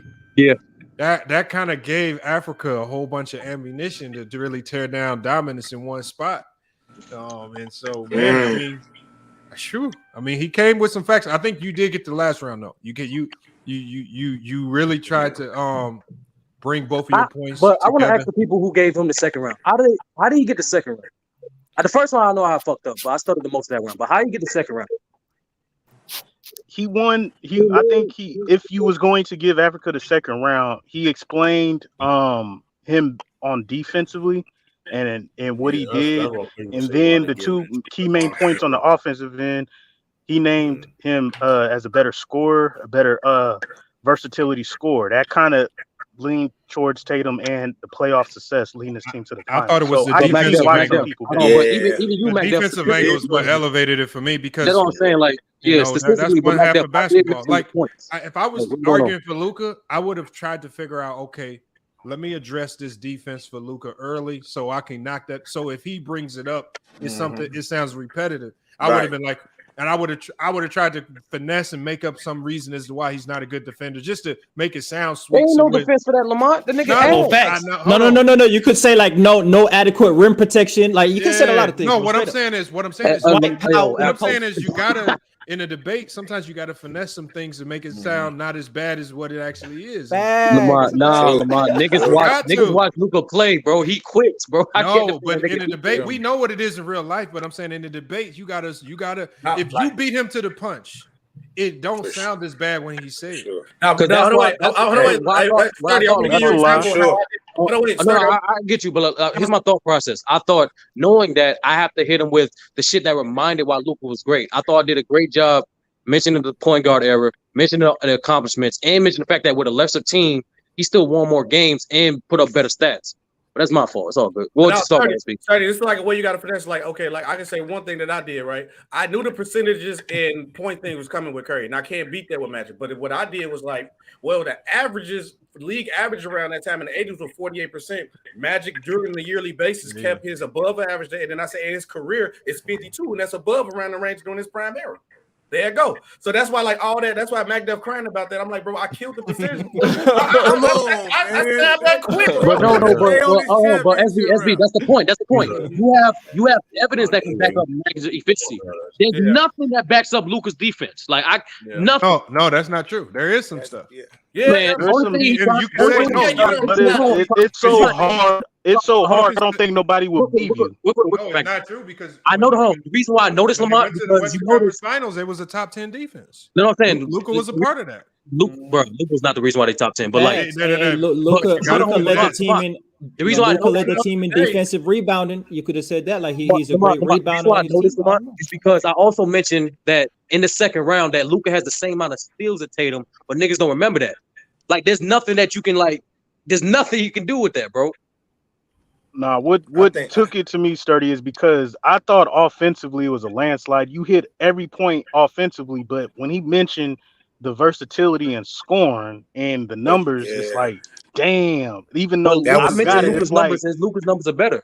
I said, Luka's numbers are better, but to attack your strongest point and make it make sense, that's where it was kind of iffy on that. it was like, damn, he attacked the strongest point, which we all knew Luka had it offensively, but he still made it. He still shined light But I on it. did Like the same he's a thing better, to you had crying versatile though. scorer. And he brought out the this best ain't, of yeah, this Tatum's not crying. Can I This say? is Can I say reflecting. something to rebuttal SB? Because I don't want to make it about McDuff. Again, you had no efficiency argument. You had no offensive argument neither. I explained why Steph Curry had a bigger impact offensively. There's nothing that you can say about assists, rebounds, relative your error offensively that rivaled Steph Curry. It wasn't But I gonna make literally sense. I said that did it the career whole four offensive times. category. Magically, Did we just Mayu replaced rewind So we and go something ahead. happened?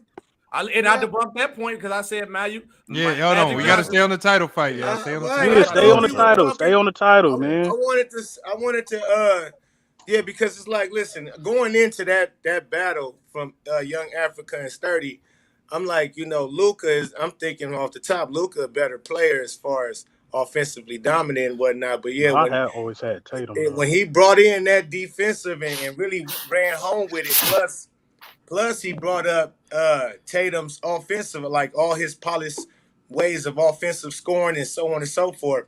So that hit kind of home. So And Pope, if let me ask you something. So if I were to explain more on how Luka gets his points, I mentioned the fact that Luka averaged more points, but I didn't mention how Luka. You think if I mention more of that, that would have brought it home a little more? For sure, and like he a walking triple double. But he He's docked a him. walking 30. But Africa blocked that point by saying that like he only really do it off with the ball in his hands. He brought it about Tatum better off the ball though. But wait, time out. No, I mean he counterpunched, not docked. He counterpunched. But see, because Sturdy already has said like he's doing much more with less. So it's like when you put it in that context, and since he been a youngster, he been taking that team that really been lacking players to the playoffs. This is his first year not making the playoffs since a rookie. Yep. And he been super dominant in the playoffs. And he took a team nobody expected last year for the Dallas Mavericks to make it to the Western Conference Finals. And I mentioned that.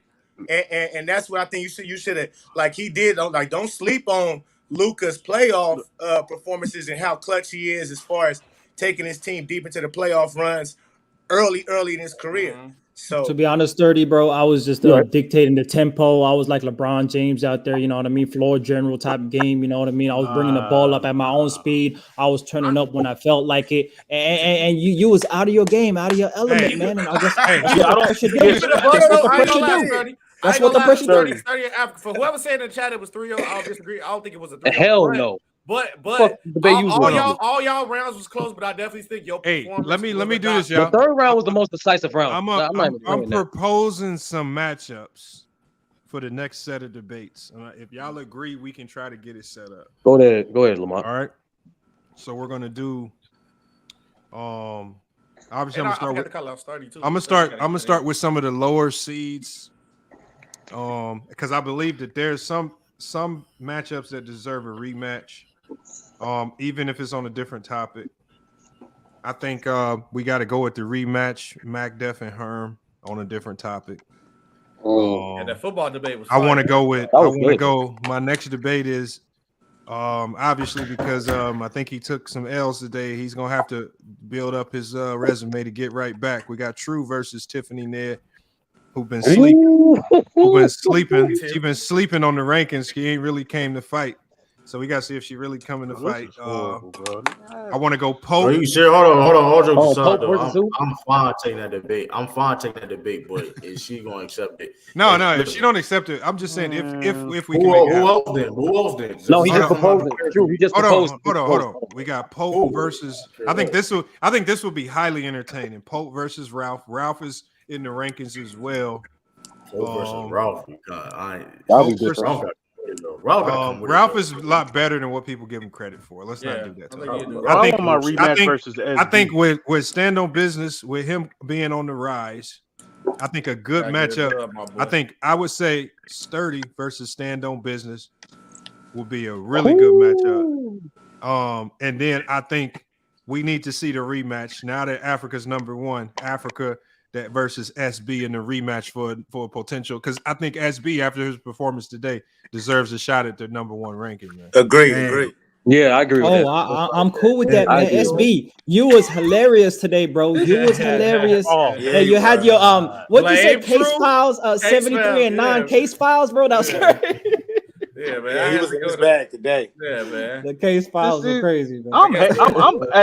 I'm being a hater. This man got one win, win, and he get a title shot. That's what we doing. Same thing happened with Apple. What's the point? But it's like, I'm a top dog, though, bro. But back up. You ain't no top dog. SB top 5. He top 5. Get the fuck out of here. One win. Oh my God. I'm being a hater today. Yeah. Nigga got a below 500 record.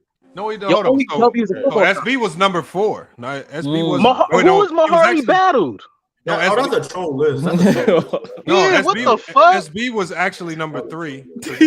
Bro, hold on. First of all, to have Ralph and Renegade, I quit. I quit. What you say? Hold on. I throw in the damn towel. I'm not no fool. I ain't going out like Apollo Creed. I'm throwing in the damn towel. This is old, MacDuff. I'm throwing in the. I don't give a damn if it was old. I don't give a damn. Hey, listen though, that's crazy. That being said, I was not proud of my performance. I was not proud of my performance today. That being said, I did get that being said, though, listen, man, hey, listen, I don't give a fuck about this, bro. I'm out here. However you feel where I'm at, I'm there. I don't really care less, man. That being said, I can be anybody. I still can be anybody on this panel, though. I don't care less. I still believe that, though. Listen, me and Herm, we're gonna have a debate one of these days. And when is Hitman X gonna stop ducking the debates, man? I didn't want to say no names, though. I didn't want to say no names. Though. Hitman X gonna have to eventually jump in, man, and get in the fray. Man, this is weird. I'm not gonna lie, Lamont. Because I want MacDuff on the side. I can see a Herm. I would like a Herm and hit. Hey, Diesel, but listen though, Diesel. But here's the thing, Diesel. All y'all motherfuckers in the chat, y'all niggas was talk all this in the chat. Will not come on here to debate me though. That's the crazy thing about. If I'm so light, the come chat on here to biased. debate. Oh my God. Listen. Here's the thing. Not for me. The chat hate, bro. The chat was on my head from the beginning. Yeah, I'm casual. Hold on. Hey, listen, we can do that too. Hold on. We can do that too. I want to get Tyson in these debates. Tyson want to get somebody. Tyson is going to be a formidable opponent. Yeah, man. Tyson. Man, let me face him. Lamont, let me introduce you. I don't want no rematch versus Herm. Nah, let me introduce Tyson. No basketball, man. Tyson, no basketball. Hold on, we don't can. Know shit. Yo, what, MacDuff? What you say? We can get. Tyson gonna be calling me Buster Douglas at for Tyson's first fight. We can get Tyson versus the Pope, man. That's fine. That'd be fine. Listen, though, man. Niggas is getting title shots off of one win. I don't want to battle. I don't want to rematch Herm. I don't battle tomato cans. That's why I don't battle tomato cans, bro. I need to. MacDuff, what's your record though? Bro, for the century, man. For FYF, basically, bro. Debatables and robberies in a wow factor, okie doke. I'm still above 500 though. So wait, you came in charismatic, bro. I give you the energy and charismatic. You had the energy, charismatic. You had the bass. I give you. So I ain't saying no facts. I ain't dropping no facts, no nothing. Hold on, MacDuff. All jokes aside, though, MacDuff. Subjective. Hold on, MacDuff. You can't just say every debate you've been in has been a robbery, bro. Like, at some point, bro, you got you're not gonna get better if you're thinking that way. It just is what it is, bro. Yeah, it was true. All right, True. What did I mess up? Hold on, True. What did I mess up on? How did the battle go? You give your explanation. He just had better material. He had better material. You may have won the second round. Subjective. Go ahead. I may give you a second. Oh, well, here's the thing. Everything you just said was 100% facts, and I didn't debunk nothing you said. Like, come on, man. You can't listen. We're not all saying this for no reason, man. Listen. Credit you for beating Herm. That was still a close one. That was close. I may have to watch it again, but yeah, you did what you had to do. You did it. I think both of y'all did enough to win. So I'll give you that. But come on, man. Yeah, Herm definitely got the second round. I edged Herm 2-1. I admit that, but I'm just the bias on that battle. That being said, hey, Diesel though, if y'all think SB nice, not be SB, what that makes him then? That was a man. Not a number one contender. That is horrible. Count something. I cook on the regular, bro. Well, Herm top 5. Herm top 5 now. So don't worry, we gonna get. I don't know. I got to do the rankings. I'm just saying, I gotta come back. I'm gonna put the rankings up tomorrow. I'm gonna put the new rankings up tomorrow. So let me get this straight. I beat Herm. I smoked True the King. I just gave away the third round. I smoked True the King. We all know who won that. You lost, bro. Bro, that is bro. You took home the Andre Iguodala Finals MVP. You didn't deserve that, bro. We all know that. Niggas lose every day, B. I smoked you. Everything else was highway robberies and debatable. You have a 10% winning percentage, bro. The fact that you said, bro, MacDuff, you gotta stop saying you might have a debate. You got 10%. Blame 10% winning percentage. Why I did you like that? I was on polite, bro. No, True is worse. True is worse. He never won a basketball topic ever. His only W is a football topic, bro. First of all, I'm still above 500. Bro, the robberies and debatable. But who's ducking, Sturdy? And young African. Ducking who? Ducking, Sturdy. Shut up. Ducking who? You ain't worse than ducking. I ain't gonna hold you, Mac Duff. When it comes to basketball, Mac Duff, you probably lose everybody on this panel, bro. I'm telling you, yo, real talk, Mac Duff, you are but basketball. Bro, hold on. What did he rebuttal that I said? I don't want to debate nobody who ain't worth debating, bro. I can't do that again. That's man, you didn't rebuttal nothing, bro. You said a bunch of lies, bro. Yeah, but man, but Mac, you gotta expose those lies. The problem is he called you a tomato can before the fight, and then he swept you. Yeah, that was wild. That was wild. Again, and I halfway. I didn't really fully prepare. He did not sweep. He did not, bro. He did not sweep me. You can see he did not 3-0 me, bro. I literally was at work. I'm like, man, I'm preparing for this. I'm like, I ain't gonna lie, Mac Duff, they helped you out though, cause I won the first round. If you really listen to it. No, you didn't. Nah. I had Mac Duff edge in the first round. I won the first and the third. Believe you. You need more people. I won the first. Let me say this third. though. Let me say this though, Lamont. You know, shout out to you. Shout out to you, FYF Sports, Lamont, man. It's enough. Yo, let me say this though. Shout out to Lamont, FYF Sports, man. This is great for all the fans and the culture of basketball. But putting brothers on, letting them get that airtime, actually being a man of the people, giving people a voice is a major thing, especially for me and in my life. And so, salute to you, Lamont. Salute to you. And if you want me in Africa, to go for the rematch, I'm down for it. But I want to wait because we just debated to get like two battles, build the anticipation up. Okay. I'm down. Hold on. We can do that. So we can make sure we got to get Africa versus Mahari. I told y'all niggas who I want. I want that nigga A-Weezy Bang, nigga. And the day you talk about you want a ticket. Nah, you talk about you want a ticket, nigga. I own a ticket for a whole goddamn summer. Ticket ain't hard to beat.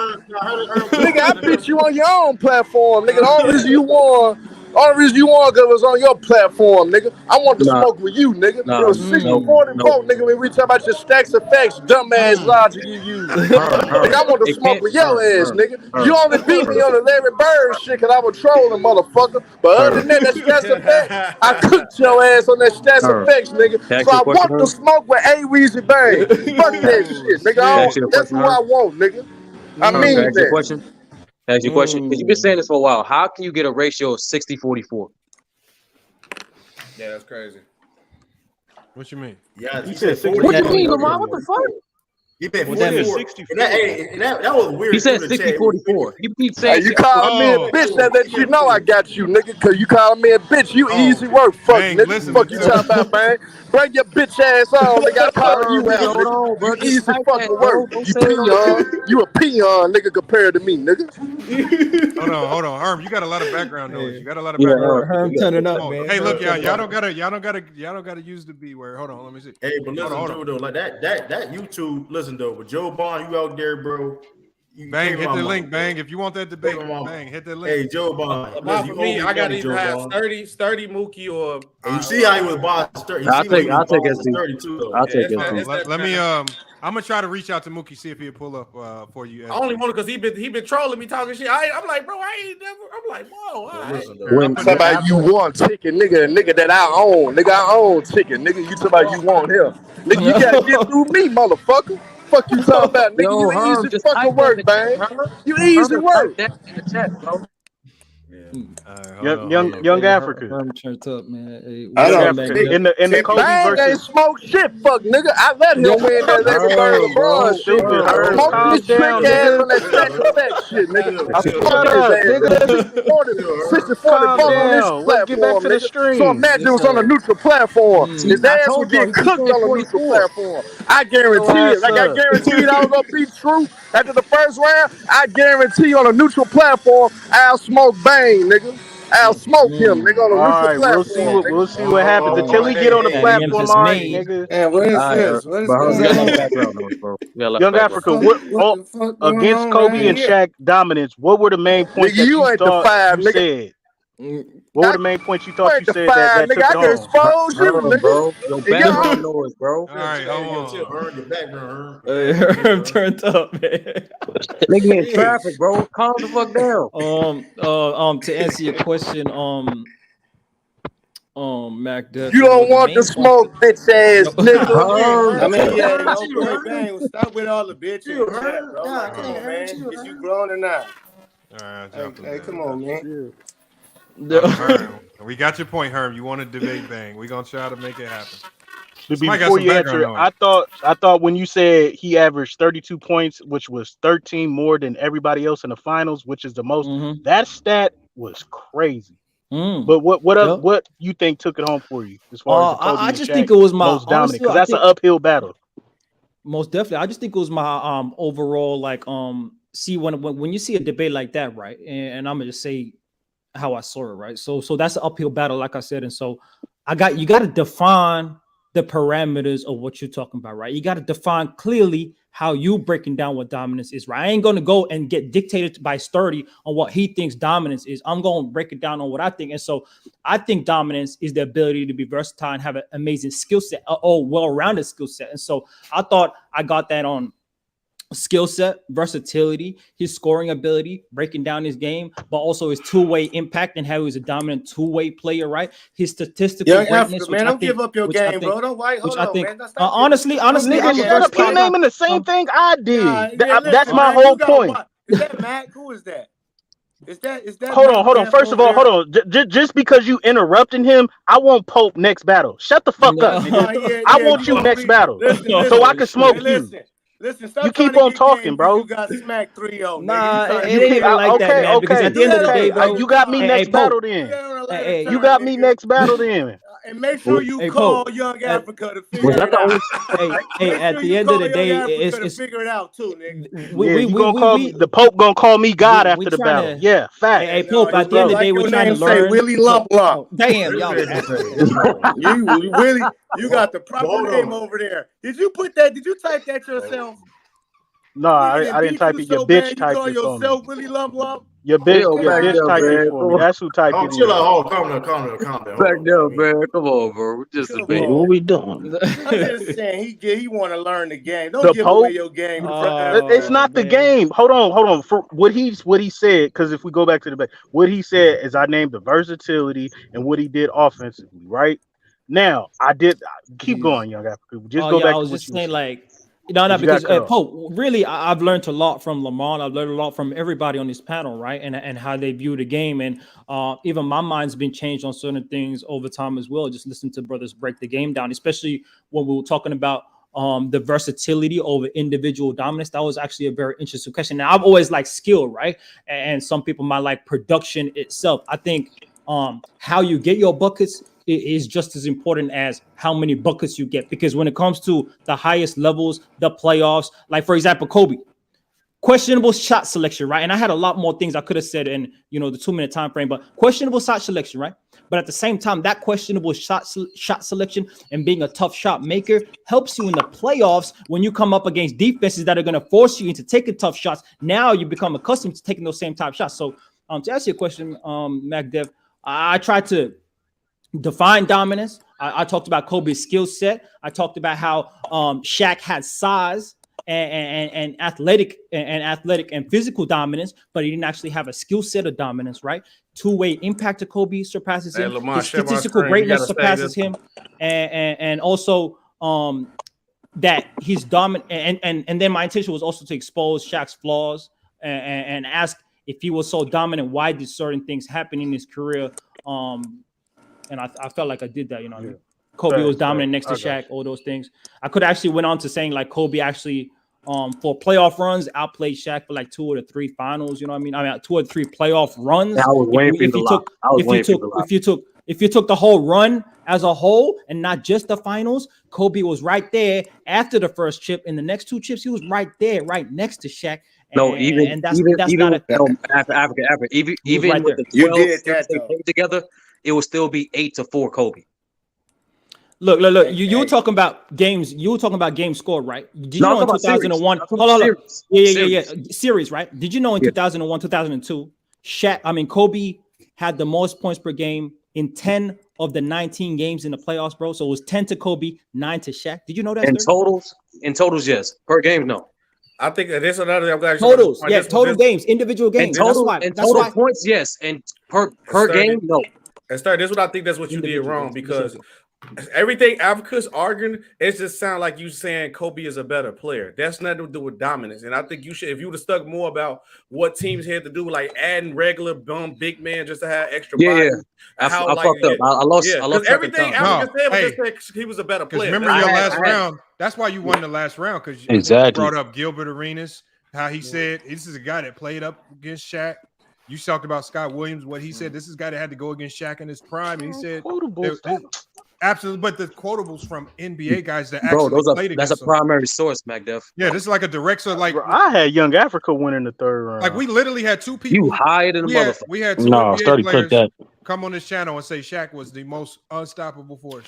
So what did y'all think about my stats about Kobe or the statistical? That's the reason I gave you killed it. No, Young Africa, you hit him with Kobe's versatility. And when you start to talk about his versatility, it just and when you then you and the most 50 points when he hit him with you add the versatility with the clutchness and you throw that at Shaq. Yeah, the clutch. Yeah. I mean, and then this is what got it for me when he talked about Kobe on the defensive end. When he talked about Kobe on the defensive end as well, and then talked about him, when you talk about that sense, he was more defensively dominant than Shaq, which is crazy. And then he killed the offensive side of it. That was the tough. Yeah. And he counterpunched about weakening the points of Shaq, like saying Shaq had no clutch shots. He was really one-dimensional. But it was just like, but the point I said, that's why I was like, if you would have just ignored it, in light of the fact of like, everything you said, that sound great. It could be true, but that's not saying how he's dominating him. But because how was 30 definitely argued, he didn't make. Well, I think Kobe better than Shaq anyway, but he solidified. And also listen, the fact when he talking about when he said Shaq had played with Penny, Kobe, Wade, LeBron, I was like, oh, there you fucked him up, right? But hold on, but Pope, that's the thing. Fuck, man, I wish I had more time because like I mentioned in the 3rd round, him draw that much fouls actually helped them niggas, and also. Like I tried to do in the 3rd round too, like being clutch, not just the 4th quarter. Yeah, but then he brought up how Kobe was able to not just win without Shaq, but did it without another top 75. Another 75. And then he won 2 championships. Too. And it's like, man. No. I should have replied with the fact that Shaq during his best run not only led the league in scoring, but was 2nd defensive player of the year, and that was Kobe before he went to his prime.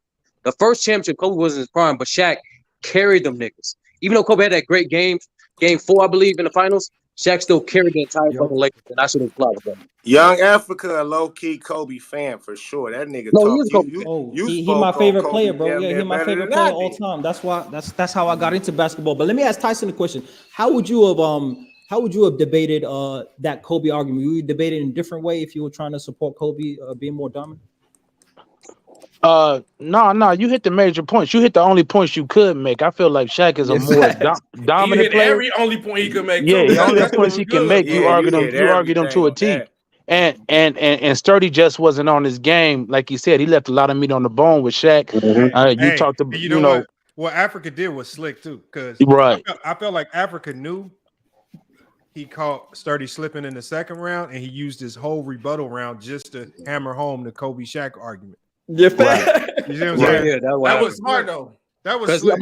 I'm like, yo, he lined like the second round. I'm like, bro, I'm about to rebuttal shit. So out of this. he just used his whole last round to reinforce that he won the first round. How sturdy let him off the hook with the Tatum deficiencies, bro. You did not point out well enough Tatum's deficiency and what he doesn't do well as far as shot selection, settling for threes, the turnovers, the not being able to play make with a great team around you, and all this stuff. You did not hammer that home, and you could have. I mean, you could have cooked on Luka. How Luka is carrying with that trash of a squad he had. I mean, not trash, but a far lesser squad. That's why I thought I did enough in the second round, but I hammered it home in the third round. You right.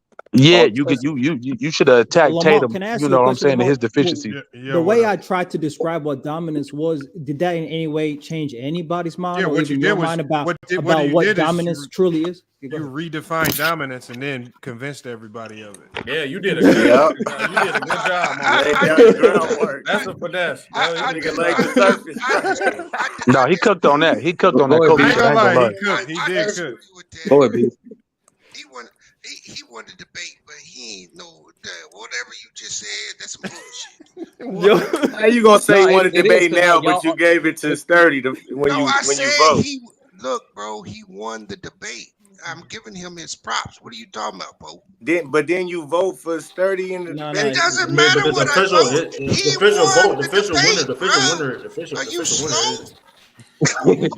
I just asked you. Hold on. Listen, you the one sound slow. Pope Champion Rookie of the Year. But I'm asking you a question. I asked you a question. Just answer the question.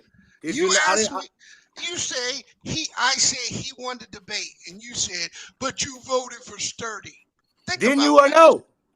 He won the debate, nigga. What are you asking you, dude? Now, do you think Sturdy won? Yes, I voted for Sturdy, but you think Sturdy won still? Yeah. Okay. Here and said Young Africa won the debate. He won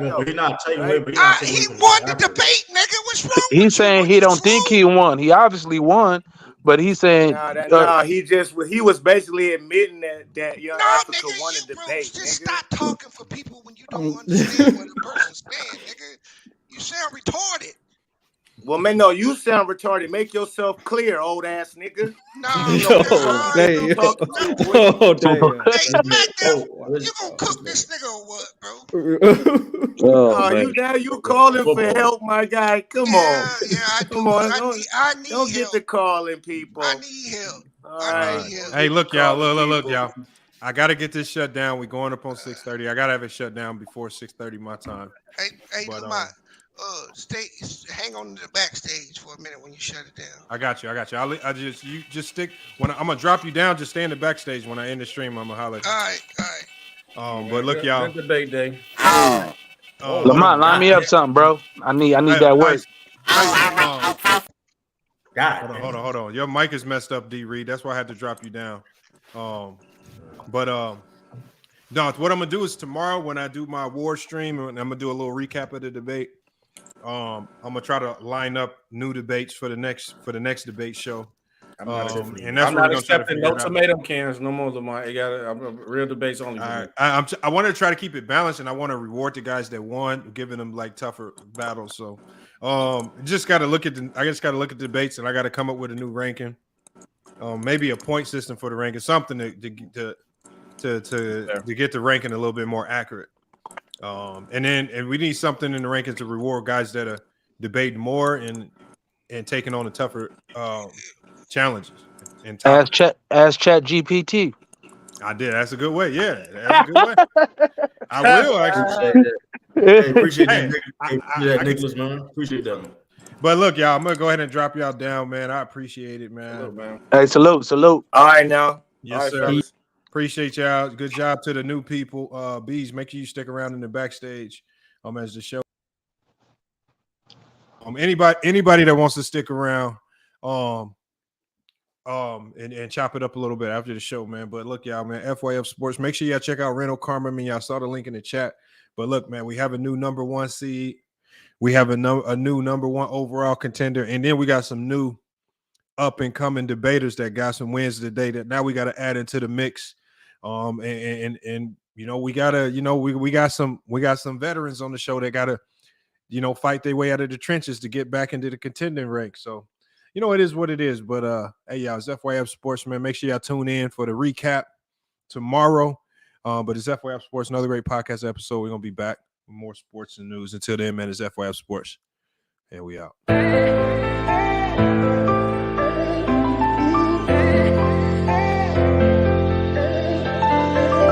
Yeah, we done came from the bottom, mad that we up, but I don't hear him talking. Started with knowledge inside of my noggin. We took a dream and then we started vlogging. Put my city on the map now. I'ma say how it is and I don't back down. On the road to 100K, we finna act out. We gon' show them that we not just in the background.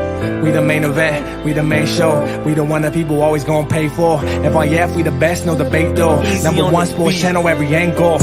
I'ma show them all how we ride. Best sports talk show, we not like them guys who playing it safe while they feather the lines. We pushing the narrative all the time. Like who to go in the game is not MJ. Kobe Bryant top 10, not what we say. Hakeem Olajuwon is very overrated. Keep it real if it ain't fact, we don't say it. Now stable, we won't be ignored. We number one special when coming to sports. FYF bringing the heat here, of course. Everything backed up with actual source.